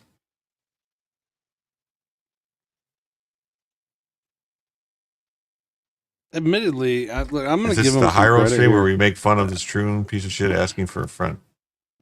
Well, let's be honest. We just went through much of the manifesto. Yeah. Do you feel like you figured out why? The motive is still unknown because it's all over the place. No, I think I know his motive. I think his motive was he hated Christians. He hated the church. He probably hated the fact that his mom worked there or whatever. Maybe his mom was religious. He didn't like it.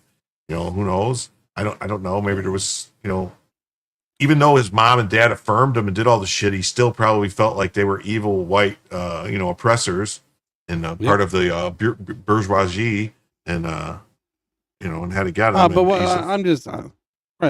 I'm saying is that, that it's still up in the air, even with that crazy manifesto.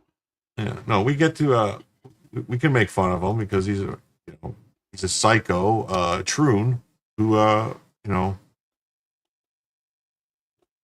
Minnesota's trans shooter, Christian children, Robert Westman came from a very liberal family in Minnesota who fully affirmed his transition. Westman's 18th birthday was celebrated by his father, James, in the trans colors, and the family had the court change his legal identity when he was still a minor. The reason? Identifies as female and wants her name to reflect identification. Jeez. Yeah, it says he had a dad in his life, which I'm shocked. Yeah, he did it because he was a loser. Exactly. He had a father, but I don't know if you want to say it was. He had a dad. I don't know if he had a father. Maybe who knows? Maybe the dad was actually a troon too. Was like a woman. Maybe his mom's a lesbian, and maybe that's why they split up, and that's why there's two houses. Yeah, maybe. Here's the name change thing. Wants identifies as female.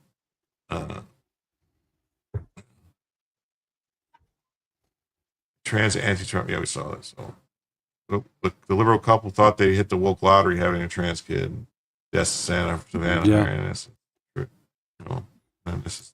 They did complain. There's somebody else. I saw it earlier that there's something about one of them complaining about the older pastor at the church because he was not progressive enough for Minneapolis. He was he was homophobic. And that's what I think. I think he hates Christians and hates Republicans, but he wouldn't want to obvious talking points, so he obfuscated with other random garbage to point fingers. That's what I think too. I think if they actually dig, like that's what the FBI hopefully would, and they'll be able to dig in. They'll actually be able to see what he was doing before this and what he was into, and if this was just I agree. He explicitly said like the thing about if he would enjoy it if it was Trump supporters, but I mean he literally was just completely nihilistic and fascinated with the concept of mass shootings since he was what did he say 4th grade is when the Sandy Hook happened. Yeah, exactly. Tampons are sterile because they're in wrappers, so they're sterile, and because they're designed to go inside a woman, so they don't have any bacteria. They have to be sterile because they go inside and absorbent. Not ideal, but useful, definitely. I mean, if you're in a pinch, I'm saying it's not something you should. It's for an emergency, emergencies. But I have all types of stuff. I have chest, the thing for a sucking chest wound and all that stuff. I've got all that stuff just in case. But to serve as a warning to parents. What? Credit card and 3 pieces of tape. It's up to you. I know. To protect your children from the trans ideology. If this means physically moving, transferring them to private schools, homeschool, etc., it's worth it. Yeah, but this was a private school. Right, but was he at a private school that led him down this path? I don't know. Buck says, if as a society, America elevated extreme forms of schizophrenia or psychosis as beautiful things to be celebrated and treated anyone who asked questions about it as moral equivalent of Nazis, very bad things would happen over and over again. Huh. Wow. Yeah, that's where we are. Yeah, exactly. I still think that he was sticking words together and phrases just to distract. Right. Because he threw everything in there. Anything at all that you could say. Right. He says multiple times in it that the message is there is no message. He just wants a body count.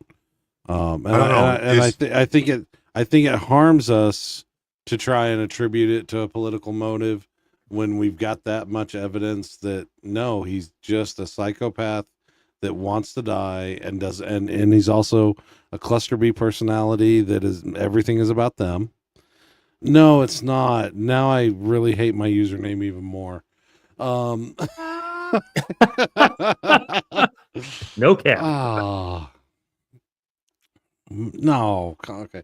You derailed me. A little hack for if you don't want to get Quick Clot can be kind of expensive. The packages that they sell.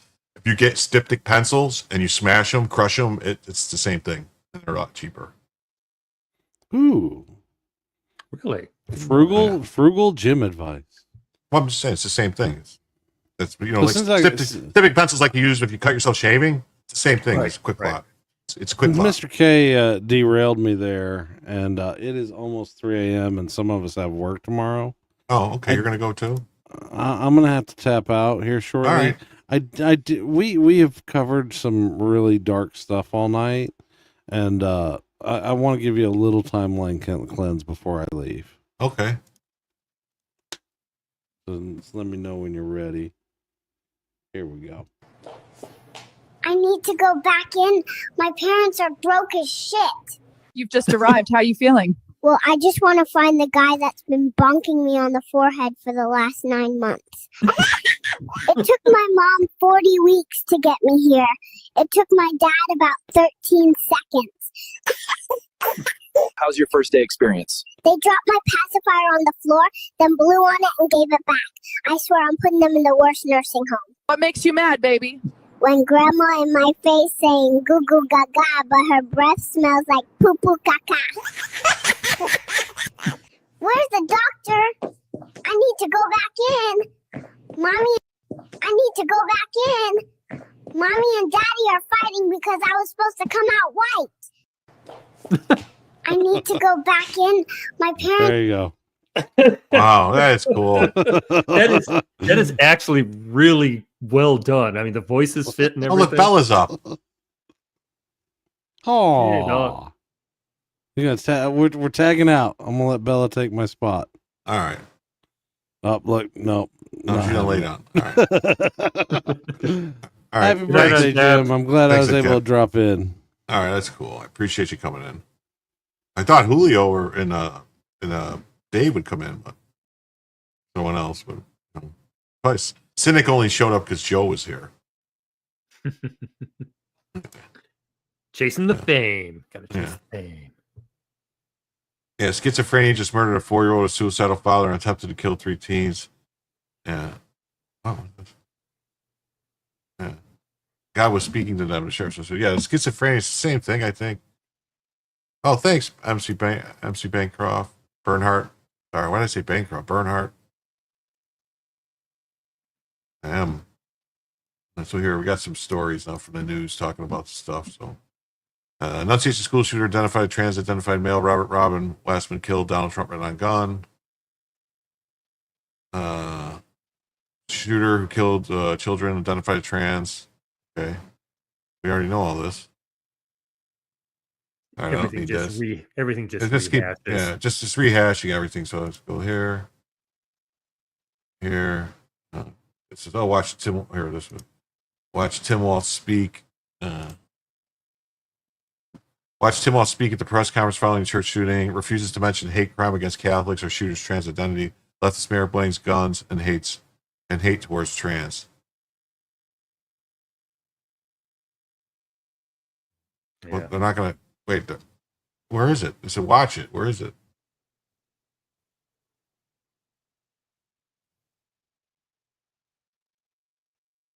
Okay, well, it's not. They're not going to put it in there. What is this? National Pulse. All right. Well, I think. Okay. Hold on. Transgender shooter literally posts videos showing how much he hates Christians. Mayor, stop attacking transgenderism. Please see if we have no motive. Minneapolis is absolutely screwed. I got a bunch of reaction videos. Not a gun problem. You see a pattern here. You got the Uvalde shooter. You got the Denver shooter, the Georgia shooter, another Denver shooter, Iowa shooter, Aberdeen shooter, Philadelphia shooter, Nashville shooter, Colorado Springs shooter. Yeah, I see a pattern. What? Kerry Lake lawsuit? What Kerry Lake lawsuit? Today or something on the Kerry Lake lawsuit?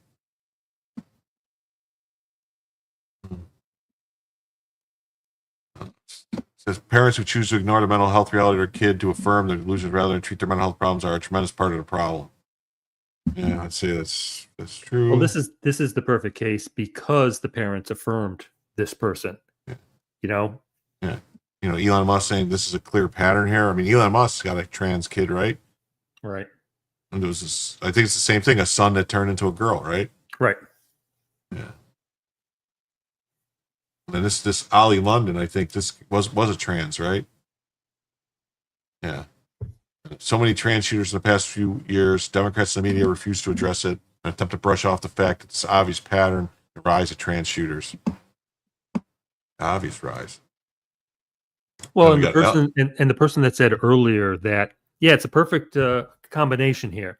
Tell them that they're being hunted down, discriminated, that there's a genocide against them, then pump them up with hormones, and then let them continue on. Oh, no, I said nothing will go wrong. No, I think Ollie London, that Ollie London person was trans and then detransitioned, right? I think. Anyway, there we go. This is my 5th shot, I believe. I'm calling it my 5th shot.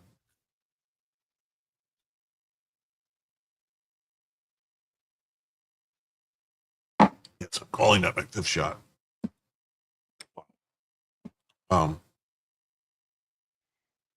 No, what's a waste of time? Another trans killer strikes again, according to Alex Jones. He says he did it for the children. Satan is real. No, I'm not listening to that. I got a bunch of things. Yeah, this was the point I wanted to look at. This was not done in a vacuum. Investigate the mother's involvement in transitioning her son along with working at this parish. Yeah.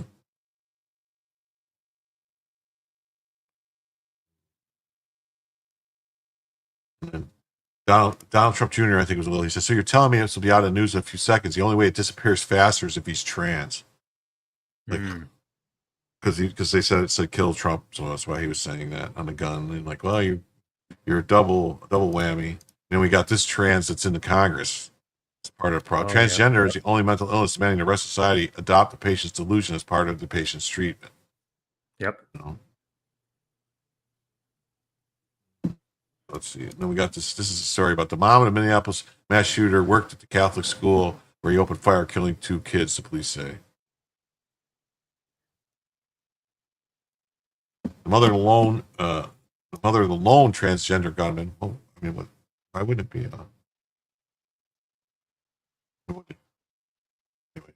That's a good way to put that. The mother of the lone transgender gunman. Yeah, I mean, but so it's like the Lone Ranger. There's only one of them. I mean, there's more. What motive? While the motives remain unclear. No, they're not unclear. Fuck you. I'm done playing this game. At high level, Fox News executive might even be in HR, has a trans kid. That's why everyone on air is scared shitless to call this trans shooting what it is. She makes the trans issue a personal issue, and everyone's afraid to be on the wrong side of her. I can believe that. The current Chiron is ridiculous. Church shooter went by 2 names. That was her Chiron. It's nuts.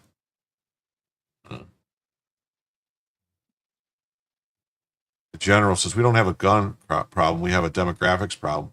Mass shooter mugshots from 2018 to 2022. Yeah.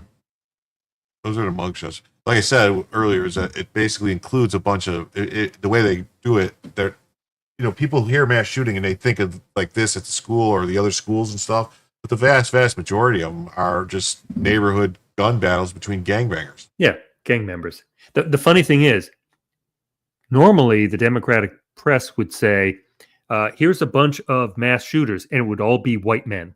Yeah. Notice anything about that? Yeah. Well, this pissed me off. We're going to get, what's this say? Tool me, Jim? What? Tell me, Jim, maybe. Tell me, Jim. Okay, I'm going to tell you. So I saw a bunch of stuff from the Fox people. I know very staunch Second Amendment advocates who totally agree with red flag laws. Your right to own a gun is not universal. It's not sacrosanct. There's limits. It is sacrosanct. It is universal. It's in the fucking Constitution. It's the Second Amendment for a reason. Have had a gun. I know very staunch Second Amendment advocates who totally agree with red flag laws. Crazy people should not have guns, period, end of story. Your right to a gun is not universal, just like even the First Amendment are literally the foundation of our nation's Constitution. It's not sacrosanct. There are limits on it. And if you trip a red flag law, you don't get the gun, period, end of story. And that's something that also needs to be muscularized. And I say that as a believer in the Second Amendment. This guy does not believe in the Second Amendment. I'll say that right now, because if he doesn't think that all gun control is infringement, make schools harder targets instead of expanding the government's gun control apparatus. How many illegal gun cases did Mr. retired NYPD inspector pursue in his career? There's no limits on my rights to a gun. The government is already trampling that right far more than we have any reason to tolerate. That's right. You would die for your gun rights? Someone's going to. George Washington in a Boogaloo shirt. I like that. The problem is every time they say things like red flag laws and all that, that sounds good in theory. I think most of us could say, you got a lunatic who's lathering and all that, running down the street. You say, don't give that guy a gun. Most of us would say, okay. Problem with red flag. I didn't even realize that Instagram kicked off after 4 hours. I totally forgot. All right, I gotta do that. I gotta remove Instagram. Where does it go if it kicked off? No, Instagram only has a limit. Like sometimes 2 hours, sometimes 4 hours. They end they just cut your stream off. So okay, so Instagram is done. You know what? I'm gonna say goodbye to X too, because you know what? It screws up my counting with X on there. So I'm gonna say goodbye to X. You guys, it's been 4 hours on X. Come over to YouTube or Rumble or Facebook.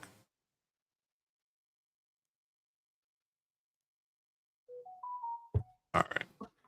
There we go. Now I know exactly how many people are watching on YouTube. The X number screws it all up. And this guy, Jesse Kelly, says, my right to a gun is so sacrosanct that he will kill anyone who tries to take them away. I think I have the Trey Gowdy thing in here. I hope I do. Shocking. In a shocking change of approach, Jen Psaki advocates using the National Guard to take over Minnesota. When kids are getting shot in their pews at a Catholic school mass and your crime plan is to have the National Guard put mulch down in D.C., maybe rethink your strategy. Yeah.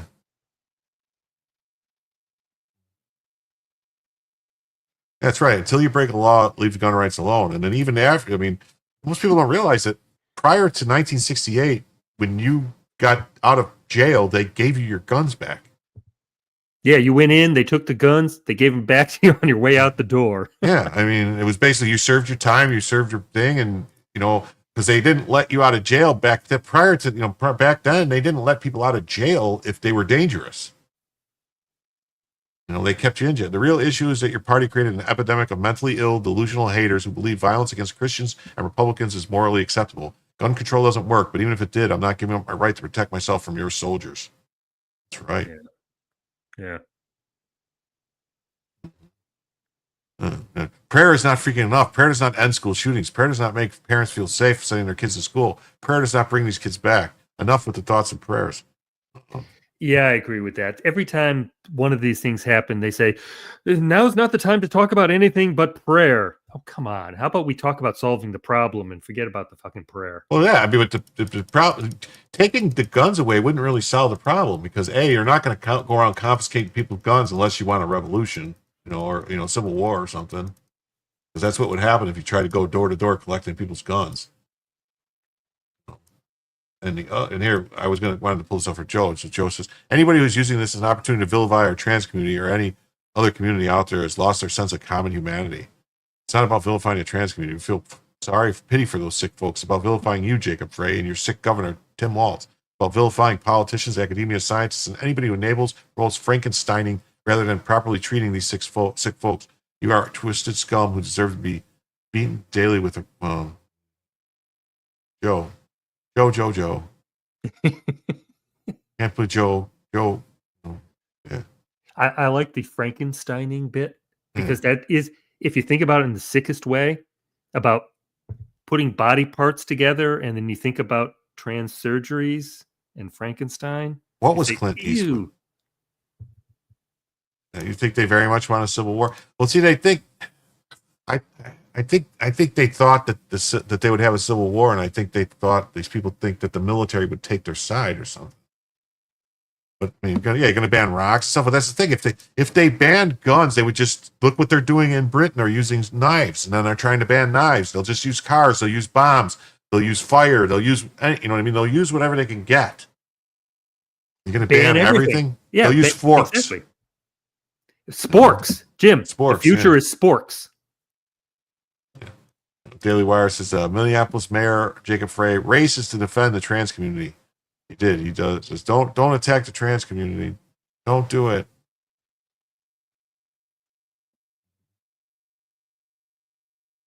It says he immediately gets on the internet and blames Republicans for a shooting that occurred in a Democrat city in a Democrat state. It was committed by a person who became mentally ill because of their gender ideology. That's the Democrats support. This is Gavin Newsom. We cannot make it through the first week of school without a mass shooting. GOP continuing to do absolutely nothing while our kids are being gunned down. That's a very good tweet. Very good. Not Gavin's, the one above. Yeah. That is brilliant. Yeah.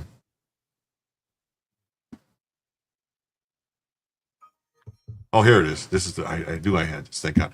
Fox host Trey Gowdy. We're going to have a conversation of freedom versus protecting children. No, we're not going to have a conversation about my freedom. Yeah. How many school shootings does it take before we're going to have a conversation about keeping firearms out of? It's always young white males, almost always. How many school shootings? All of them. All of them. It'll take all of them. Basically, all the schools have to get shot before I'll be willing to talk about it. Yeah. Don't blame the communist transvestites engaged in jihad. Don't do that. Do not blame them. As Robin's doctor spoke out, no, these freaks want white MAGA folks to mess. But that's the thing is the MAGA folks, they're not crazy like that. Yeah. I like Gowdy too, but a lot of stuff, if you've heard him talk over the years, he is really anti-Second Amendment. He's always been anti-Second Amendment.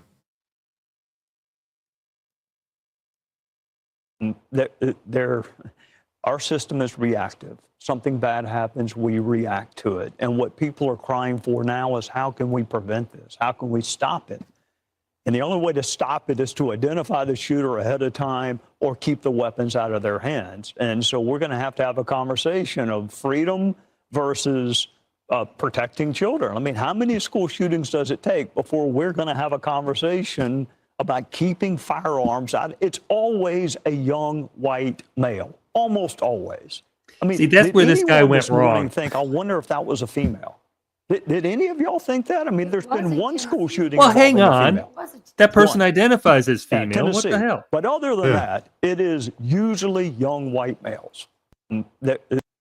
So what is his point?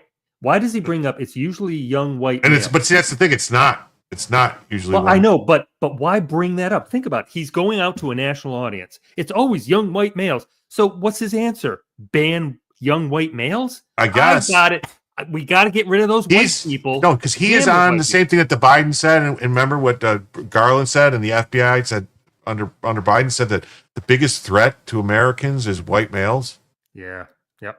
Young white males. If you look, here's mass shooting by demographic rates by demographic. You got trans non-binary 0.769, trans non-binary biological male female 0.667, Asian male 0.408, black males 0.198. White males 0.176, Asian women, Hispanic men. All right. And,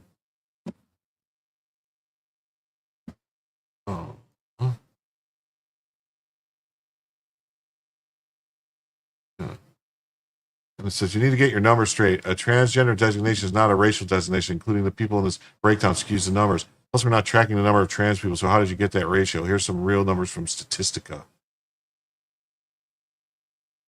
Oh, so here's the real numbers from Statistica, right? Mass shootings in the United States from 1982 to 2025. So they're saying 84 by whites, 26 by black, 12 Latinos, 10 Asian, other, but that's a lie. That's an absolute lie, and I'm going to show you the Statistica thing right here. Because it's almost always white young male.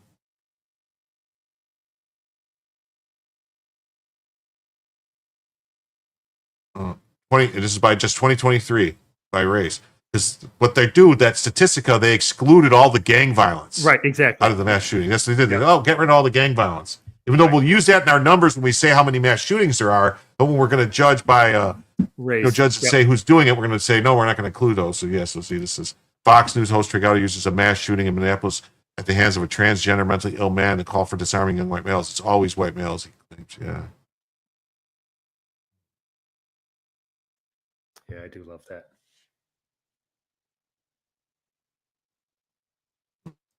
And here's Minnesota's Democrat lieutenant governor all but demanded the violence perpetrated against the Christian children today.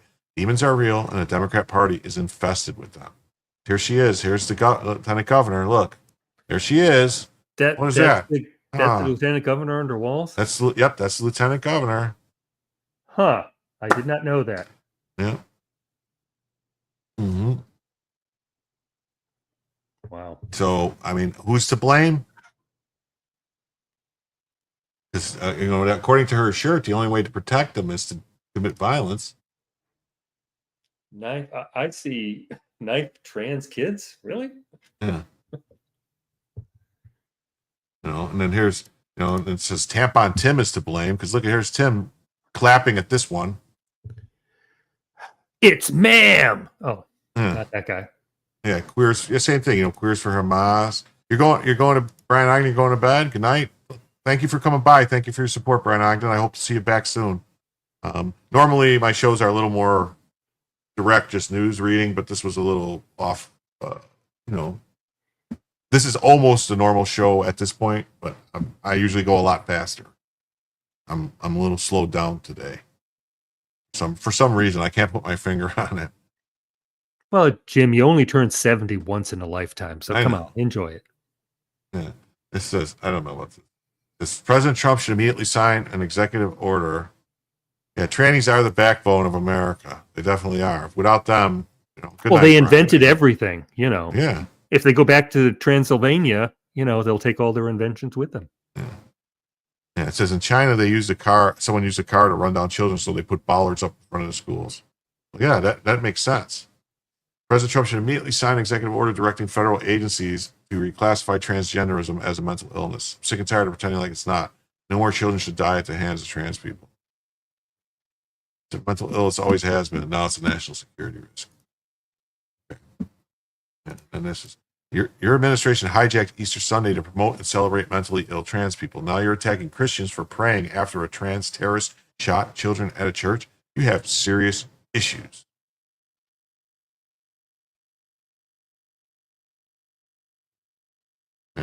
Yeah, Jen Psaki. Yeah. Jen Psakio. Sorry, I have to like reload the pages because for whatever reason X like didn't load these.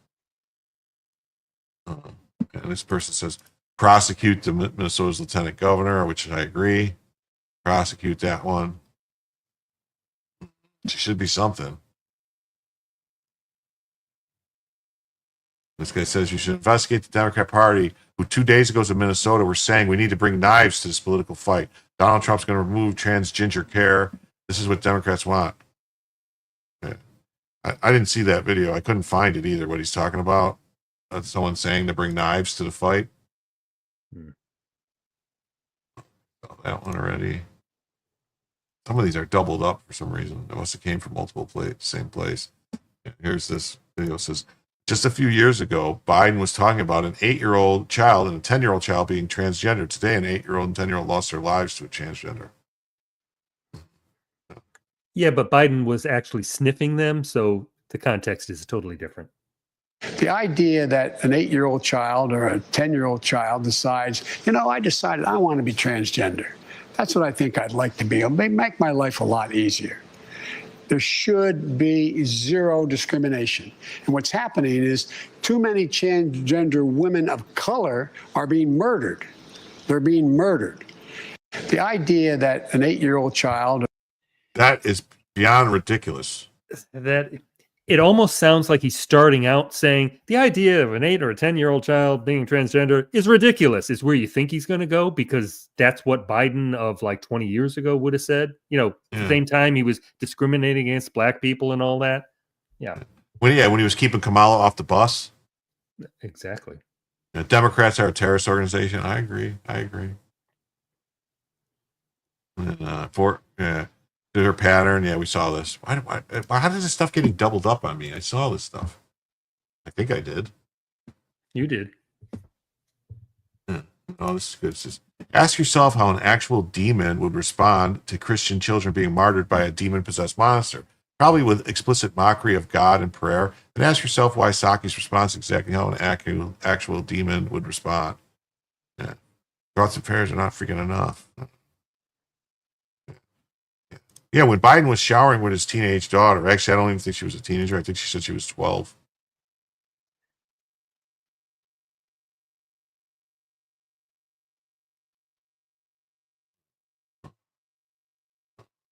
Sorry, I have to reload the pages. It takes a second. The trans cult hatched such an enormous propaganda campaign that for a number of years they were able to obscure an obvious truth. Pumping kids full of synthetic hormones while telling them they can change from a boy to a girl will only end in tragedy or disaster.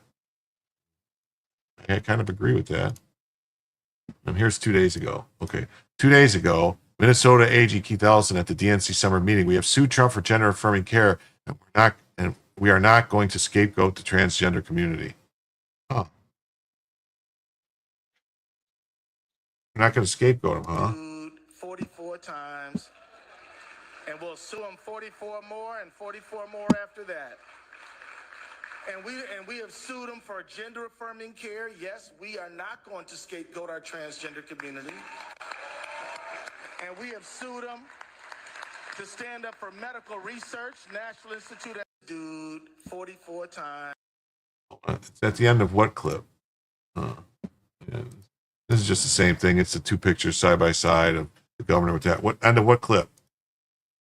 End of what clip? What are we talking about? What did I miss?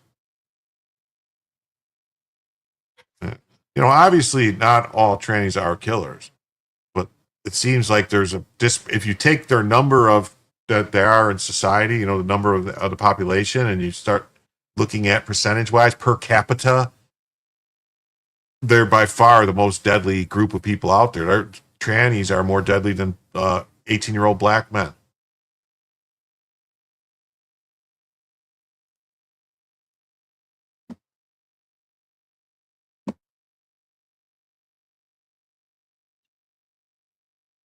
Yeah, this is crazy too. And then this is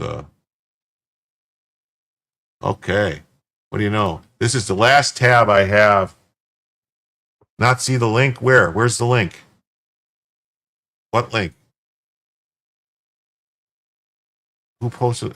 Who posted the link somewhere? In the only place you can post a link that I'm going to see it is in Rumble. I'm not going to see a link in YouTube. Yeah, if you posted a link, you'll see it, but we won't see it. Yeah, we won't see it on YouTube. These things can shoot dozens of bullets. Just one trigger proclaimed CNN senior justice correspondent. These are low IQ people making low IQ content for low IQ people. Yeah, it's crazy. And these are the people that want to, do gun laws, but they don't even know how a gun works. Yeah. A semi-automatic rifle, and it went on for several minutes. Right, and look, that's not uncommon as well. These things can shoot dozens of bullets, in just one trigger pull, right? And so what happens in this case is sometimes they have enough time to reload. It's one of the most horrific things for students to be sitting there. You saw this in Uvalde, you see this in Newtown repeatedly, where a shooter has enough time to reload. And people get put on TV. I mean, it's just ridiculous. That is so two different things, okay? Anybody who's pulling triggers wildly and shooting has time to reload. Not, I pulled the trigger and dozens of bullets flew out. No. Oh, I saw none of these mass shootings have been with actual automated machine guns that I'm aware of. No. There hasn't been a shooting with, well, not a legal machine gun anyway. There's been tons of shootings in Chicago and in a bunch of big cities with Glock switches. But I hate when people that don't know what they're talking about talk like with such force and surety of themselves, and it's crazy. So this is now on to the second story of the evening. Only 4.5 hours in, we're finally on to story number 2. Wow. And yet another example of rabid partisanship of the D.C. legal judicial process. New York Times reporting today that a D.C. grand jury refused to indict Sean Dunn, the sub-throwing ex-DOJ employee, on federal assault charges. So yes, the guy that they charged with assault with the Deli weapon, they couldn't get him indicted. The grand jury said no, because that's what the D.C. Circuit does. It's the second time this month that a D.C. grand jury, made up the same voters who sit on trial juries, failed to indict an individual charged with 18 U.S.C. 11 assault and interference on a federal officer. Yeah, the same juries that convicted all the January 6 people like crazy and sent them to prison. Yeah. Let's say Deli weapon. Yeah, a good show only finishes one story per dozen hours. Well, I usually do like a 4-hour show. I usually do like 20 or 30 topics. I get through them. A D.C. grand jury 3 times rejected the Trump DOJ's efforts to secure an indictment against a woman who assaulted an FBI agent in an ICE arrest. Keep in mind, D.C. grand juries brought 300 plus 111 charges against J6ers, even for minor confrontations with police. Now, as D.C. residents go bonkers over the presence of law enforcement officials to keep the city safe and remove illegals, they are protesting the policy in grand jury proceedings. Failure to secure an indictment is basically unheard of.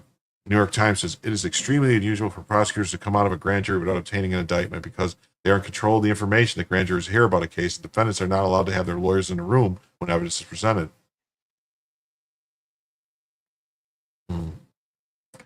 But Mr. Trump's decision to flood the streets of Washington with federal agents and military personnel who are generally not trained in conducting routine police stops has resulted in a flurry of defendants being charged with federal crimes that would typically be handled at the local court level if they are filed at all. But yeah, that's the problem, is they're not filed at all because they don't care. This is total bullshit. The Biden DOJ brought 1,000 plus federal misdemeanor charges against J6ers, hundreds of assault felonies of unlawful 15 to 12 C2 count. Shame on the DC judges who denied every single change of venue motion filed by the J6ers, including appellate courts.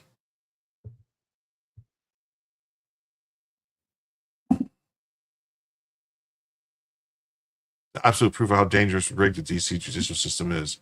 And more reason Congress should defund and shut down the courthouse. What's this black snowflake about $5? Huh? I didn't miss a $5 chat, did I?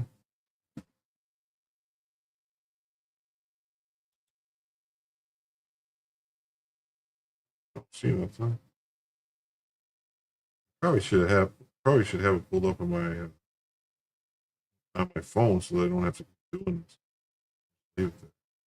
Well, if they're all in the StreamYard thing, Well, they don't. That's the thing. Rumble rants, the Rumble Rumble stuff, paid Rumble ones do not show up in there. Regular Rumble chats do, but not the paid ones. For whatever reason, they're not in there, and that just seems stupid.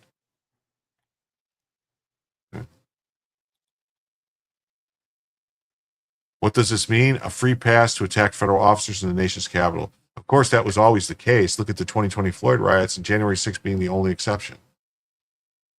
What a fax cost. Oh, focus. I'm sorry. It was a chat. It wasn't a chat. Okay. Of course, this is always the case. This guy will get off too. Man faces felony for spitting on National Guard. Yeah, that's crazy.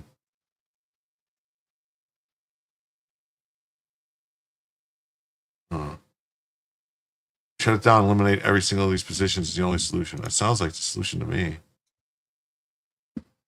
Oh man, seriously.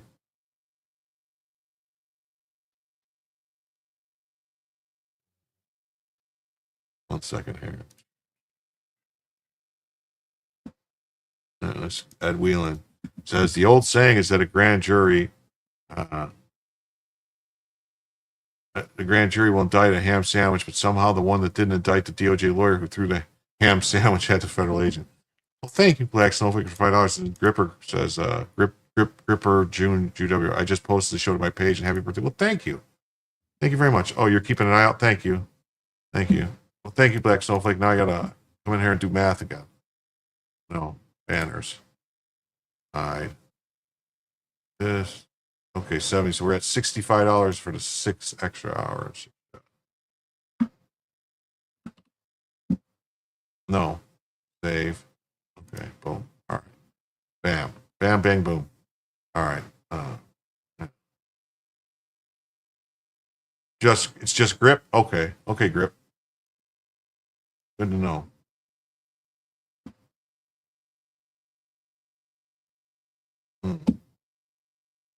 I suspect this development to do even more to erode confidence in the idea that our system is properly set up to deliver justice. That's bad. There's a link. Yeah, failed to secure indictment. Yeah. I got 4 years for walking the Capitol. Yeah, son, DCB like that. Oh, the sandwich was vegan, no ham. Well, that's why they couldn't indict him then, because they can only indict ham sandwiches.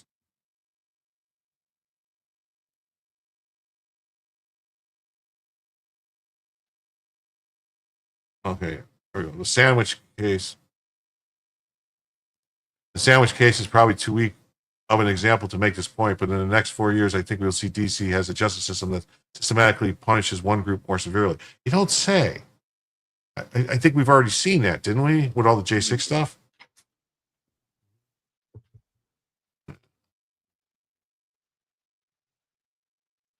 Oh, we saw that already.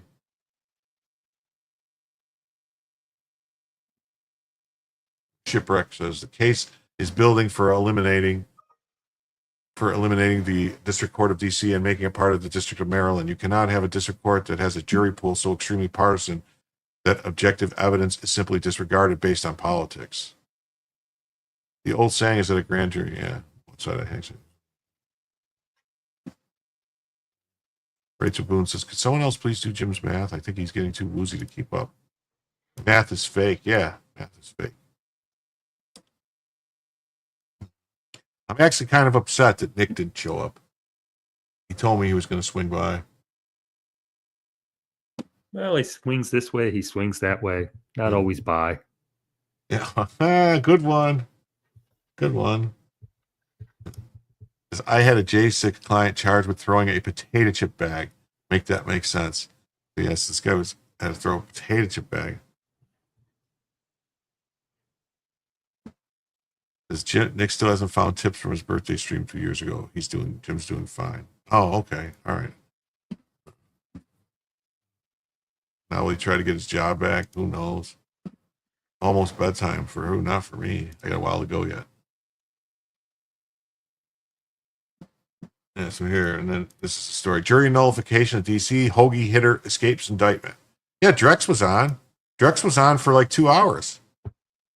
A Tor fan. Drex was on for like 2 hours.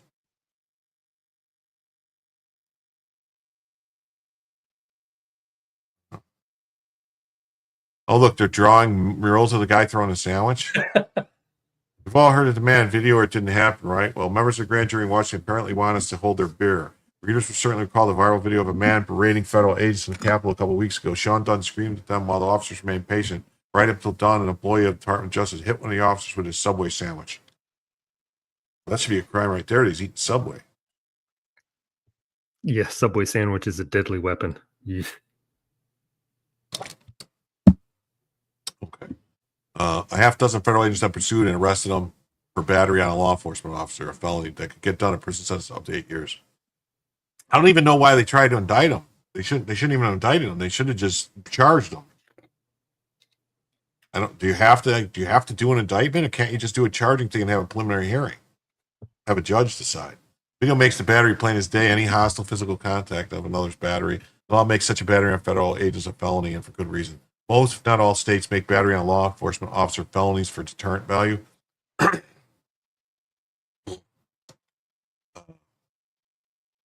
Hoping to prevent enforcement patrol interactions from escalating to violence. Of course, for deterrence to work, prosecutors have to get indictments. Despite the video making the crime plain to see, however, a grand jury in D.C. has refused to issue an indictment, and it's not the first time. Federal prosecutors on Tuesday were unable to secure a felony assault indictment against a man who threw a sandwich. Remarkable failure, rejection was particularly noteworthy given the attention paid to the case.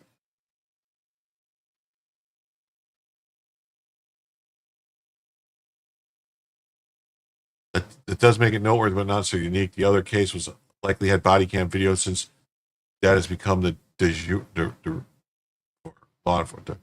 De jure? I don't know, for law enforcement. I can't pronounce that word. I can't even read it. Any battery on an officer with a footage substantiate the crime. So what's happening appears to be a form of nullification by residents of D.C. serving on grand juries. Washington Post noticed something similar in a story this morning that went up before our news broke of this grand jury's no bill result.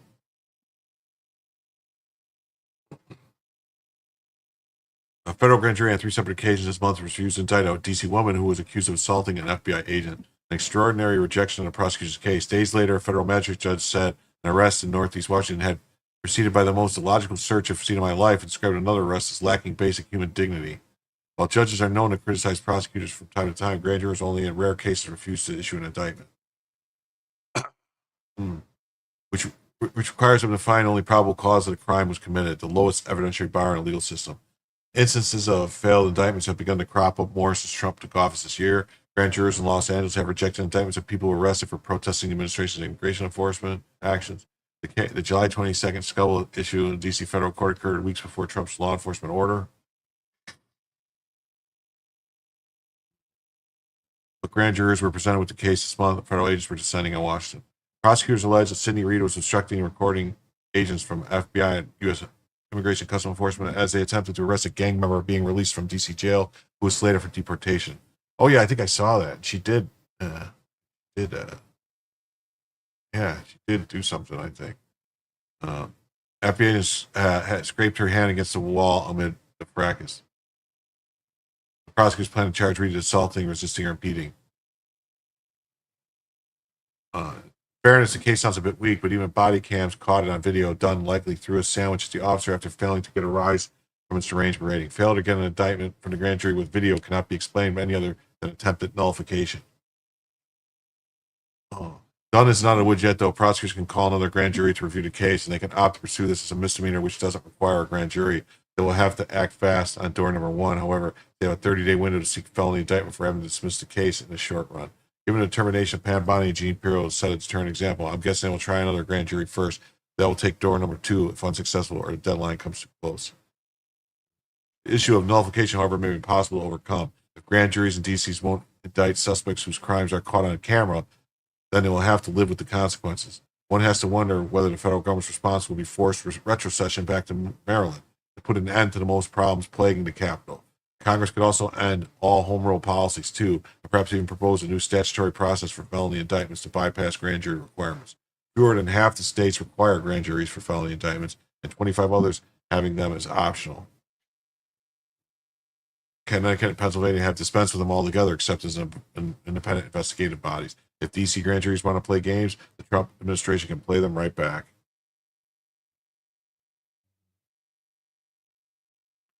That's crazy.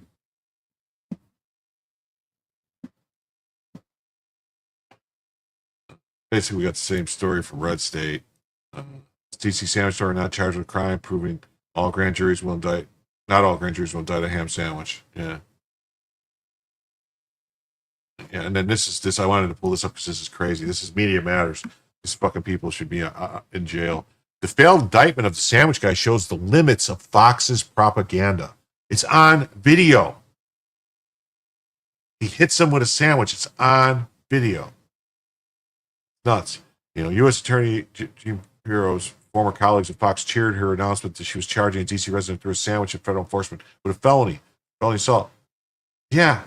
The network's host claimed to thank the new sheriff in town, but 2 weeks later, Piro's officers reportedly were unable to secure an indictment against the man. 2 days after President Trump's announcement he was deploying federal law enforcement to the Capitol to make D.C. safe again, they allege a local resident called the group fascists and then threw a wrapped stub-style sandwich and struck Customs and Border officer. It was captured on video. So why do you say they allege they did it? It's captured on video. That's pretty fucking ridiculous. It's your propaganda.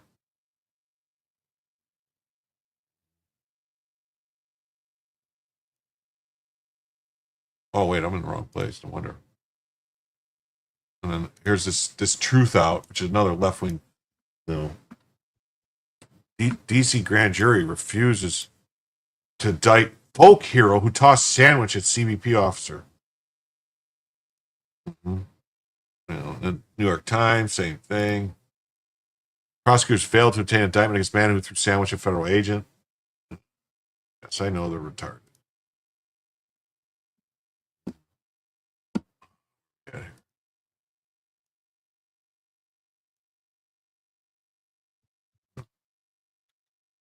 Man faces felony charges for spitting on National Guard soldiers in D.C.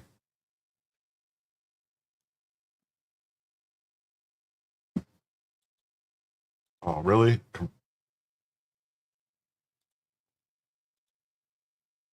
Man is facing felony charges after allegedly spitting on 2 National Guard soldiers outside Union Station. Scott Peachin rode up on a scooter towards 2 South Carolina Army National Guard soldiers around 4:42 p.m. and made a noise as if he was coughing up mucus, according to court documents. Then probably spat a mixture of saliva and mucus on one of the soldier's face and the other's neck. Nearby security camera captured as he rode the scooter towards 2 soldiers. He was arrested on Tuesday, August 26th, being charged with a felony because he forcibly assaulted and made physical contact with soldiers. I wonder if they're going to be able to get the charge. All right, well, that, my friends, is every tab I had open at the start of the show. I'm going to have to open some more. Keep going here.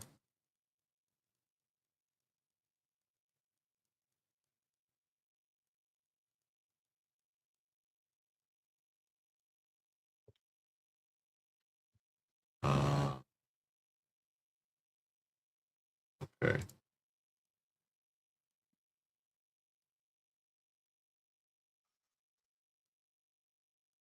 Give me 1 minute.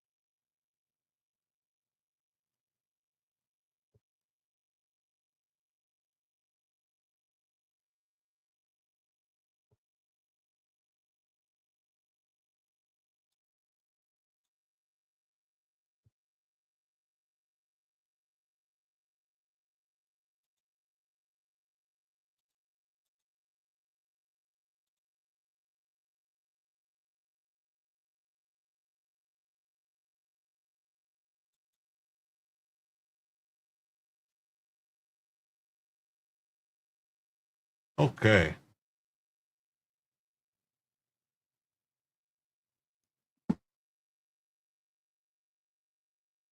Okay.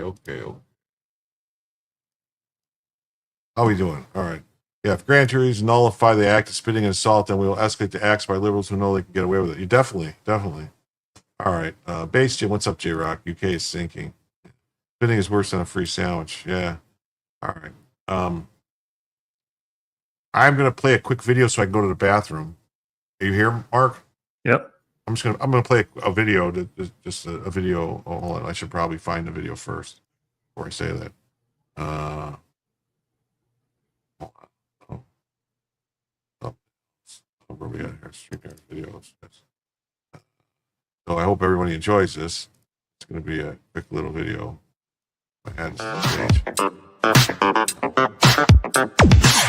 I'll be back. Hey, how you doing? I'm Jim, and this is Jim Tells You, and this is just a short video of.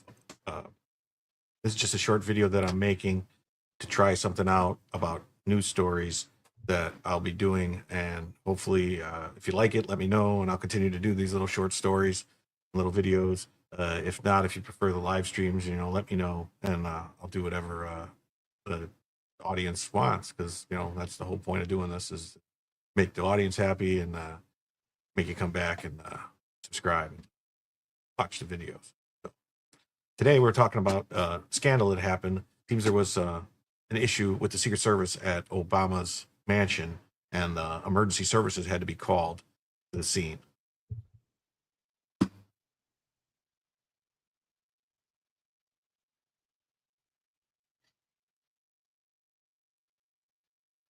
It says a scuffle between Secret Service agents breaks out at Obama's D.C. residence. Here's the report.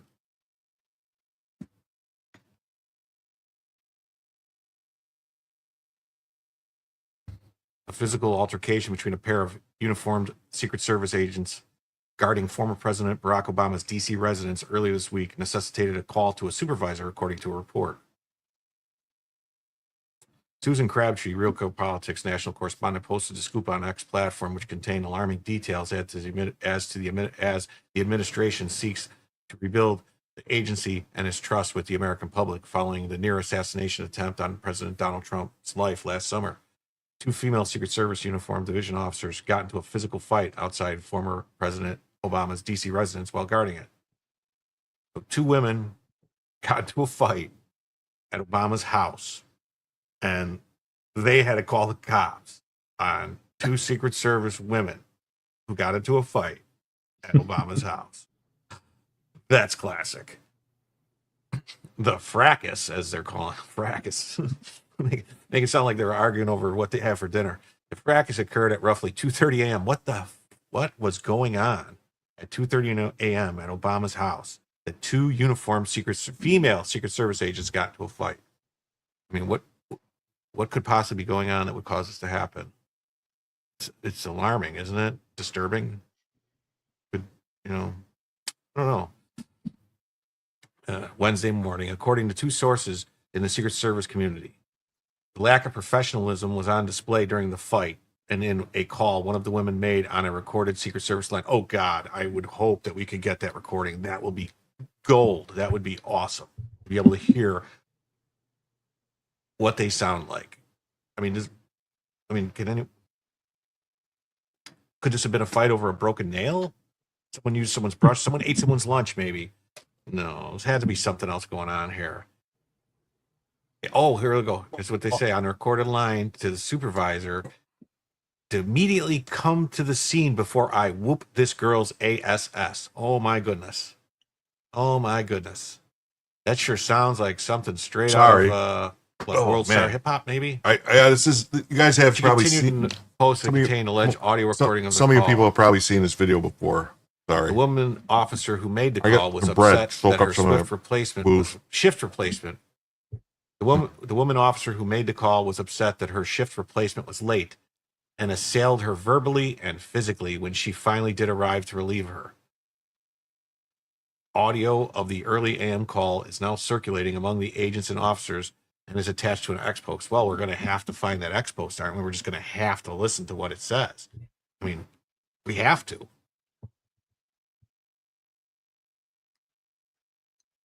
Okay, I got the okay, I got the recording of the call. Let's listen to it and hear what it sounds like.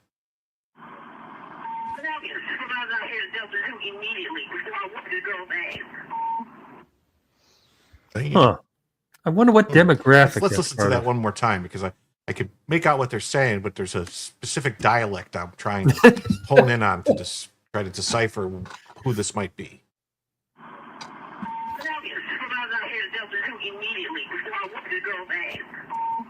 Well, it's Scandinavian, obviously. Clearly European. Very interesting. Very, very interesting. I must Very say, interesting. I would expect more from Secret Service agents protecting presidents, wouldn't you? Seems like maybe we should be screening people better. I don't know if this is DEI, if this is just lack of standards, but generally speaking, people who protect the president are supposed to be the most top qualified, the best at the job, and should be weeding out any person that might have a penchant to get violent at the drop of a hat or something like that. It seems like maybe this should have been worked on a little bit better and workshopped, and maybe some changes need to be made in who we hire at the Secret Service and who's actually protecting presidents of the United States.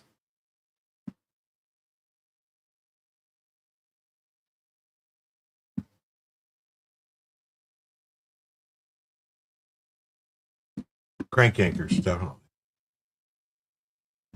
Here's a story about this incident from Headline News. Let's hear what they have to say. All right. Well, I'm going to pull this. I don't know. I'm going to pull this down because I'm back. We'll get on to this. President Trump has every right to fire Lisa Cook from the Federal Reserve.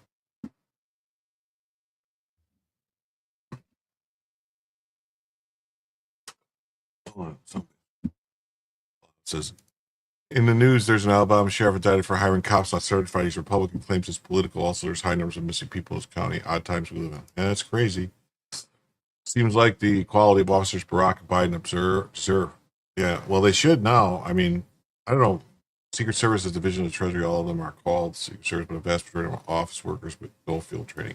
Yeah, well, what they did was they sent a bunch of people that weren't qualified at all. That's the people. Like, remember when Trump got shot? That girl that was standing there, like couldn't put the gun away. She was not a trained. She took watched like a 2-hour video or something. Hell, did you got to go out? No, oh no! Don't tell me the dog's got. Let me take a look here. What's she doing? Oh, she's sleeping. All right.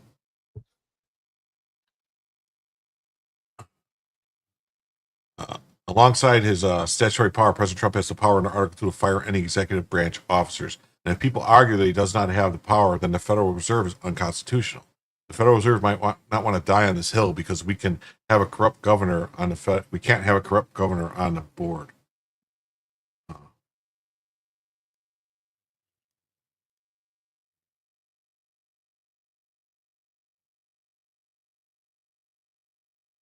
Let's see. Oh, we got a long ass video though. I don't think I want to watch this video. For more on this, let's bring in Mike Davis, founder and president of Article 3 Project. Mike, good to see you. Thanks for being here. Edward just ran a little bit of that tape from the Treasury Secretary with Maria this morning. I want to run, it includes some of what Edward had, but something at the beginning that he said in that comment, I want to play for you and get your reaction. Roll it. What we haven't heard from Ms. Cook is we haven't heard her say, I didn't do it. We haven't heard her say, I didn't do it. The Fed is an unaccountable institution, and its relationship with the American people depends on a high level of trust. And incidents like this puncture that trust. So President Trump is trying to make sure that anyone who serves at this institution has the trust of the American people. So, Mike, 4 simple little words. I didn't do it. Why haven't we heard that from her? She did. It seems like the evidence is pretty clear that she did do it. And so that's a problem. That's what gives the President of the United States the power under our statutes to fire her for cause, but separate from that statutory power. The president has power under Article 2 of the Constitution to fire any of these executive branch officers. And if people argue that he does not have that power, then the Fed is unconstitutional. Well, and just cause. I mean, you know, there's a little wiggle room in terms of what is meant by just cause. But isn't undermining the authority of the Fed a just cause? Yeah, if you're not trusted to apply for mortgages for your residences, if you say it's a primary residence and get a lower interest rate when it's not a primary residence, it's an investment property, you obviously can't be trusted with our financial system. And I want to bring up again, I brought it up yesterday, but this 2023 working paper from the Federal Reserve Bank in Philadelphia, which is all about what she is alleged to have done. It's called owner occupancy fraud and mortgage performance. They say that if you are guilty of doing what she has done, you're 75% more likely to miss your payments on your mortgage, and it could have strategic consequences. That is, it could lead to subprime mortgage disasters like the one we saw in 2008. Yeah, I mean, she clearly should lose her job. The president has the statutory right to fire her. He has the constitutional right to fire her. And more than any other bank. I mean, I know that 2008 was all about trust, and the American public, whenever the American public loses, I think it's trust in unconstitutional. financial institutions, there's trouble. And there's no more important bank in the United States, maybe in the whole world, than the Federal Reserve. They're all corrupt. That trust don't her actions undermine the trust that we need for our financial system to continue? Yeah, I mean, she's one of the 7 governors on the Federal Reserve Board. This is she's supposed to be beyond reproach, and she clearly is not, or at least the evidence strongly suggests that. Well, the Fed came out with a statement yesterday, and they made clear that they're going to use the full weight of their institution to back her. They say, as always, the Federal Reserve will abide by any court decision. The problem with the court decision, this could take months, maybe even longer than that, to resolve itself. Yeah, I'm very surprised that the Fed wants to die on this hill. They clearly have a corrupt governor on the Fed who lied on a mortgage application, or at least that's what the evidence strongly suggests. I think they may want to cut bait on that one. I want to switch gears and talk about something you know very well, because you used to work on it with an old boss, and that is the blockade of senior level appointments that the administration is facing right now. It's just unprecedented. We've had only 135 out of 1,000 appointments been confirmed. That's just 13%. To put it in perspective, I believe at this point in the first Trump administration, they had about 65% approval of their appointments. What's going on there? And the Fed has to be part of the executive branch. Senate, who happens to be a Republican, move things along. I worked for Senator Chuck Grassley. If the president appoints the people, they're part of the executive branch. That's how it works. Number of judges in President Trump's first term. He's going to do it again in President Trump's second term. The issue is the senators work about 2.5 days a week. It's the most elite nursing home in the world. And so all you have to do is merely threaten to make these senators work past 2 p.m. on Thursday, and it's amazing how many nominees you can get confirmed. So I would say to these Democrat senators, if they want to resist. She vowed not to leave. Yes, she's going to sue. How many Fridays they want to come into the Senate to vote to resist President Trump's nominees. So that's all you have to do is just make these senators work. Well, why don't Kelly. Mr. Thune, Senator Thune, do that? He needs to get all of the Republican senators, or at least 50 Republican senators, to go along with that, because if he doesn't have the votes in Washington, D.C., because even Senate Republicans love to take their long weekends, if he can just get 50 Senate Republicans to commit to working past 2 p.m. on Thursday, or God forbid, before 5 p.m. on Monday, then maybe we can start confirming President Trump's nominees. If there was ever a reason, I know you're the senator you used to work for, Senator Grassley's an elder gentleman. He's been in the Senate for a long time, but he has more energy than most people. But this really is a perfect example of why we need term limits, isn't it? Well, I would say that Senator Chuck Grassley is a workhorse. He's not a show horse. He will work circles around his colleagues. He will gladly work past 2 p.m. on Thursday and Friday and Saturday and Sunday and Monday until we confirm these nominees. Senator Grassley's not the problem. The problem is the Senate culture. Yeah. It may not be directly related to this, but what Alina Habba is going through, she was put up to be the U.S. Attorney in New Jersey. Various things happened, and she lost her bidding due to something called blue slipping, which is if you have a senator from the state that U.S. attorney is going to be put in who really objects to that appointment, they can essentially kill the nomination. Is that related to what we're talking about, or is that a whole different ballgame? It's similar. So I would say. All right. Well, this changed. Is a warrior. This just changed to a different thing. So yeah. Further, there's nothing federal about the reserve. There's a lot of British about it. It controls our monetary policy, and thank God President Trump make America economic sovereignty great again. Oh, fuck. This is not going good. So based on this, I searched the county register of the deeds and found that the June 18th mortgage for Lisa Cook that coincides with the same name and address. Anna was beautiful tonight.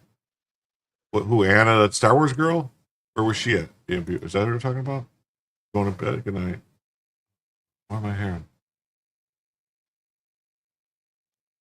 As much as I'd like to stick around and hear more about everything you've been covering, I have been up 5 hours, so I have to be up 5 hours. Oh, okay. Well, RP Jacks, that's great. I'll come back sometime. Did I have cake? I had a piece of cheesecake with dinner. Oh, you want to boost the volume on that clip? Really? Neurodivergent one? I thought it was pretty loud. All right. So she shows a homestead exemption in Ann Arbor, and then in Georgia, says she's got a homestead exemption in both places. 2 weeks apart, she bought them. She claimed they're both. She could also be committing insurance fraud if her policies claim these as her primary residence. It would be telling if she insured them as rentals, but got the mortgage as her primary.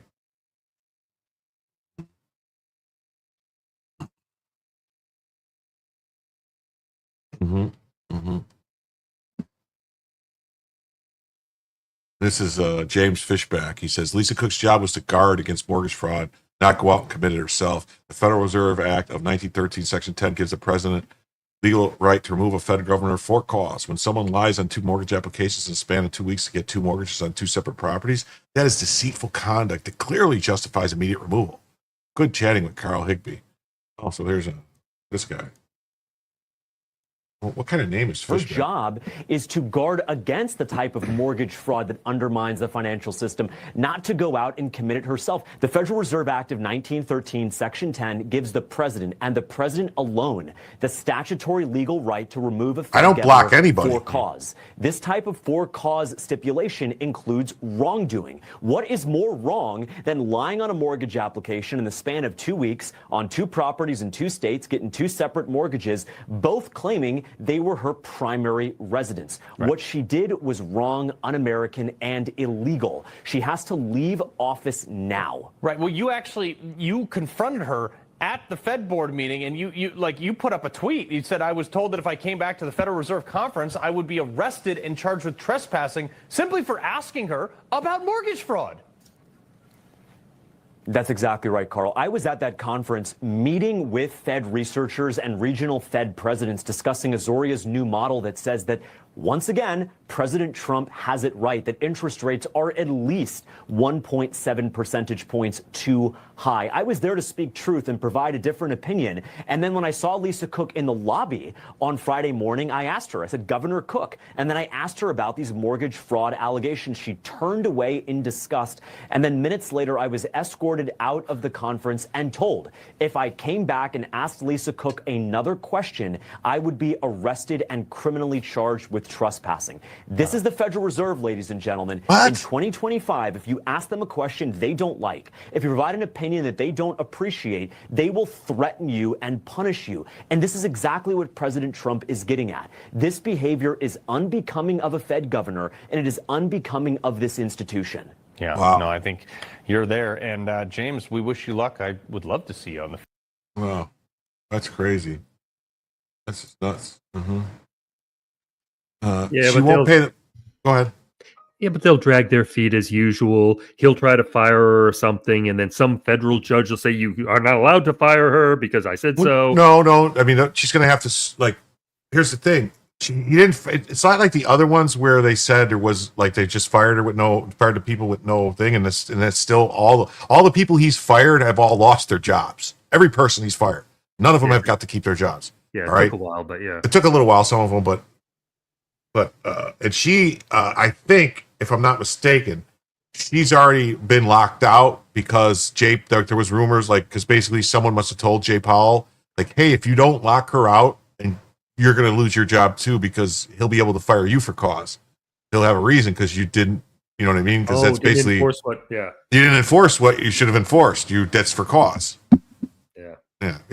Trump's wins at every time on SCOTUS, and I don't think they really want this going to SCOTUS, because if it was to go to SCOTUS, I think it would turn out badly for the deep state and for the people at the Fed, because they would have to go, hey, wait a minute, either the Federal Reserve Act is unconstitutional, or Trump can fire all you motherfuckers. Yeah. Because there's only two possibilities. Congress cannot put limitations on what the president can do. You know what I mean? And what branch of government is the Fed in? It's in the executive branch. That's on the org chart. It's in the executive branch. Yeah. In this case, since he won't have to pay the piper for another 12 to 18 months, Trump was right to fire, because, the for cause for the Reserve Act and all this stuff, because it takes 12 to 18 months for them to actually prosecute a case like this. Oh, wait. Crimson King says, I got blocked on dozens of channels my first 5 minutes on Rumble, and just for asking simple questions of my fellow chatters. I don't block anybody. If I don't believe in really blocking people. I'll just ignore you if you're spurging out. The only time I would suggest to someone that might, if you're spamming stuff like that, if you're spamming the chat, you will get blocked or timed out for that, because that's just annoying to everybody. But as far as that, I don't. Yeah, I have no problem talking to people and debating things, and it's not going to hurt my feelings. I'll talk to people I completely disagree with, and maybe they'll change my mind. Maybe I'll change their mind. And other than that, the only chat I'm blocked from right now, actually, it's funny, in YouTube, is I'm blocked from America's Untold Stories. And I love that channel, and I've tried to talk to Eric Hunley. I've messaged him, and he keeps telling me I'm not blocked, but I could tell I'm blocked, because every time I try to do anything, it just disappears, and I can't super chat, and I can't do anything. So, yeah.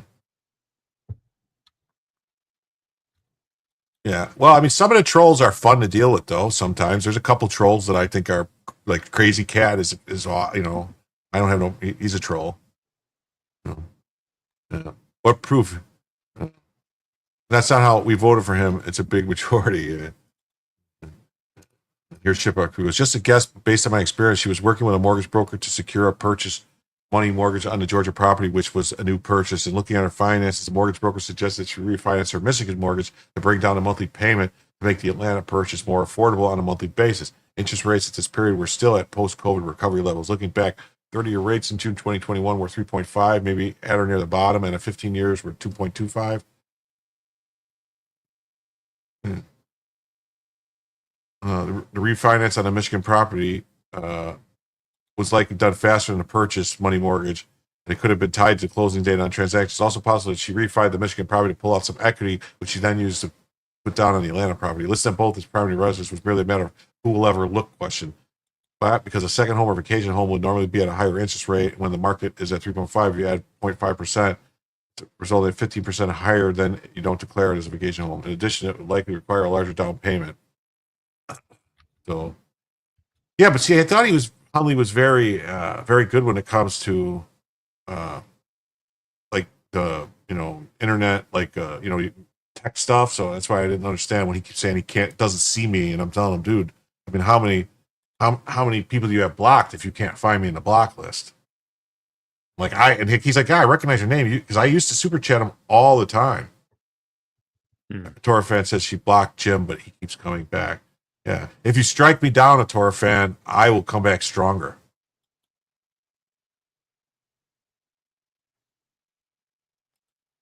It says, let's the retards fail on Rumble for mass blocking. I'm going to tell you something. I have not had a lot of luck on Rumble. I've been stuck with like 260, 270 followers, whatever they call it. They don't call them subs for the longest time. It finally started growing, and only because like a couple people came in and raided my streams out of the blue, which I didn't even know that you could do that in Rumble. And then all of a sudden now I'm almost at like 280, I think now, or something. 290 I'm at now. So yeah, I jumped 10 tonight. I got 10 new followers on Rumble, so that's good. So I'm hoping to grow on Rumble. I'd like to be able to stream on Rumble, more and do like stuff exclusive on Rumble, but I just don't have the, And this was odd too. In case you missed it, out of all the 1,322,649 active lawyers in the U.S., Lisa Cook hired Abby Lowell, who represented Hunter Biden.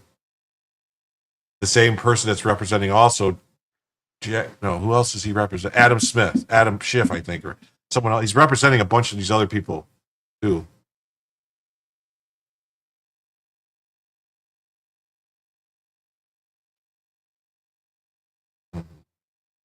You'll follow? Well, I appreciate it. Thank you. Yeah, I know YouTube sucks, but it's the only place, West Pro, that I could actually get some people to watch. Like I actually get people to watch on YouTube. I don't. Nobody watches on Rumble. I get nothing really on Rumble. Yeah. A lawyer for Fed Cook says she will file a lawsuit challenging the firing. Her lawyers for Feds Cook recovered 50,000 unpaid legal bills from Hunter Biden. Has he collected?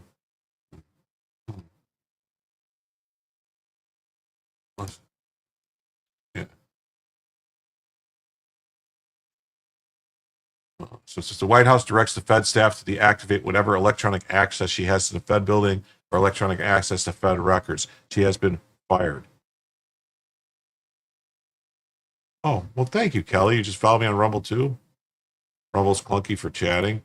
Well, the only thing that sucks about Rumble with StreamYard that I use is that I don't see the rants, the people that pay rants. So I need somebody that's in Rumble. If someone gives a paid rant, they have to tell me in a regular chat, and then I'll go to Rumble and see it. I see the regular.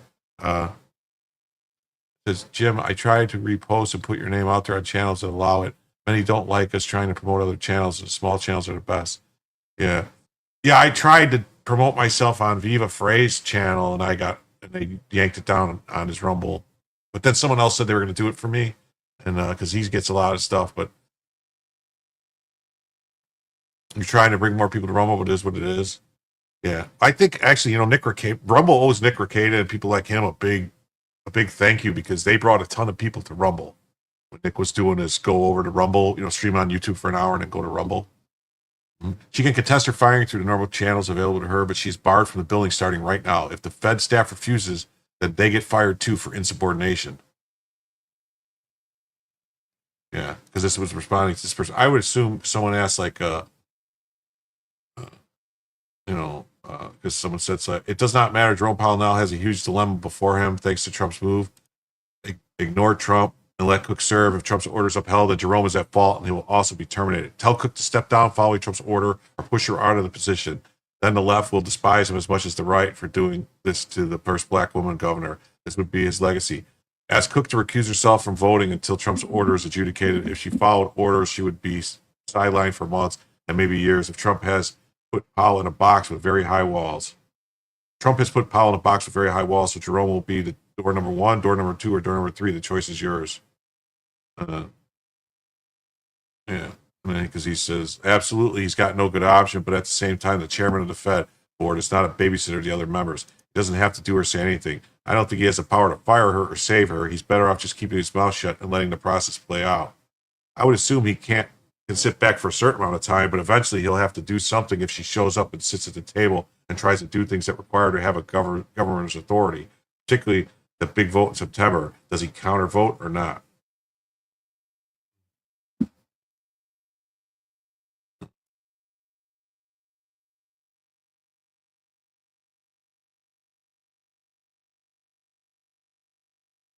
Well, it says my screaming schedule makes sending raids my way a little tough tonight. Worked out. Oh, why? When should I stream? What times? I usually stream from 10 at night to like 2, 3 in the morning. Do I need to go later than that?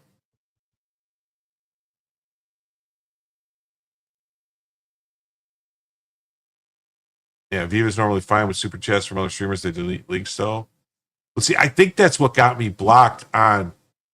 I think that's actually what got me blocked on America's Untold Stories. I think was that I sent a super chat that had my basically it was like a $20 super chat promoting my own channel. So I think that might have been what got me blocked. I don't know. Hey, Patrick 7, how you doing, buddy? Morning.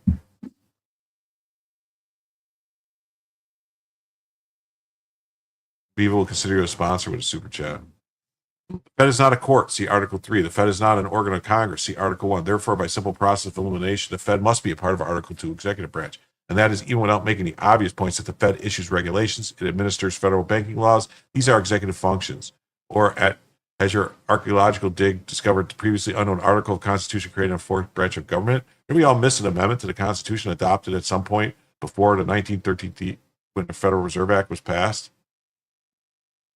You're on Eastern time. I'm on Eastern time too, Nerd Avenger 1. But I'm saying, what times you're saying that my streaming schedule makes it hard to send raids my way. When would I need to stream? Don't listen to them, Jim. Everyone at this hour wants longer streams because we're all freaks up late at night on the regular and no one is streaming usually. Well, I tend to go late, but I mean, I tend to go, at least, oh man.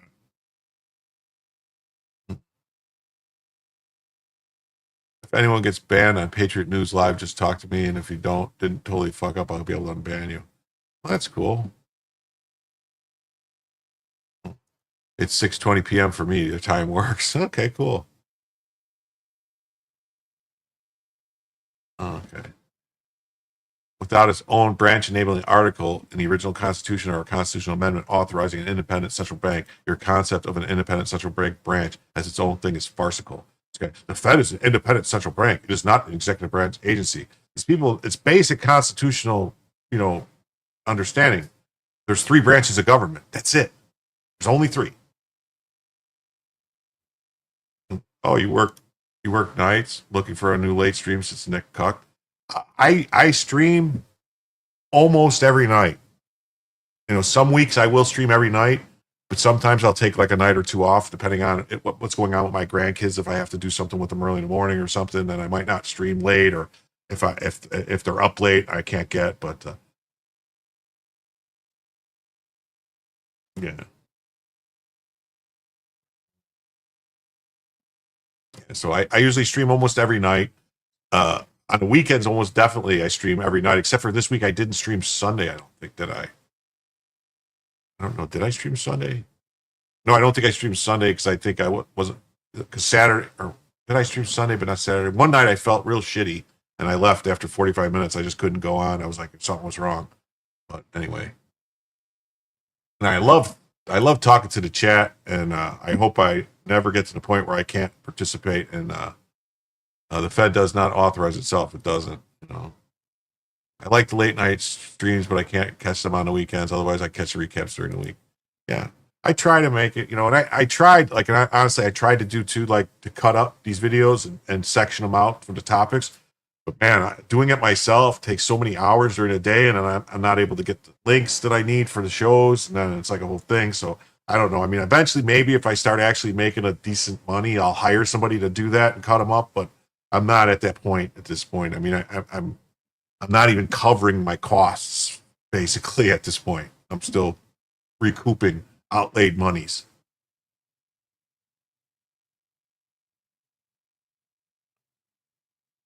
Yeah. They say that DOJ was independent. Now the Fed is independent. Oh, awesome. You'll be here for now. Well, that's awesome. I hope to see you around. Justin, the FHFA director, Bill Pulte, has now submitted yet another criminal referral to the U.S. Department of Justice after busting Fed Governor Lisa Cook, Adam Schiff, and Letitia James for mortgage fraud. Pulte is crushing it.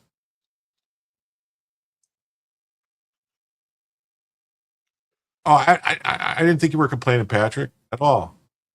I'm just trying to make a show that everyone that as many people can like and see and watch and enjoy as possible. I don't want to alienate people. I don't want to get crazy about stuff. I mean, I do have I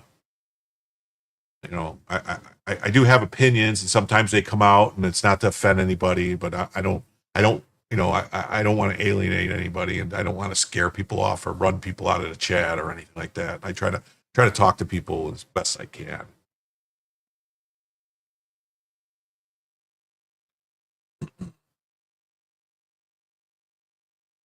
Yeah, the fourth branch is independent of the other 3. Well, for the longest time, they kept saying the fourth branch of government was the press, remember? Oh, he's dead, Jim? Thank you. Night peeps and happy birthday again. Thank you very much. I do not hate A Tor fan, I do not hate the chat. That is ridiculous.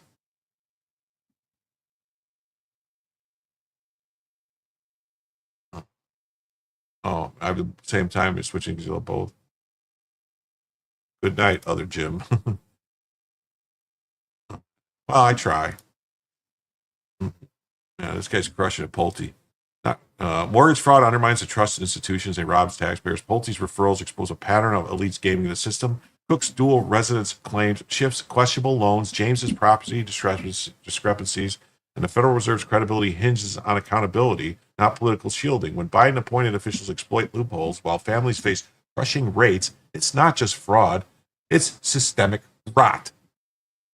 Doge AI stands for auditing every dime, prosecuting abuse, and dismantling the double standards that DC insiders play by different rules. Pulte's relentless pursuit of accountability is exactly what Washington needs, a wrecking ball to the culture of entitlement.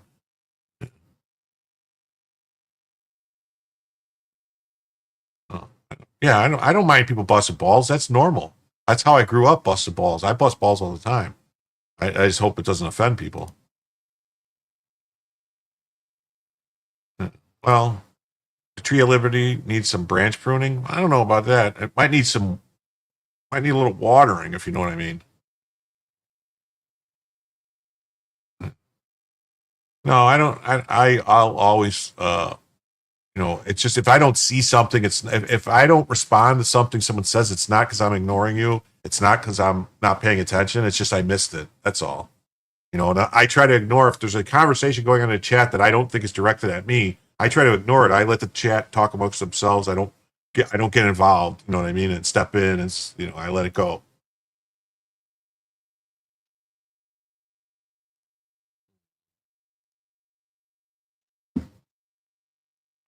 So it turns out the fired Fed member, Lisa Crook, has zero background in monetary policy, instead building her academic career on cooking data to claim racism. Wow. That's crazy.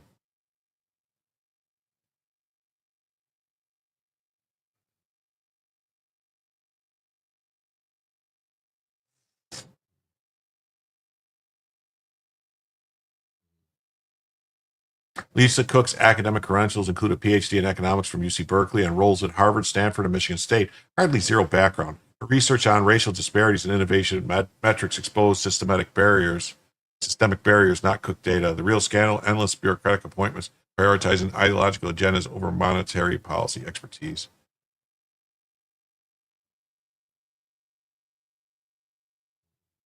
While Cook's work highlights historical inequities, taxpayers deserve Fed governors focused on crushing inflation, not social engineering. Time to audit all Biden-era appointments for emission creep. Every dime spent on bureaucratic bloat weakens America's economic sovereignty. It's Cook. It's just like Cook County. It's Crook County. And so her name is Cook, but she's a crook. I would hope so. We could prosecute them. I would hope so. With the Chinese adjuncts, I hope so.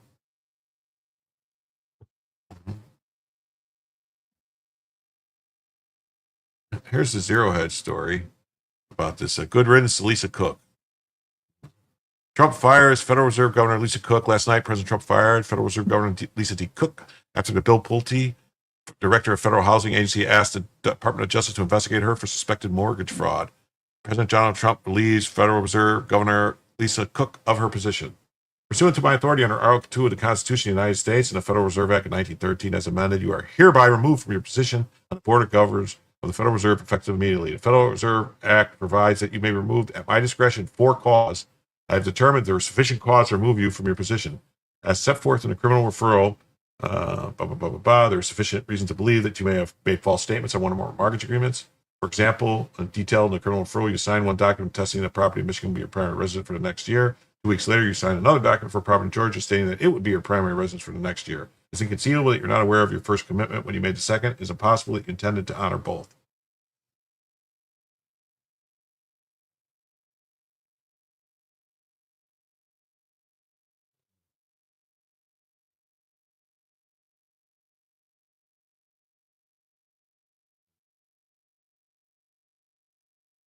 I figure it's because Jim can't afford to lose his channel, so I don't take harm. I don't know what you mean. I don't work for the Chinese. What are you talking about, me? Don't know if I covered it yet, but I heard she was fired. A bunch of other wackos quit. Didn't look good for them. I didn't hear anything about anyone else quitting. I know that there was talk they were going to try. Okay. Okay. I don't know. I'm losing it. That they basically, like if Jay Powell doesn't do what needs to be done, that they could fire him for cause too. So yeah. Trump does have a real cool signature, right? I mean, how does he do that and make it look like that all the time? I never thought I'd live to see the day that Americans worked so hard to destroy America, but here we are watching our once great nation turn into a third world country in real time. I would argue that those people aren't Americans. I mean, a lot of them don't have loyalty to the country, and that's one of the first things you would need to be an American. Like especially the ones that are here and that they took an oath to become, like a naturalized citizen. But we've got a lot of people in Congress that are naturalized citizens that came over and, are naturalized. We've got people that are anchor babies. We've got DACA recipients in Congress now. But yeah, many years of signing contracts. Yeah, that's true. He's probably signed more contracts than I've signed personal checks. A number of commenters suggested that this was a bearish development as might impact the independence of the Federal Reserve, but I disagreed. Firing a DEI Fed governor who flubbed her most famous paper and may have committed mortgage fraud is bullish. It shows America's tacking away from corruption and incompetence. A DEI Fed governor who's unfair with the Cook backstory. A DEI Fed governor. For those unfamiliar with the Cook backstory, Jonathan Paulson summarized it on X. Trump has fired Lisa Cook from the Federal Board of Reserve. This is great news because Lisa Cook's unqualified, inept diversity hire. Her publication record is thin and focused mainly on racial issues, not monetary policy. An economist, John Cochran, noted in her publication, you will find essentially nothing related to monetary policy, monetary effects, unemployment, interest rates, inflation, financial regulation, and other traditional Fed topics. She was clearly a DEI hire and to be the first black woman on the board. But yeah, because Biden was trying to do that everywhere. Wasn't he trying to get first blacks everywhere? First black woman on the Supreme Court, first black woman here, first black woman there, first black woman vice president. That's what he was all about, the first black women. Yeah. Cook's data set included 726 inventors compiled from several different sources. The single source was the 1900 World's Fair, which showcased nearly 400 African-American inventors. Crucially, that record ended at 1900. That meant her data set was front-loaded. Almost half the data points came from a source that stopped at exactly 1900. Naturally, once the source ended, the data appeared to collapse. Instead of recognizing this was an artifact of her own collection, Cook attributed the decline to racial violence and lynching. What?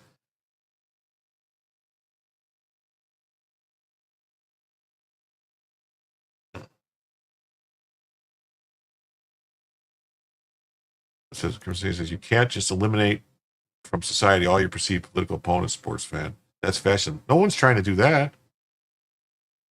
I mean, I don't. Mm-hmm. Later, the Brookings Institute looked at the number of black patents and identified 50,000 patents over the same period instead of 726. They found no significant decline around 1900, proving that this was just an artifact of her data set.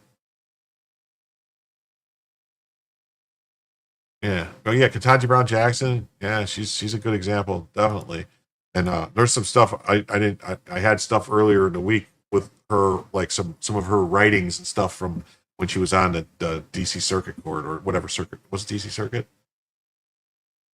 Here is the figure from her study showing a collapse on a number of black patents recorded in 1900 when the World's Fair exhibition took place. Okay, see? And here's the data set from Brookings Institute identifying 50,000 patents showing there's in fact, no real decline in the black patents in the year 1900. So the red line is what they found, and hers is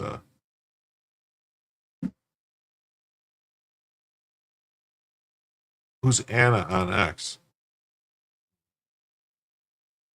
It's worth dwelling on how exceedingly obvious the problem is. Of course, if you get most of your data points from a source that ends in 1900, you'll have few data points after that. You do not start drawing conclusions about the society from this. You can subscribe to their Substack. That's cool. and this is from Blackjack. It says, I'd be interested to see how Cook's homes were characterized for her homeowners insurance policies, which are required for mortgage properties. Insurance premiums are lower for primary residents. Did she commit insurance fraud also? That's a good question. Did she commit insurance fraud also? So she may or may not be a moron, but she should be entrusted with setting the price of the world's reserve currency. A CNN review of the Mortgage Act shows that Cook took out mortgages for 2 properties, both of which were listed as her primary resident. Although it's not known if she did so, or if she did so. It's not known why she did so, or if she did so intentionally. So she did it on accident, or she didn't. If she had a good reason, yeah. It's another 1619 fan. Yeah, she is. Well, you have to agree with people you believe exist on the other side of.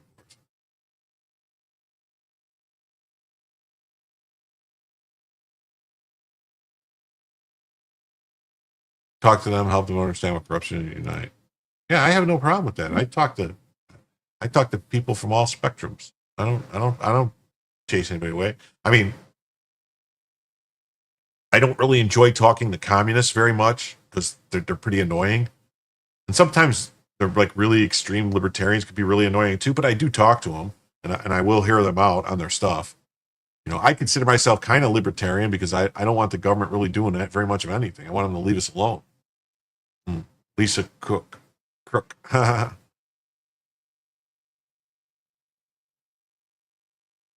Bipartisan mass protest, that would work.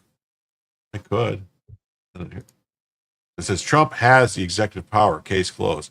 This shows the map. It shows the executive branch. It shows it coming through all these things that's by the executive branch. Then it comes right down here, and then right there it says Federal Reserve System. Right there. Right below the Federal Mine and Safety and Health Review, and right above Federal Retirement Thrift Investment Fund. It's Anna, that Star Wars girl. She still has me blocked on Twitter because I don't know. She don't like me.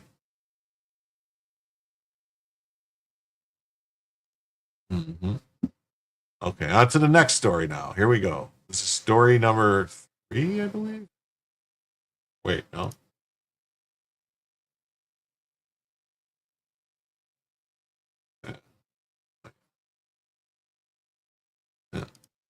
I don't even remember. I don't know if it's story 3 or 4. Hey, thank you, Dabu3, for birthday wishes. Thank you very much. Amen. Union Station should be one of the most beautiful, vibrant properties in our nation's capital. Instead, it's a third world dystopian dump with psychotic vagrants, criminals, and vacant storefronts. Trump will make Union Station great again.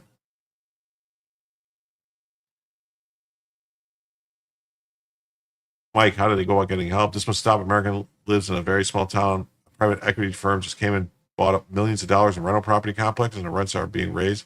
Wow, I didn't even see this, but this is not my story.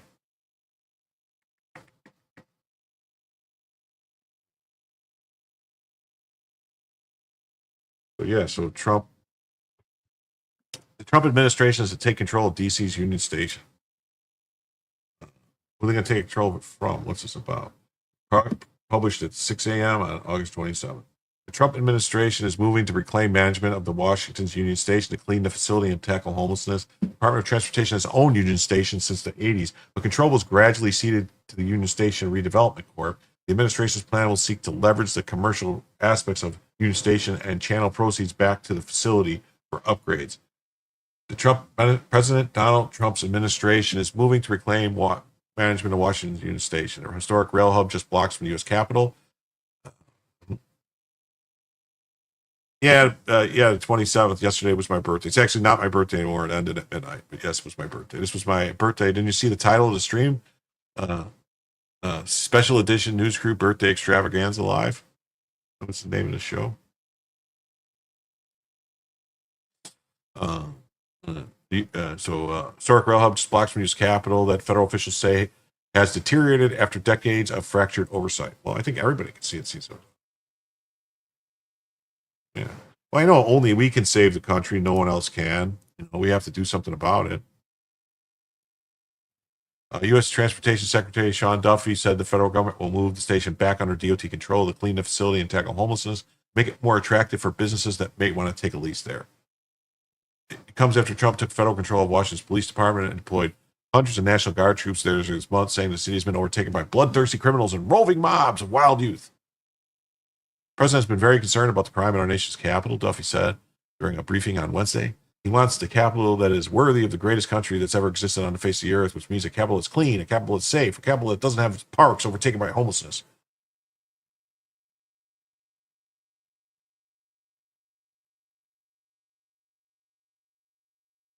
Are you talking to me? You talking to me? You talking to me? Saying stop getting distracted? I was trying to respond to you. I thought you were talking to me. I thought you were talking to me.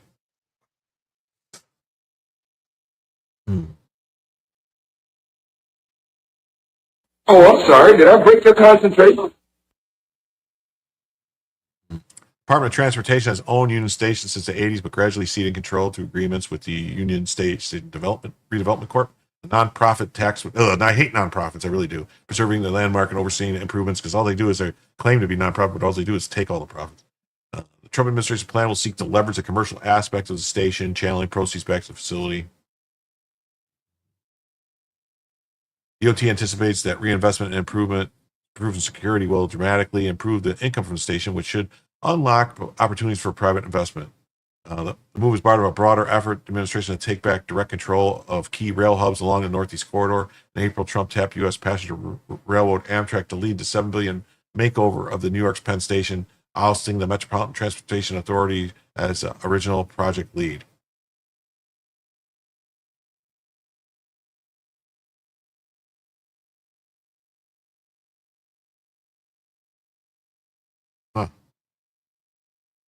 The announcement comes Union Station undergoing a long-term $8.8 billion modernization known as the Second Century Plan. The project aims to triple passenger capacity, add new rail hall, expand concourses, and redevelop land behind the station while preserving its historic Beaux Arts facade and Great Hall.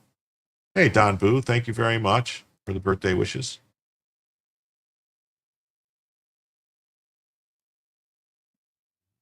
Formal action confirming the administration's renewed control of the union is expected September, according to the statement. Well, that's cool. Okay. This after I did the story about I did do another story, so this has got to be my fourth or fifth, because I did the one about I did a couple of stories. Never mind. So this has got to be like fifth, sixth. I lost track, but this is about the indictments that didn't come through in D.C. This is about indictments that did come through in L.A. Update: a federal grand jury has returned an indictment against both the medical workers for assaulting a federal agent during an immigration enforcement operation. Both defendants will now stand trial for felony violations of 18 U.S.C. 111. Yeah, I don't know if you remember these guys that were trying to stop. We'll play this.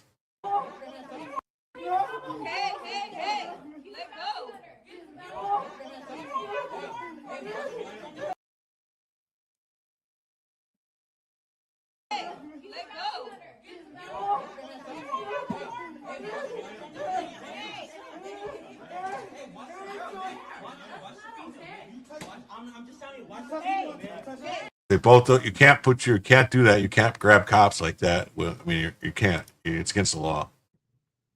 Okay, and this was a good story that I wanted to make sure I covered tonight, and I'm glad I got to it. This is good news for everybody that cares about the country. Breaking news: the U.S. Air Force will finally provide full military funeral honors to Ashli Babbit, the U.S. Air Force veteran who was shot and killed inside the U.S. Capitol by then Police Lieutenant Michael Byrd on January 6, 2021. Just Watch's team spent years investigating, litigating, exposing the truth about Ashli's homicide. Just Watch is proud to have done its part in bringing her family a measure of justice and accountability for Ashli's outrageous killing, and our battle for justice will continue.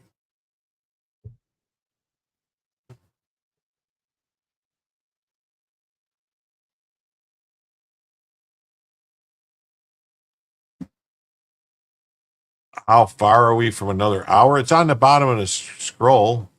It says, what does it say? You have to wait till it comes back again. I don't remember. So it'll come back in a second. I'll tell you. It's on the scroll. It says, for every $100 in donations tonight, including memberships, the show will be extended by 1 hour, and I will do a shot of Elmer T. Lee. We are at 5 extra hours right now. $65 to go for the 6th extra hour. and 6 shot. Yeah, thank God for some justice for Ashley. That's right. Thank God. Wonderful news, isn't it, about that? And now he needs to be prosecuted, definitely.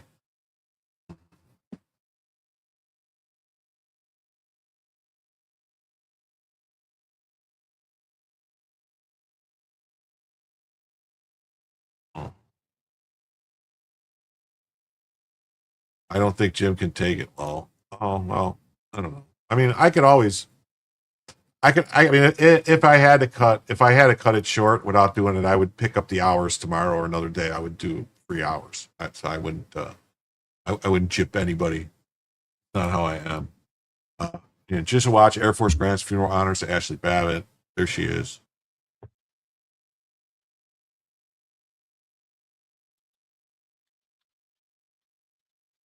Oh, for Doxy Mom, thank you for sticking around so long. You were here almost the whole time. We're about 6 hours in right now, so great to see you, and I'm glad you were here to celebrate my birthday with me. I really appreciate it, and thank you for the donation earlier tonight.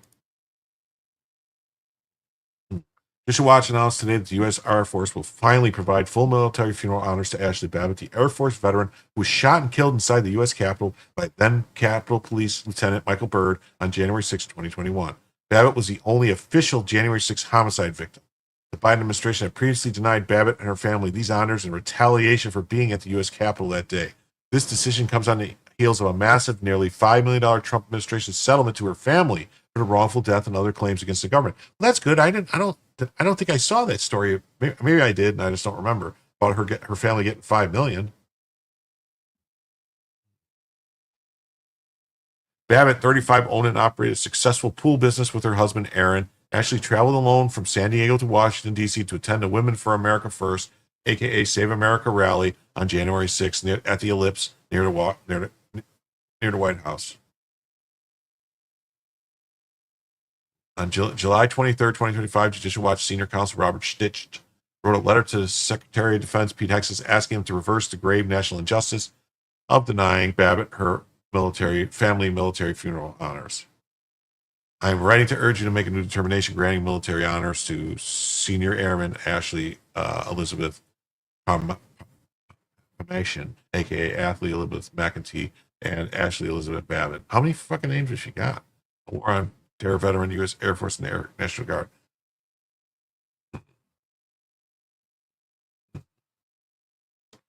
I've been asleep for a couple hours. It's P30 here, so I'm back for a few till I fall back asleep. Well, thank you, Cindy DeTore. It's beautiful seeing you again. Thanks for stopping back. I respectfully encourage the Department of Defense to favorably consider 2 major recent developments and also Ashley's lengthy and meritorious service record. Oh.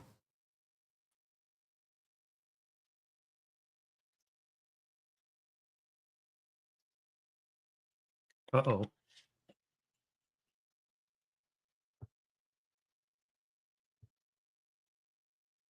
Okay, something's happened. Jim has disappeared. No, that you know, StreamYard's been acting really screwy lately, where it just boots you out. It just boots you out. So now I got to do this. So it's all right though. Share screen. Hey Jim, I'm gonna boot myself out. All right, no problem, buddy. All right. Happy birthday. Glad you had me. See you later. All right. Thanks for coming. Thanks for coming. At the stage. Oh, now you know what I got to do too. Oh. Hope you have the best year of life, Jim. Many blessings. Well, thank you. I appreciate it. Had to happen eventually. Yeah, it's been doing it like almost once a night. It does it. Almost once a night, it boots me out. I got to do this too. I got to do extra camera, share, add, and then this, right? Okay.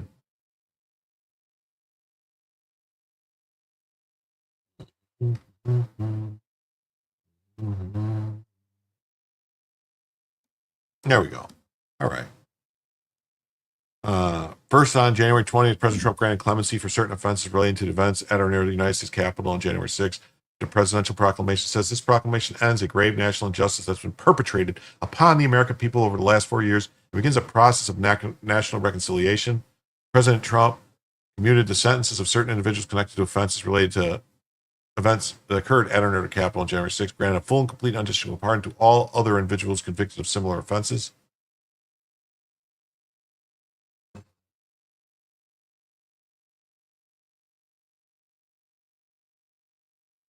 Second, on July 2nd, the United States of America paid a damage award of nearly $5 million to settle a wrongful death lawsuit that Judicial Watch had brought.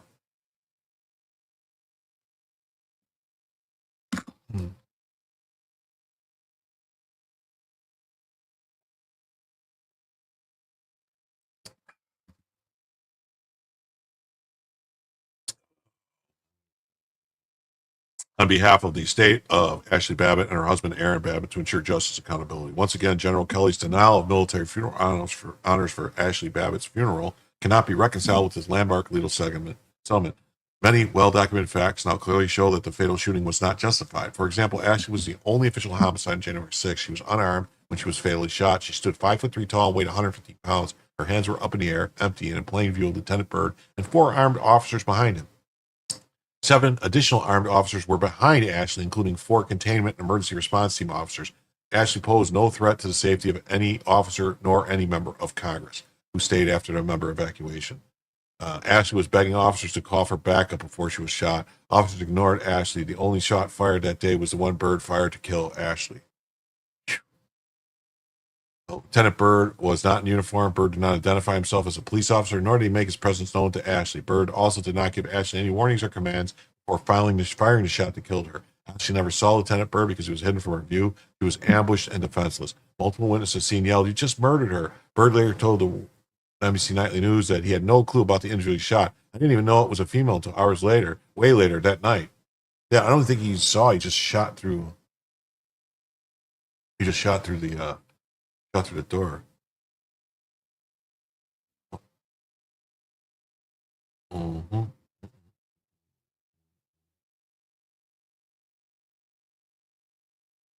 Okay.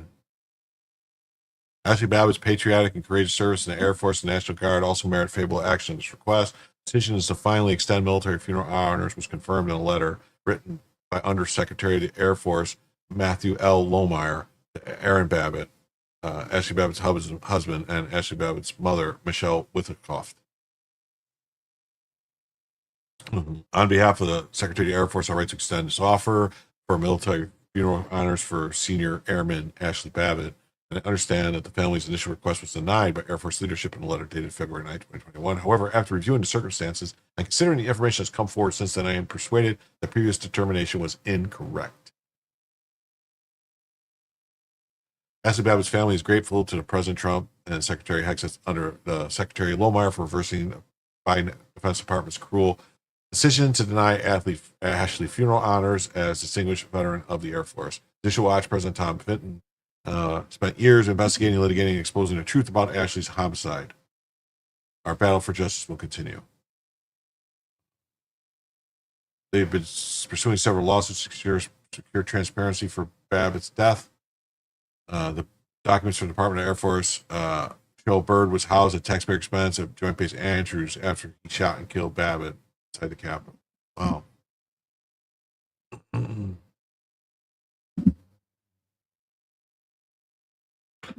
Just watch released multiple audio and video with DC Metro Police about the shooting death. The records include cell phone video of the shooting and audio of a brief police interview of the shooter Byrd.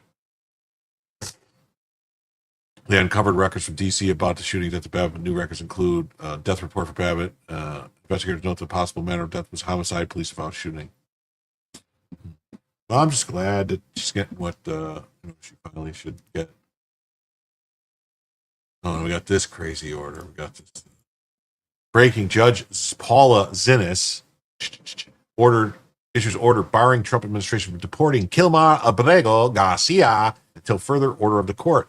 The administration stated earlier that it would not deport him during his habeas consideration. As per today, the habeas hearing is set for October 6th. For reasons discussed during a recorded schedule, the court sets the following schedule. Responses, blah, blah, blah, of evidentiary hearing. Doesn't have jurisdiction over immigration's impeach. In this case, you're a moron, go away. Actually, he's not a moron. That's the truth. They took it away from him. The Party Patriot says an Obama-appointed federal judge delivered a critical decision. The deportation of Salvadoran national Kilmar Abrego Garcia has been temporarily halted.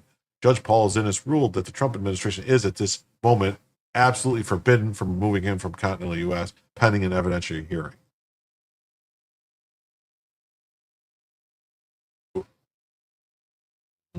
Garcia previously admitted to being illegally present in the U.S. This is just another way progressive activism has poisoned the judiciary. Nuts. The judiciary, House GOP, Senate GOP have the backbone of a jellyfish, or some of these activist judges would already be impeached. Time to impeach them in 2026 and 2028. We have no room for Democrats in the GOP.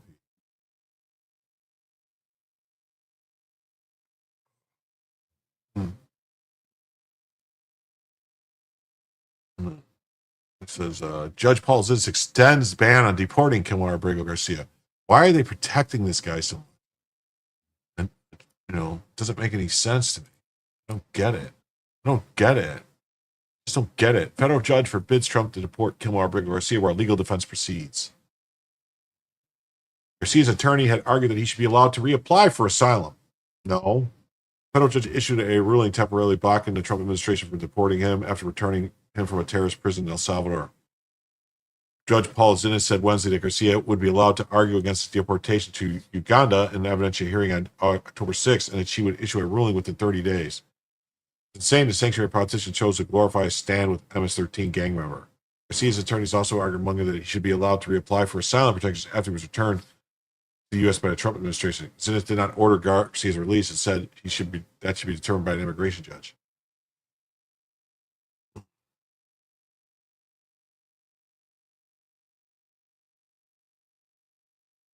Garcia's attorney has claimed the Trump administration threatened to deport him to Uganda unless he agreed to plead guilty to trafficking charges. The Trump administration has accused Garcia of being a member of infamous gang MS-13 and Mara Salvatrucha, or something like that it's called. But his family and attorney deny the claims. At one point, President Trump presented a photograph of tattoos on his knuckle claim were symbols for MS-13. This is the hand of a man Democrat for he brought back for the United States because he's such a fine, innocent person. Monday, the Department of Homeland Security released a defiant message about the case. Kilmar Abrego Garcia is not and will never be a Maryland man. He's a criminal, illegal alien from El Salvador and a public safety threat. It's insane that sanctuary politicians choose to glorify and stand with an MS-13 member over the safety of American citizens. The statement reads, President Trump and DHS Secretary Noem are not going to allow this illegal alien, who's an MS-13 gang member, human trafficker, serial domestic abuser, and child predator to terrorize the American citizens any longer.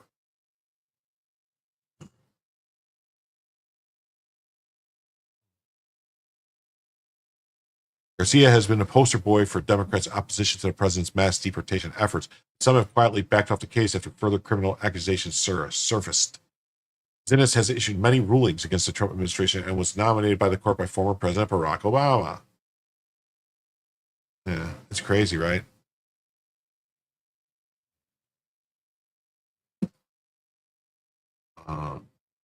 This guy's been in the country for 13 years and hasn't bothered to learn English. What's up with that?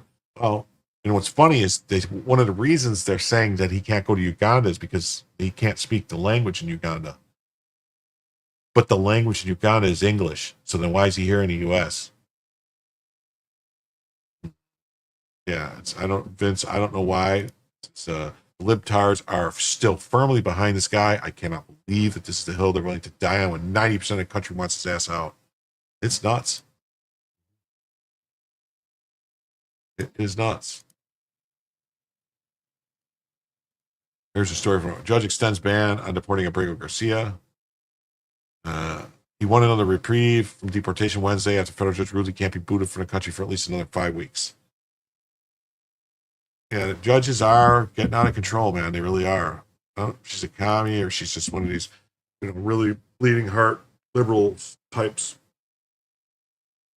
But it's crazy. Mm-hmm. Yeah. For 30 years or more, he can't speak English. Who was it that made Spanish her second language? I don't know. She said she can't be deported until he holds a hearing and says he could envision keeping the bar in place until she sees a final ruling, which could come 30 days later. Meanwhile, Abrigo's lawyers say they have filed an asylum claim for a illegal immigrant, saying he could face persecution if he doesn't remain in the U.S. The process will play out in immigration court, separate judge. He's been denied. So you think because he was forced to be brought back in, you get a new pass at asylum? No. That's not how it works.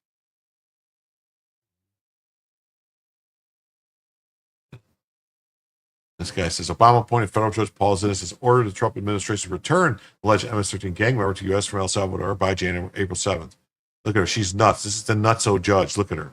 Nutso judge. She's such a nutso. Just look at those eyes. Nutso judge. She's just a nutso. Okay. I'm going to close some tabs here. Give me a minute.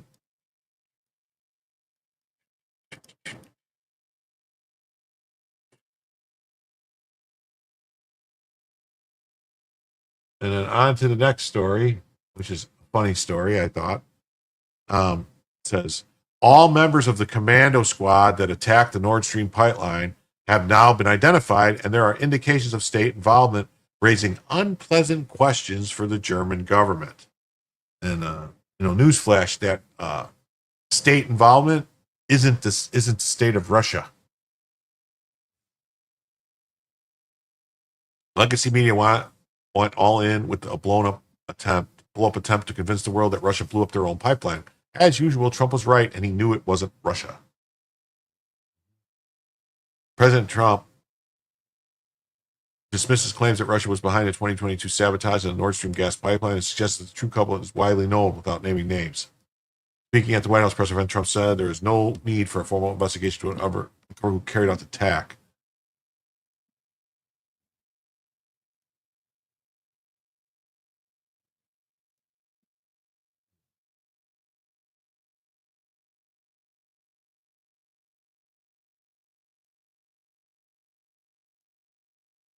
Legacy media went all in with a full-blown attempt to convince the world that Russia blew up their own pipeline. As usual, Trump was right. Oh, I already saw this tonight. Never mind. Man. Here we go. This is from German newspaper, Welt. I can close this, right? No. This was supposed to be in English, you jerks.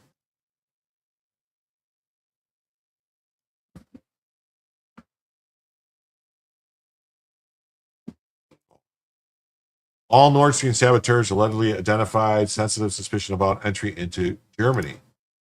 Huh.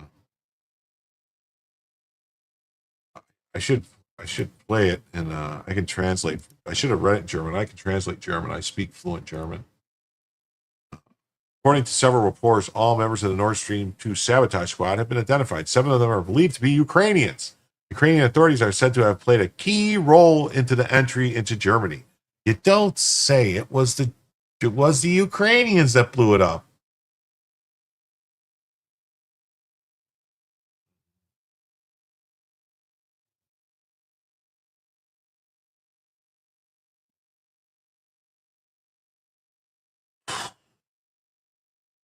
According to a media report, German authorities have succeeded in identifying all members of the commando group allegedly responsible for the sabotage of the Nord Stream pipeline in September of 2022. A total of 7 Ukrainian suspects are involved, reported the Zit, Zutensatzzetig, and Tasche.de, citing joint investigations. Arrest warrants have been issued for 6 of them. The 7th is said to have been killed in December 2024 in eastern Ukraine during fighting against the Russian army.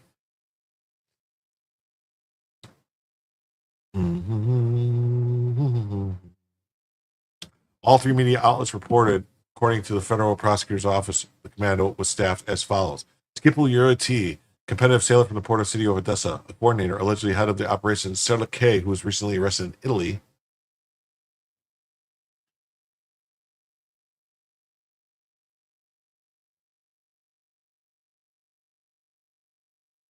An explosives expert, 4 divers, including a Ukrainian woman from a private diving school in Kiev, and another diver is now dead Ukrainian soldier who is said to have been received military training from German armed forces in Wild Flecken, Bavaria.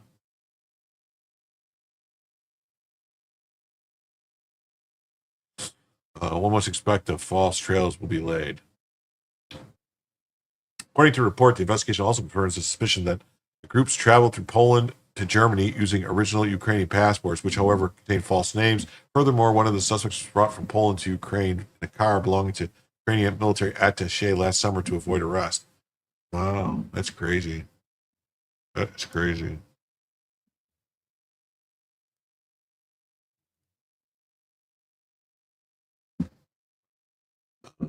Sure K held 2 Ukrainian passports, raising suspicion that he himself might have once been a member of Ukrainian domestic intelligence services. Furthermore, all team members were said to have carried a fake Romanian passport. Sound like spies. According to Tegas Chow, reports that the sabotage squad is said to have chartered a sailing yacht, Andromeda, to sail from Rostock-Podun harbor to the Baltic Sea and blow up the pipeline. 4 bombs containing an explosive mixture of octogen and hexogen were allegedly used. The ship was reportedly neither properly cleaned nor sublet afterward. Wow. This enabled investigators to secure fingerprints, DNA samples, and explosive residue. Yuri T was identified thanks to a previous tip to the Netherlands, which he had to provide fingerprints. DNA trace of Buzz K was found on Bundeswehr documents in Wallenflecken. They matched traces found on Andromeda.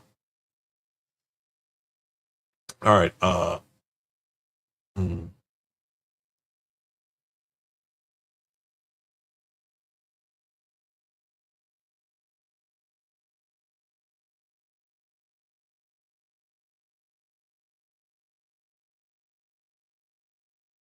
Well, nobody is live streaming right now that I can find. Nobody.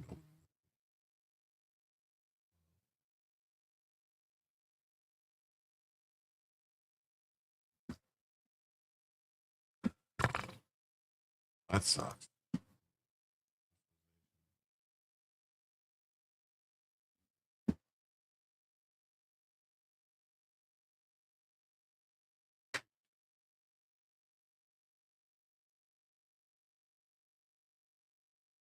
Wow.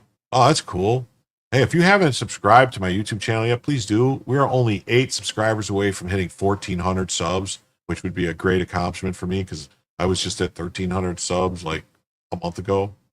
That would be great. That would be like actually less than that. Like that would be great. That would just be awesome. I was looking to find somebody to redirect the stream to, but I don't see anybody streaming that I can redirect to.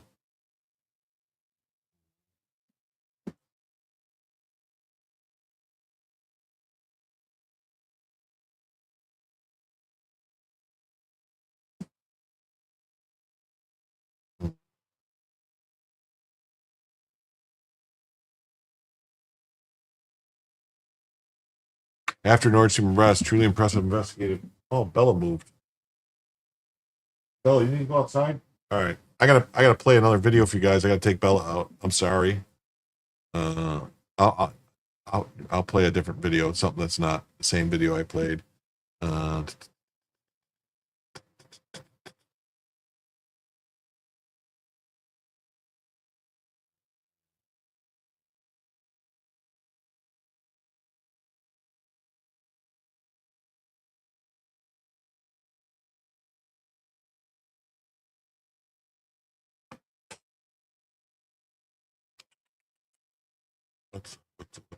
What video?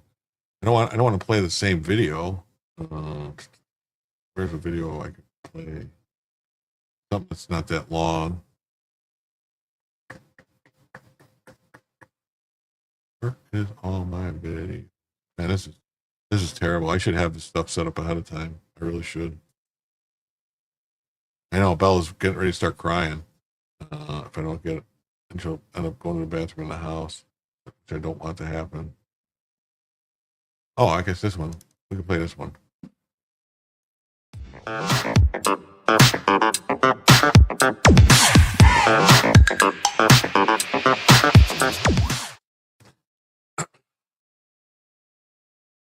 Yeah, it was a unanimous decision coming out of Supreme Court, 9-0. Says the unanimous Supreme Court made it easier Tuesday to bring lawsuits over so-called reverse discrimination, siding with an Ohio woman who claims that she didn't get a job and then was then demoted because she was straight. The justice's decision affects lawsuits in 20 states and the District of Columbia, where, until now, courts had set a higher bar when members of a majority group, including those who are white and heterosexual, sue for discrimination. So,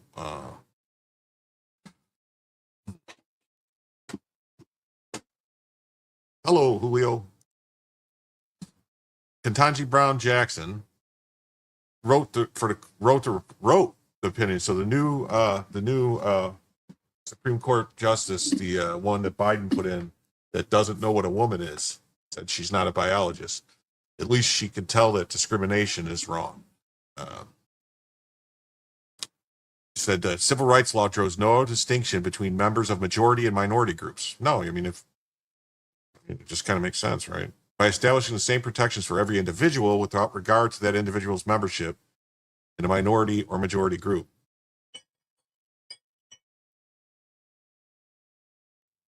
Congress left no room for courts to impose special requirements on majority group plaintiffs alone, Jackson wrote. The court ruled in an appeal from Marlene Ames, who worked for the Ohio Department of Youth Services for more than 20 years. So this is what even makes it worse, because I'm wondering if this is going to have any implications on, there was tons of lawsuits over the years coming from different police, people suing police departments and cities, fire departments, because they kind of did stuff that would be considered discrimination. They said, oh, what color are you? Or what, are you a part of, are you you're female? If you're a minority, you get extra points on tests and stuff. And that's basically discrimination. It is. So. Oh. Says Thomas, joined by Neil Gorsuch, cited a brief filed by the American First Legal, conservative group founded by Trump aide Stephen Miller, who's the guy that's always going hard at the left and the media. He's the bald guy, Stephen Miller, and he's he's a riot to listen to. It says to assert that American employers had long been obsessed with diversity, equity, and inclusion initiatives and affirmative action plans. 2 years ago, the court's conservative majority outlawed consideration of race in university admissions. Since taking office in January, President Donald Trump has ordered an end to DEI policies in the federal government and has sought to end government support for DEI programs elsewhere. Some of the new administration's anti-DEI initiatives have been temporarily blocked in federal courts. I would think those are all gonna get shot down eventually, but like that his rulings are going to stand on it, because basically he's just saying you can't discriminate. So they're not saying to discriminate.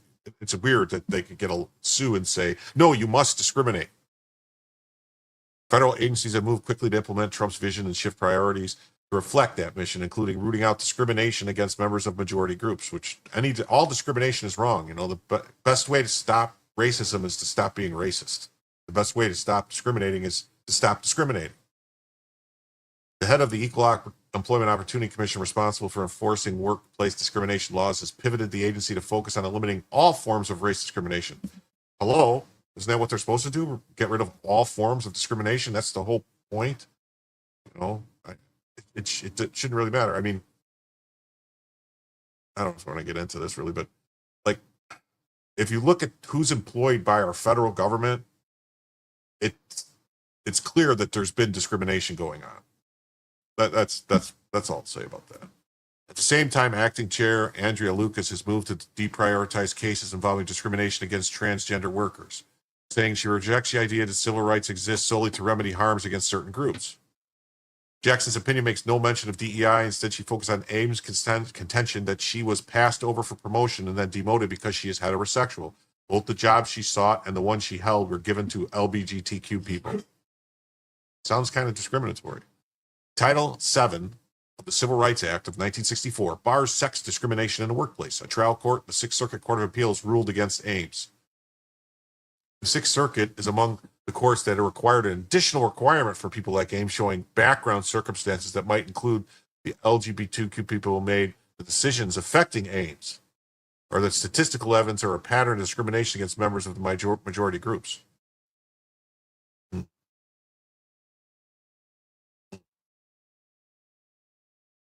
I am going to talk about that, Choosy, because I have some family members that are being affected by the smoke up in Illinois, and they have questions. I'm confused by the whole wildfire thing. I don't understand how this. I mean, I saw some of the pictures of the wildfire stuff, and I don't know how these fires that don't look like they're that big are affecting so much of the United States. Just seems weird, you know. So I can never forget you, Dan.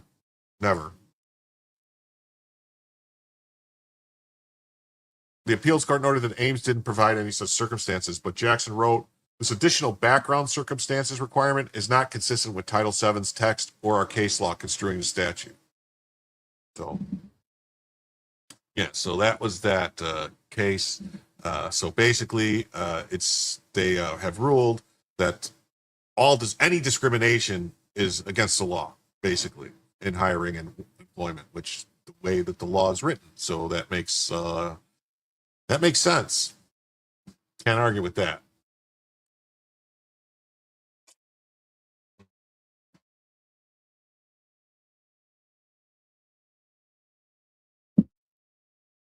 What happened? Oh, that's the end of. Oh shit! I didn't know that was a short video like that. Sorry, guys. I didn't realize it ended that fast. Okay, we'll hold this down. Remove. Back up. Okay, yes, we read that right. And then this is another one from another article from Orler. De dus verder politieke heffen betreffend de genre net explosie van de Pappenlanden zal de vorken van de sabotage voor de boel dat is gewezen durch de media der zat. Dat zijn woorden zo zetjes alles op zwaar waan, gewoon happen daar is haken.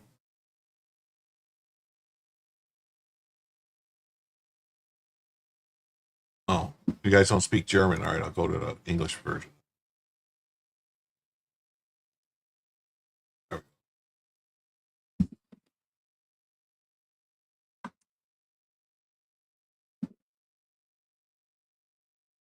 I'm not muted, right? No. Okay. Wunderbar. I just noticed too. I was looking at something, and I think no. German police identify 7 Ukrainian suspects in the Nord Stream sabotage. Nearly 3 years after the Nord Stream pipeline explosion, German federal police have identified all suspects in the sabotage operation. This was reported by the German media outlets Die Zeit, Zingeten, and Ard, citing sources close to the investigation. The suspects are members of the Ukrainian commando group suspected of destroying the pipeline. Oh, thank you. No good news stories to end on. You don't sprechen Sie Deutsch? Welcome back. Thank you. I had to take the dog out. Please, horse. I think there is. What we got here?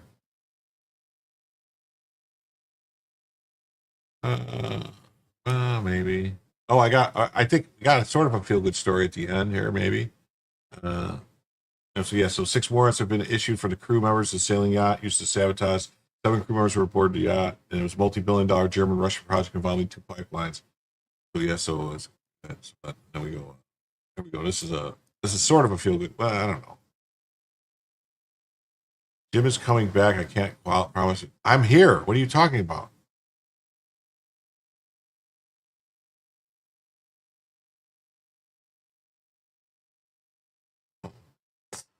Seattle's Worker Intifada, a coalition of radical tech activists, has occupied the office of Microsoft's president, Brad Smith. Inside, they read out charges against Smith, accusing Microsoft of genocide, war crimes, and ethnic cleansing. Their demands cut ties with Israel, call for an end to the war, pay reparations, and stop alleged workplace discrimination. They vowed not to leave until executives meet them, warning of increased escalations against yourself and all Microsoft executives if ignored. Well, Jim, I'll start viewing your show from now on. Well, I appreciate that. 9 comes after 8. What does that mean? I'm told I have to go to bed. Have a happy 364 unbirthdays. Well, thank you, absent-minded. Let's see. We got this. Hi everyone, I'm Vanya, a former Microsoft worker. I am here in the executive building in Brad Smith, the president of Microsoft's office, with current Microsoft workers, former Microsoft workers, and other tech workers, and we are here to demand a meeting with Microsoft executives. We are here to deliver our demands because they have been refusing to answer all of our demands to end their complicity in the genocide in Gaza. Microsoft is complicit in Israel's genocide and forced starvation of hundreds of thousands of Palestinians in Gaza. Our demands: cut ties with Israel, call for an end to the genocide, pay reparations to Palestinians, and work discrimination. We cannot wait a second longer. The People's Court hereby summons Bradford Lee Smith for the following This crimes. happened 1, yesterday, the complicity in 27th. Genocide. 2, enabling war crimes. 3, involving... Yeah, this happened the 27th. So Wednesday has happened. It happened a couple days ago. I guess they did the same thing and they all got arrested. Maybe not in his office, outside. It'll come up. I'll have it. It's more of it. But yeah, there's some crazy people. Involvement in ethnic cleansing. 4, abetting forced starvation. 5, assisting in kidnap and torture. Failure to appear will result in increased escalations against yourself and all Microsoft executives. Signed, your workers! We are not leaving until you are forced to confront the crimes that you are enabling. You know, stuff like this makes me wish the Pinkertons were still around and that the Microsoft could just have the Pinkertons come in and just, give them some old wood shampoo. Give them the old mahogany massage.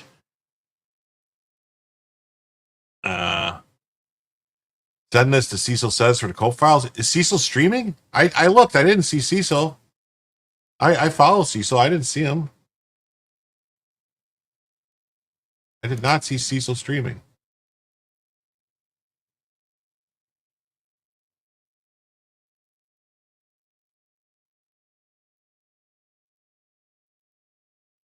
I mean, I guess I could send it to Cecil, but he's not streaming.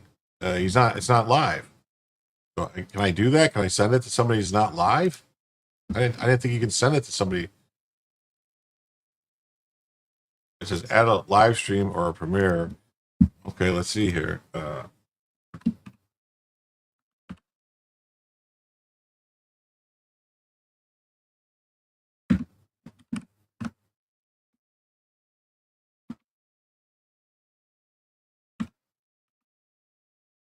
No, you can't. I can't. Cecil's not live. You can only send it to a live stream or a premiere. That's it. That's it.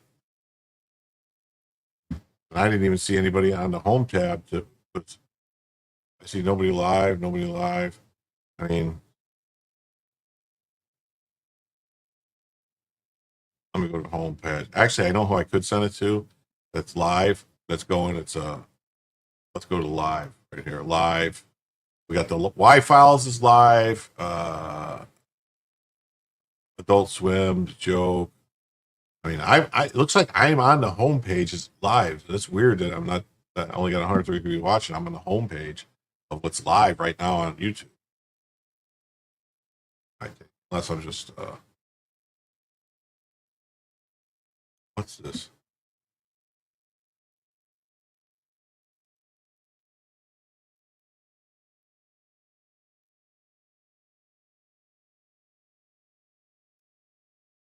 Huh. Well, I will see if one of these people are still alive when I.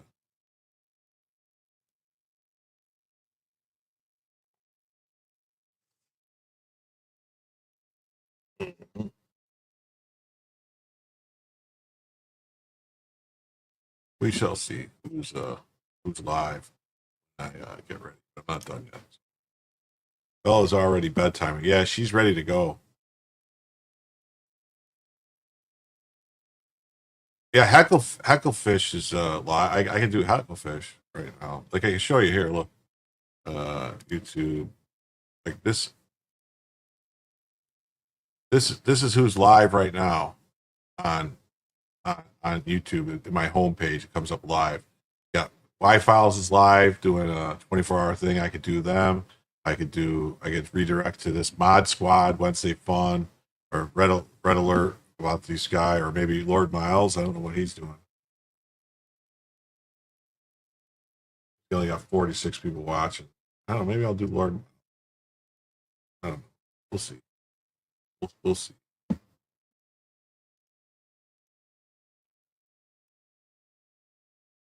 Like this says, they were arrested once already and they came back again.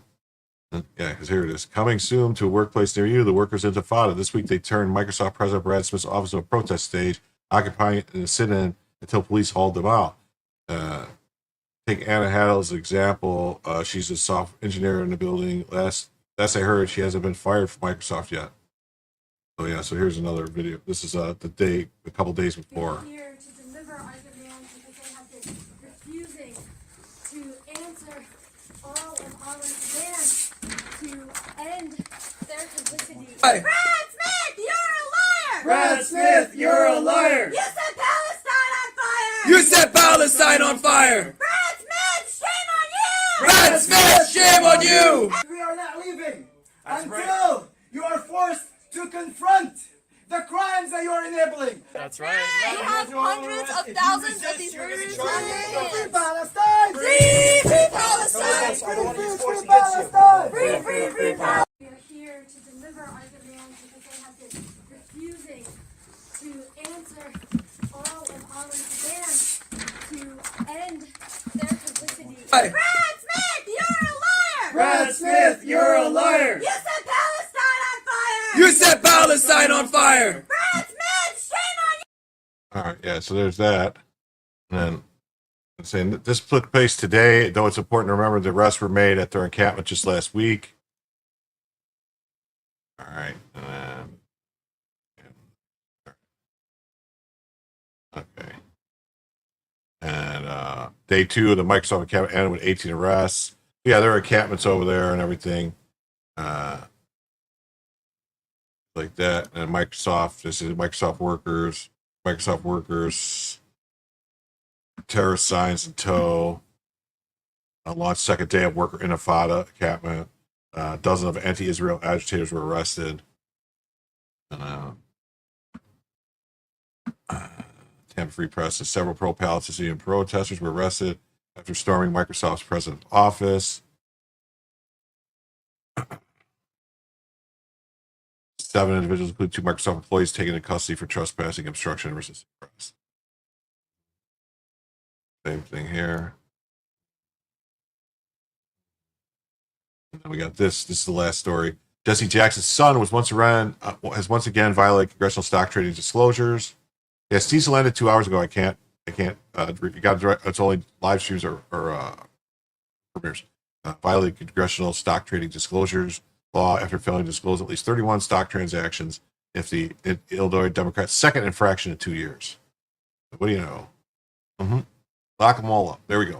All right, everybody. I want to thank everybody who's here. I want to thank everybody who showed up. I want to thank everybody who donated, made this a great show. I want to thank everybody who liked and subscribed. And please leave a comment, participate, like, subscribe, all that jazz. I'll see you all either Thursday or Friday night, maybe tonight, if I can make it. I'm getting a new computer, so I got to get all set up and stuff. So I'll try to stream Thursday night. If not, it'll be Friday night, 10 p.m. Eastern. Love to see you all back. Take care. Come on back so Jim can tell you the news.